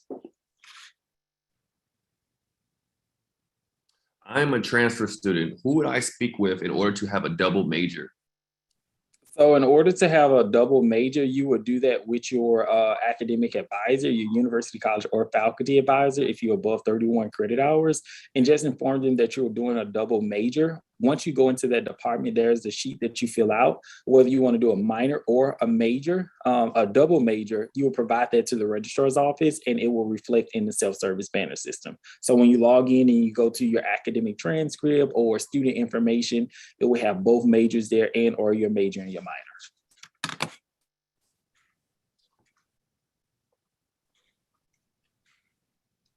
Someone asked, they were wondering if out-of-state tuition was waived. As long as you meet the qualifications if you're a first-year student, make sure you go to students or admissions at the top left-hand corner. Click on admissions and transfer student admissions. That's information there for you. Undergraduate admissions requirements. Hold on, let me find it really quick. It's right here. Okay, great news. You may qualify for an out-of-state fee. To learn more, click here. So again, I went to admissions, I went to enrollment steps, and I scroll down to great news. You may qualify for an out-of-state fee waiver. So make sure you click there and it provides you all of the information. You have to have a minimum high school or transfer GPA of a 2.5 on a 4.0 scale, okay? Also, if you receive the tuition fee waiver, it's going to if you meet the qualifications, it's going to automatically be applied to your account via the admissions office and also the financial aid office.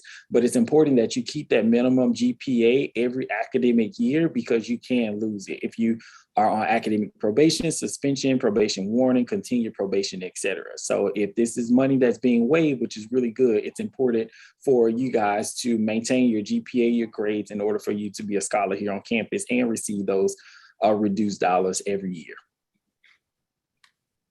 Again, fee waivers are directly applied to qualified students' banner accounts prior to the start of the admitted term. So the admitted term is spring 2022. If you meet these qualifications as a first-time student or a first-time transfer student, it will be directly applied to your account, okay? Anyone with legacy awards, I'm pretty sure Mr.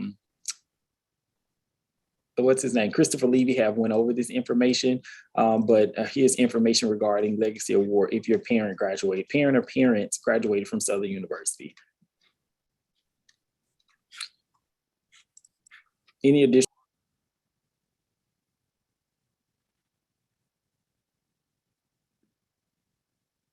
Dr. Johnson, I believe you're on mute. Oh, I said thumbs up if this is helping. Any more questions? Yes, I believe we have one more. Well, two more. All right. I'm a transfer student. Let's see. I'm a transfer student, and I didn't receive anything about my housing assignment. Okay, so you should email redslife@subr.edu. I'll put their contact information in the chat box as well. You should receive a housing assignment. Be sure to log into your SUS email address. Again, check your spam folder, inbox, focus, and others.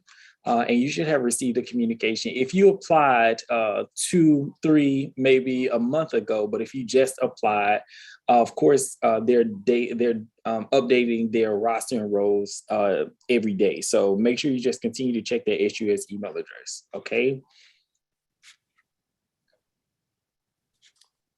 When I put my admissions application, I put in my first and last name as well as my suffix, which is junior, but in every communication I receive, they don't have the junior.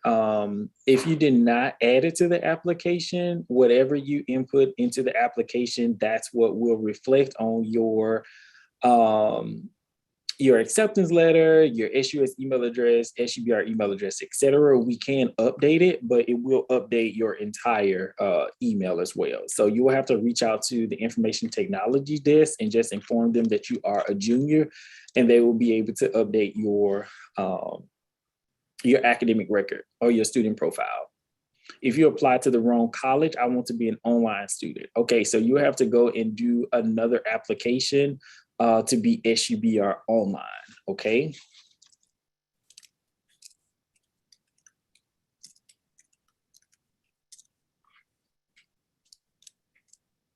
I'll provide the information here for you.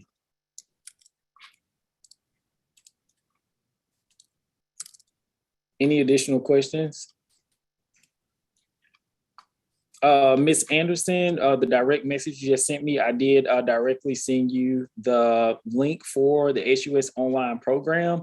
Make sure you have not received a schedule for SUBR side and also completed your financial aid on the SUBR side, because that can be a little confusing and tedious when you're trying to update your information and or contact SUBR versus SUS online representatives.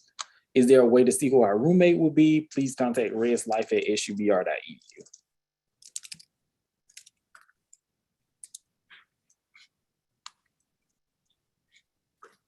Any additional questions? Last question is, I'm a transfer student who will be living off campus. Is there parking on campus for students who don't live on campus? Oh, absolutely. So any commuter students, you will park in not the mini dome parking lot, but over by our field house. There's a huge parking lot. It's across from our nursing building. So that's where all commuter students will park. Make sure you have a pass and or a commuter tag. So make sure you have your license, your registration, your insurance, etc. Because when you go to the police office, they will ask for that information and they will provide a commuter tag. Okay, make sure you guys are parking in the right space, because if you're not, you will receive a ticket, you will be towed and or booted. Do not park in reserved parking spaces on campus. All right, thank you so much, Dr. Johnson. Thank you, thank you, thank you. Absolutely. What we're gonna do now for the next 20 minutes or so before we conclude spring orientation is we're gonna actually now invite our University College ambassadors to the Q&A session. So, you know, if there are some questions that you still have for Dr. Johnson or academic affairs, feel free to add that. However, we will be now inviting our University College ambassadors for you all, which are, you know, student leaders that are currently students at Southern University. So you can ask them any questions when it just comes to the student experience, right, at Southern University. So feel free to, you know, drop some of those questions, and we have our ambassadors on the call ready to answer.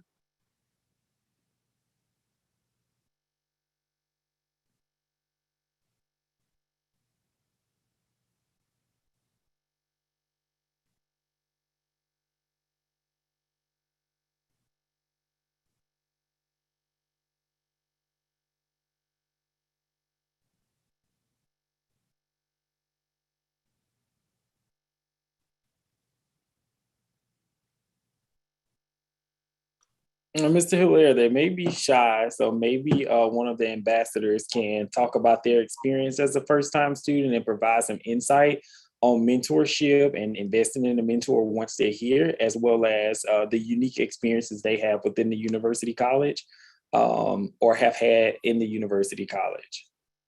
And opportunities to serve as an ambassador if their grades are good, if they have really good discipline, you know.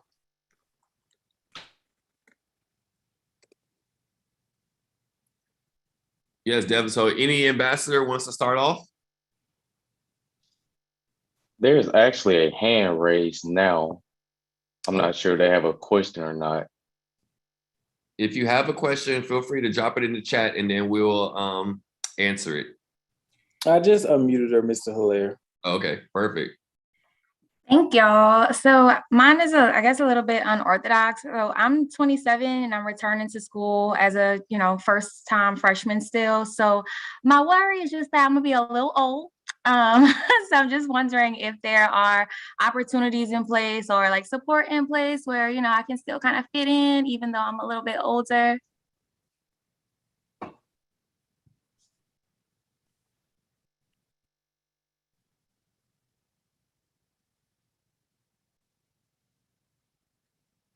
All right, so this is Dr. Johnson. There's definitely, I don't know if they're shy to answer, but there's definitely opportunities for all students, whether you're a first-time student, considered a first-time non-traditional student, et cetera. So there is a family-oriented or organization, a system, et cetera. So whether that's starting with shadowing our ambassadors to see exactly what they do, receiving a work study opportunity within the area, the in-class experiences, you will be able to sometimes lead different projects and or share their information to say, hey, I'm 27 years old. Maybe we can't meet up at this time.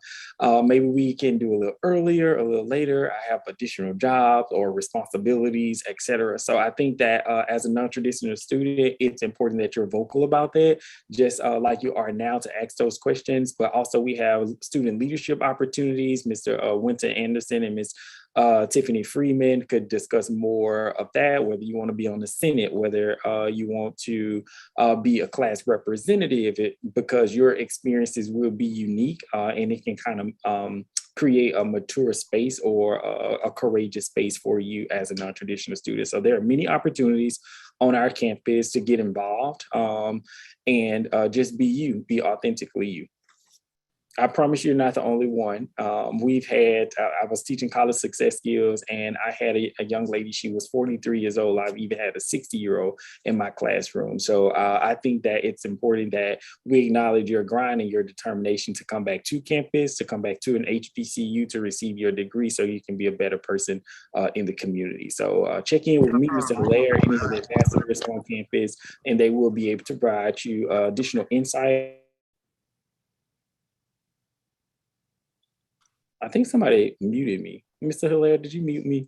But that's all I have. I can add something too. My name's Mario. I'm a senior, and I've been here since like 2018.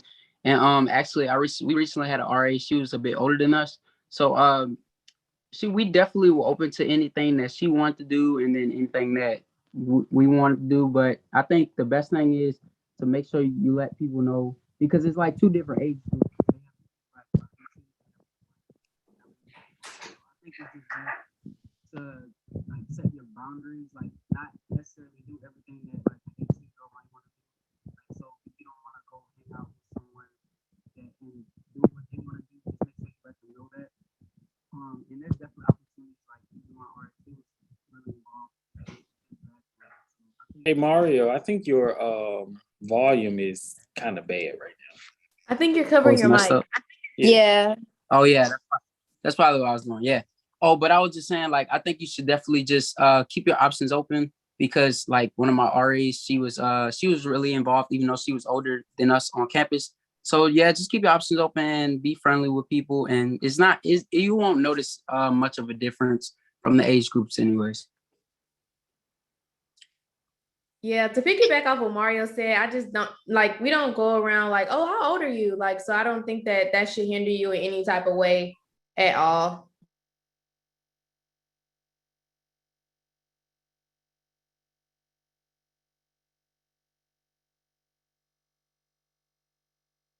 Any other questions?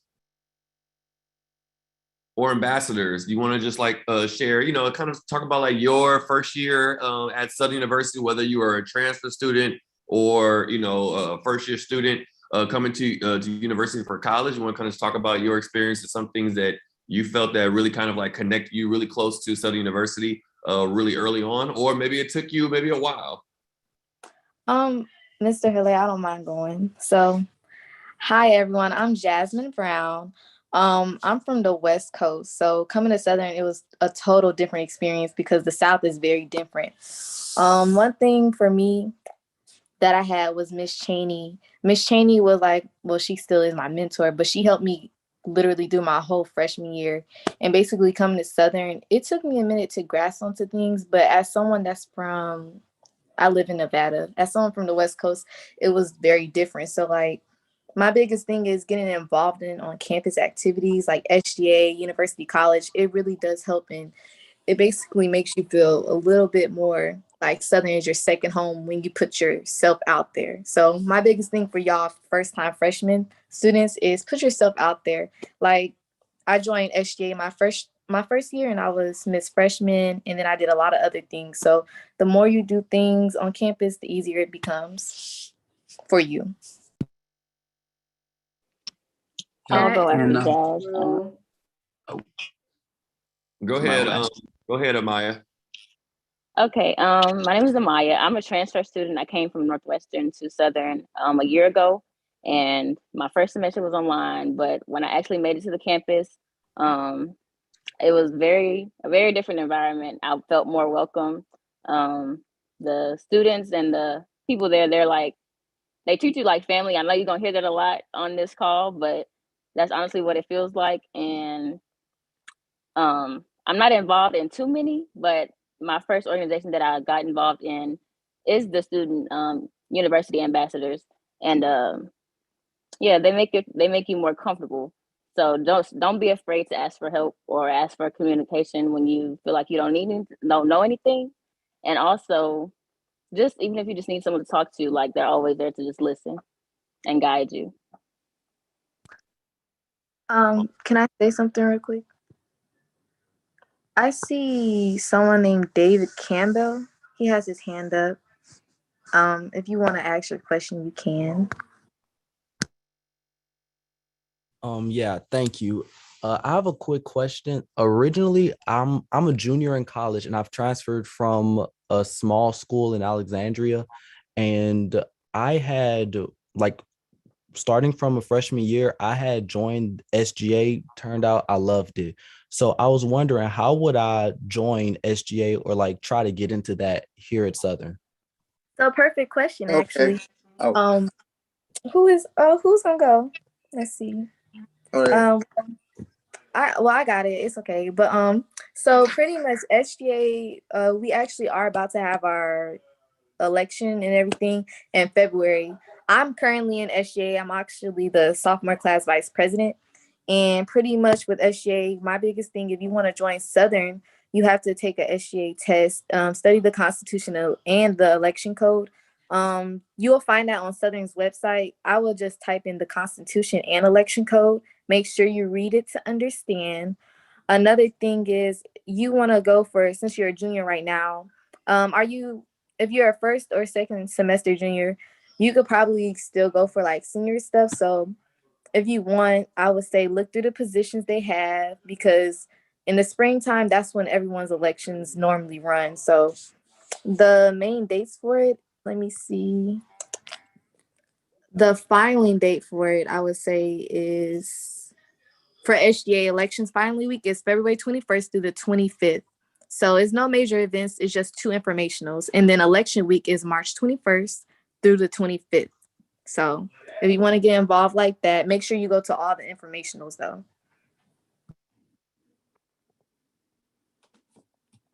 Thank you. I add some on that. Also, another thing about SGA, I'm also on SGA.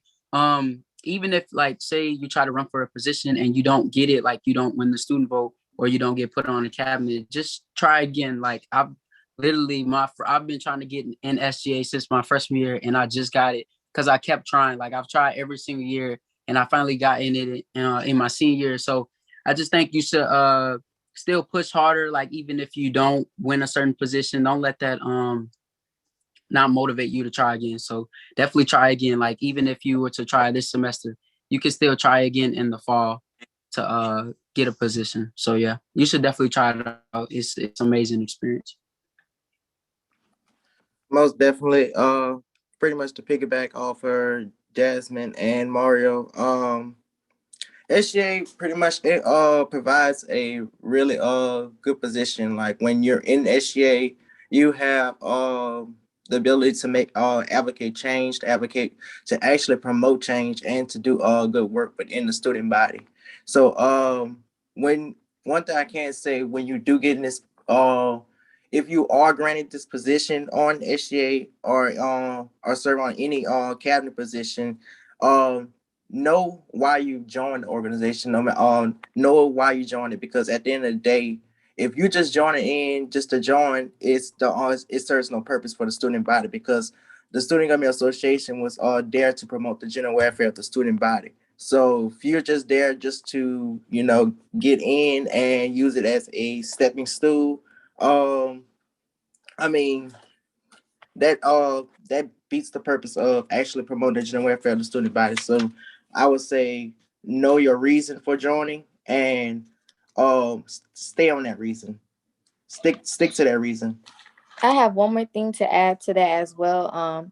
We also have weeks coming up, so make sure you are showing your face, because if you want to run for something, one thing I can say about Southern, they like to know who's running. So show your face, be active in events, and don't be afraid to voice your opinion, honestly. Right.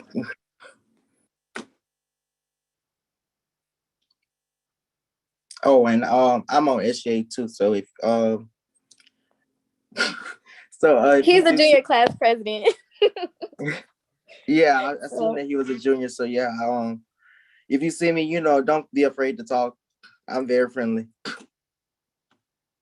All right, no problem. Definitely will. I got another question. So what other organizations would you recommend for, like, I would say I'm kind of an outgoing student and I like to, walk around, talk to people, see like what can we do to make better? Like if we want to add more intramural sports, such as like, well, not even sports, competitions too, like a ping pong tournament and like stuff like that. What would you recommend? Like, would SGA be the ideal spot for that? Or would I like go into union board if y'all have that, or what? What's your major? If you don't find the organization that you want to do, you can create your own as well. Yes, and that goes through the Student Organizational Council, which I don't know if you was on the call when with the Student Leadership and Engagement, they talked about Student Organizational Council. So pretty much, like if you want to start your organization, you have to go through that process of actually creating your organization. But you said about pretty much bringing in like new like the union, like you said something about intramural sports. We do have opportunities in intramural complex. So if you want to bring some ideas, so they're like ping pong and stuff like that, or tournaments, stuff like that, they have the intramural complex has that type of setting where you can actually bring that to it.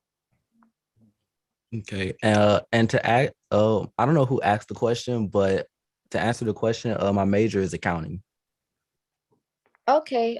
So I mean, they have a lot of things, like they said, like you can create your own organization, because like they do have I don't know if you ever seen what Code Blue is at Southern, but that is like a cheer, step, shake and stump team. And so pretty much a lot of people, like Justin Plummer, he created his own organization, so you can do it. Okay. All right. Thank you. I appreciate it.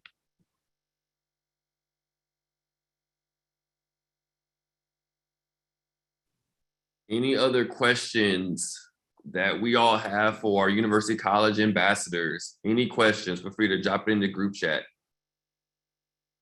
or raise your hand.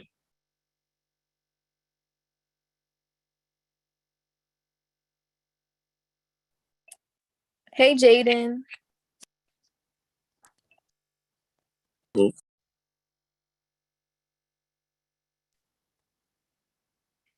You can go ahead with your question, Jaden.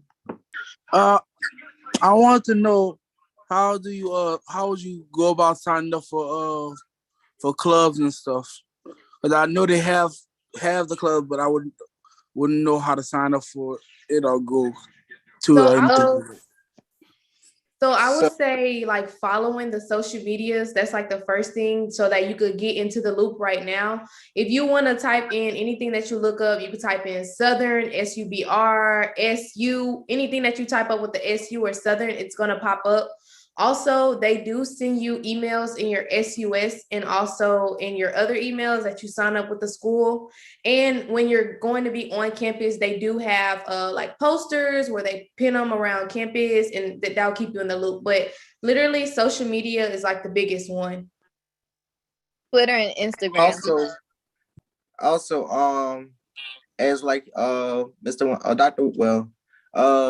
like they spoke in the student leadership engagement, they have something called Presence. Presence is also a platform that student engagement uses, where it has all the organization on campus where they promote their organization. So like if they have information, they'll be on there also. Or if you want to be a part of the organization, you can apply if they put their forms and stuff. So that is also a tool that student engagement uses to get students involved more on campus. So it's not just SGA, it's all organizations on campus. Okay, thank you. Dylan, you had a question? Yeah, can y'all hear me? Yes. Yeah. Okay, I'm a freshman, oncoming freshman. I'm majoring in electrical engineering. And I know it might be kind of early, but I want to know like how to become an ambassador, because you know, it's all about that next generation. We love to hear it. Right. Jazz, I'll let you explain this one.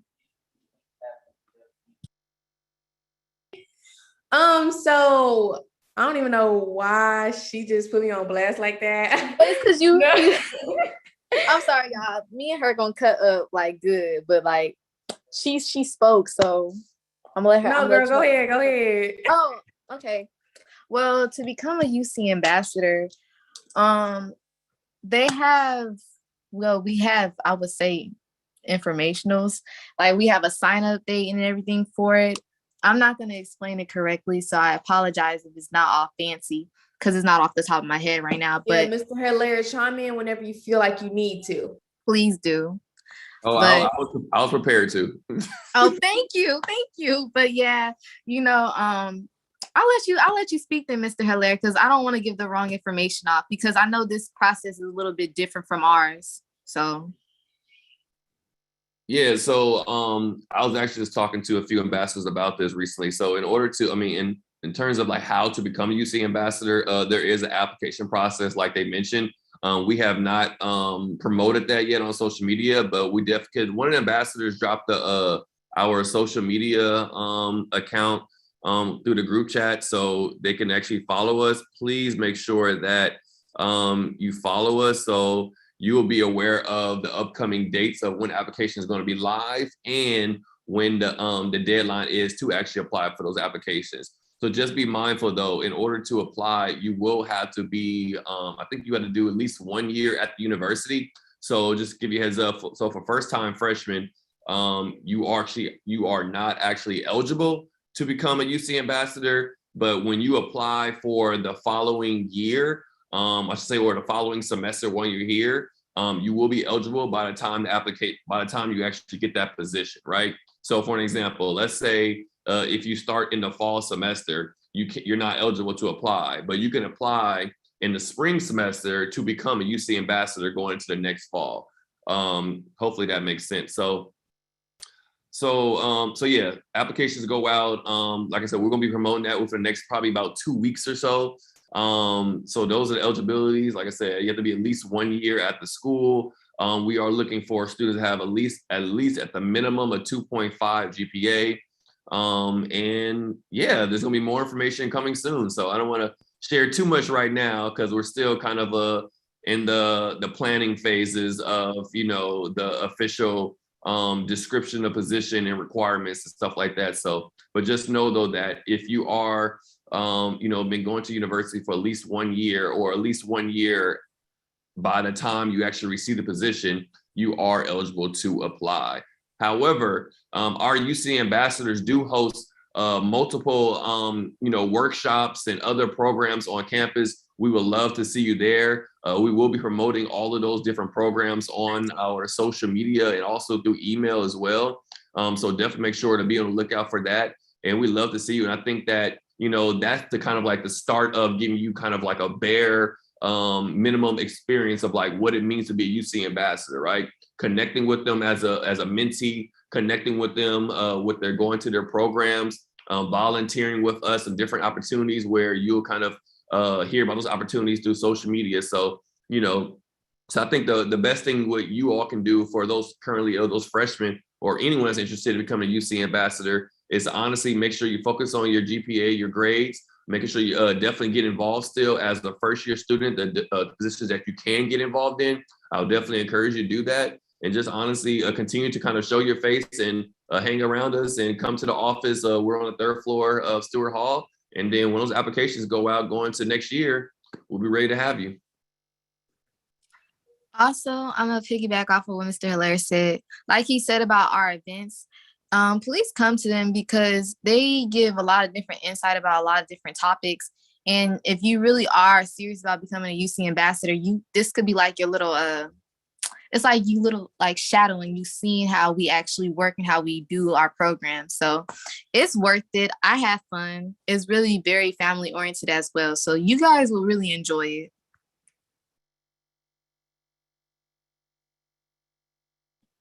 Jaden, you had a question?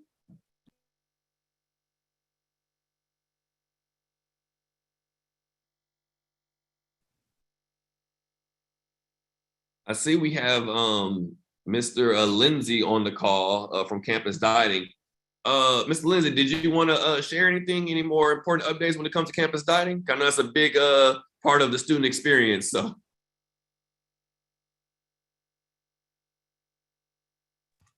Yeah, if I can real quick. How y'all doing? I'm Brandon Lindsay. I'm the marketing manager here on campus for Southern University Campus Dining. I just want to make sure everybody knows if you're a student that's going to be living on campus, you must sign up for a meal plan, being that you're already going to be charged for it. But though that you're being charged, that doesn't mean that it's activated. So I still need you all to come to the dining annex office. We're open from 9 to 4 during the week to get a form from me so we can add it to your statement of account. Now, for commuter students, you don't have to have a meal plan, but we do have options available to you as well, just because it's easier to be here, getting a meal plan rather than coming on and off campus. So please stop by the office if y'all have any more questions, and I can answer and I get you to the right department so we can add that to your account. So I just want to make sure students know that, like, if you're on campus, you have to have a meal plan, and then I can go in detail further to explain all your options that you have. That was it. All right, thank you. Speaking of campus dining, I definitely want to see if some of the ambassadors kind of talk about like maybe like your dining experience, right? Living on campus, or just attending some of the mini dining halls that we have on campus. Maybe some of the themed kind of special events that takes place in Mayberry, other dining halls. So can some of y'all kind of just talk about that?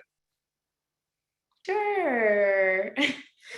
So I came during COVID, so I didn't get the full experience of how they say, you know, when you drop your plate, everyone clap and all that good stuff. But on Mondays, we are known for our red beans Mondays. And let me tell y'all, they be busting. So you gotta get it while you can. And then on Wednesdays, we have the Wing Wednesdays, which is in the Union. So that's not really the CAF area, but also on Fridays, they have the Fried Fish Fridays, and it be busting as well too. You know what I'm saying? You get the macaroni on the, you know, you get the good home cooked meals that you kind of would typically get while you're away from home.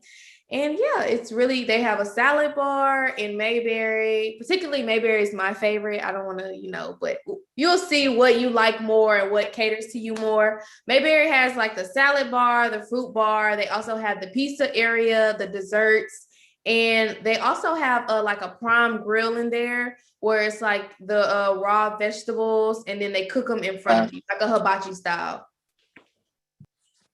I could share my experience as well. Mayberry is my favorite dining hall that we have.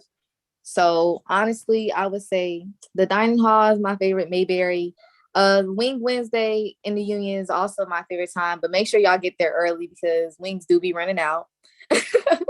And then, you know, Fridays, that's like a good day when you get your fish and your mac and cheese. I would say go when it first opens up because personally, I'm not gonna lie to y'all, the food tastes amazing when it's ready and cooked and it's all hot. So, you know, make sure you get there.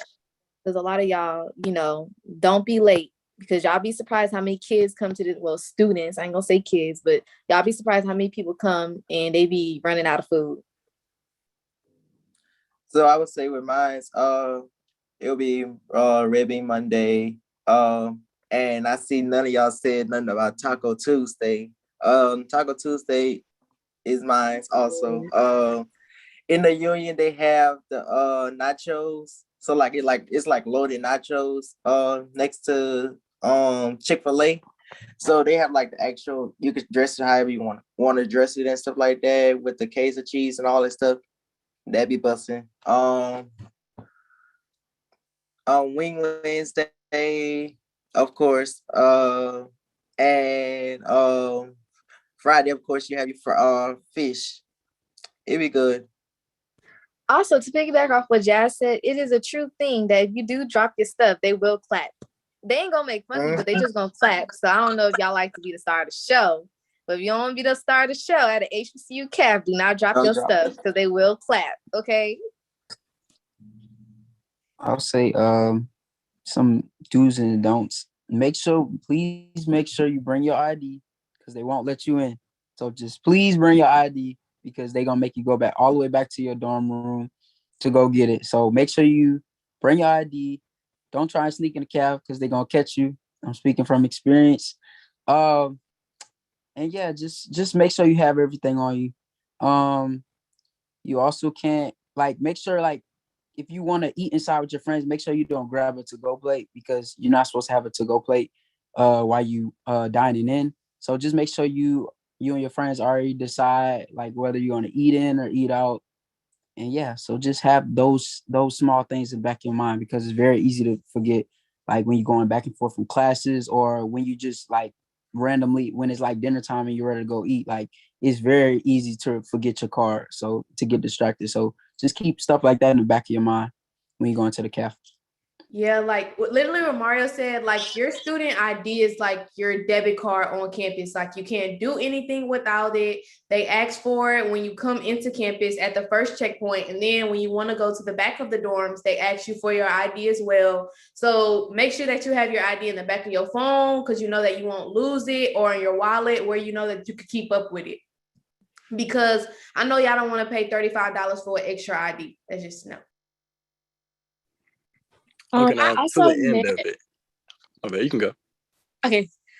Hey, Nick. I also Still met listening. a lot of my friends in the cab. So I definitely recommend going with people, especially y'all gonna see on Twitter, a lot of people are gonna be like, I want SU friends. And a lot of people never reach out. But if you DM people on there, you're like, hey, let's go grab some food from the caf. That's a great way to meet people. And like they were telling y'all with your ID, you have to have it to get in. So invest in something either to put your ID, like a phone wallet, or if you go to a bookstore, they're gonna have lanyards and stuff like that. So make sure you buy something that's gonna allow you to always have your ID on you.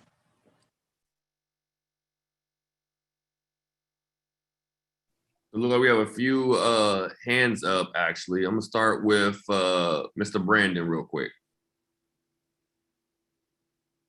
Hold on, Brandon, let me unmute you.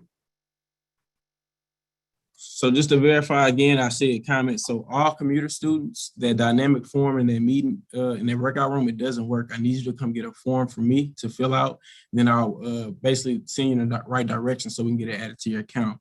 And that's for commuter students. And if you have a scholarship, you can get your meal plan added now, and then the scholarship money can take care of that later, but you have to come get that form. For on-campus students, you can do that online form if it works for you. Now, if it doesn't work, I still need you to come in the office to get a on-campus form, and I'll still send you to where you need to go. So I just want to make sure y'all were clear on that. And we're open now from 9 to 4, and we'll be open, of course, until school starts and on from there. So how will we know it worked?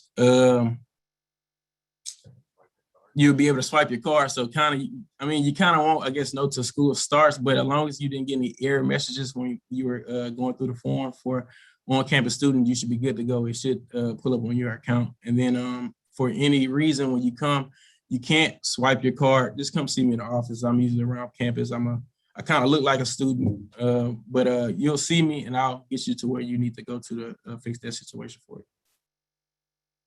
All right, we're going to take one more question from Winsley. Hey, yeah, it's Larian. For that dynamic form, is that something that we can do on the 24th, or is that something that now that you guys are open, we can do? And also that our ID card, I know that Jasmine said that it's like Bible, you got to have it with you. So like when we come on the 24th and we don't have it, are we going to be able to move around? I'll just inbox this real quick for the ID, well, for your IDs.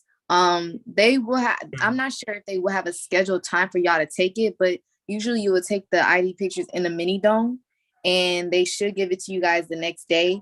I know for when I first got on campus, we didn't have our ID forms. They gave us little papers. So we got little papers to get our lunch, dinner, and our breakfast.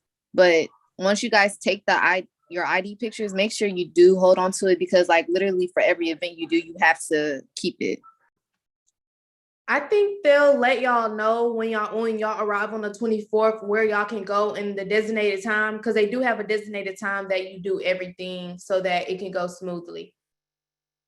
Right. I don't Y'all know have how a- Oh, can I say something? I'm again? sorry. To add to like the ID thing, I would say like come early, because it's gonna be like a long line, because everybody's gonna, I don't have an ID to do this, I don't have an ID to that. So I would just say come early so you won't be standing in that line for a long time, because it can take hours to get your ID. I don't know if I'm muted or not. But wait. Go ahead, Mr. Brandon. Yeah, just to like they were saying, you can wait until the 20, whatever day you said, closer to school, but what's gonna happen is everybody and their mama gonna be waiting, and you're gonna be just waiting. It's gonna be a cluster of people. So we're opening the forms up now so you can beat the crowd, basically. And like I was saying in a little room for commuter students and even for traditional students, we are going to be offering incentives for completing your paperwork early. Free JAG Cash dollars. I do have a t-shirt that's being made.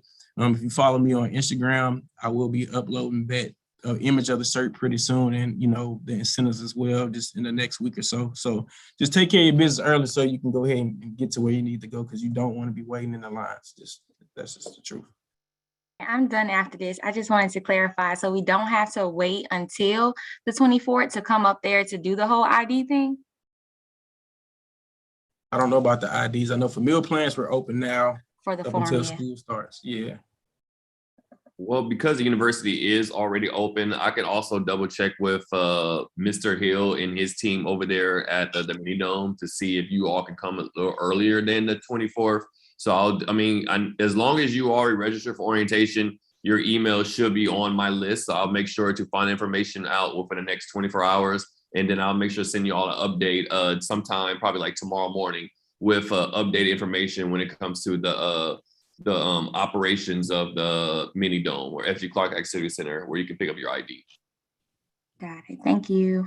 You're welcome. No problem. No problem. Someone just asked, where can you find the format? It's in the Mayberry Dining Annex. The annex is across from, I don't know how to put this. We're right next to the ROTC building, across the lake.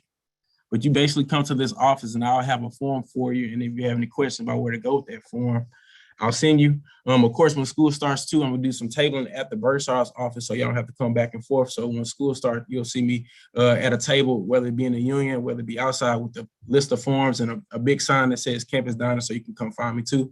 But this is just being that I have y'all here on this chat. I want y'all to do it early so you can beat everybody else that's gonna come that's not in the chat. Because every student has to sign up for a meal plan every semester. So not just y'all, but returning students are gonna be doing the same thing. All right. Well, thank you all so much. If you do have any more questions, feel free. I'm going to actually drop my email on here as well. So you can definitely reach out to me if you have any more questions. You do have Mr. Brandon and Campus Dining's email as well, contact information too. And our UC ambassadors will be here. Actually, a majority of them will be all together on the 24th, when we're going to be getting ready to give you all tours and show you the ID office for that day. So definitely look forward to seeing you again. Thank you. This is the end of the spring orientation. First, let's shout out to our UC ambassadors for being here and give you all some knowledge, information. Awesome. Good job. Awesome. Thank you. Thank you so much. UC Ambassadors. Shout out to our campus partners giving our different presentations. So let's definitely shout out them out. Thank you so much. And also, of course, last but not least, let's definitely shout out to you all. So definitely thank you all for joining us and staying connected with us and engaged throughout this whole orientation. Thank you so much. Yes, thank you, thank you, thank you. So again, we look forward to seeing you in a few weeks. We definitely expect a couple of emails from me, of course, with some detailed, important information when it comes to orientation and orientation, you know, what is it? The student ID information as well, and some more updated information that some questions that y'all had wanted to be answered as well. So again, thank you so much. I'm going to drop the survey link again one more time so that you can please fill that out. And we look forward to seeing you on the 24th and the 26th. All right, everyone, have a good one. Go Jags.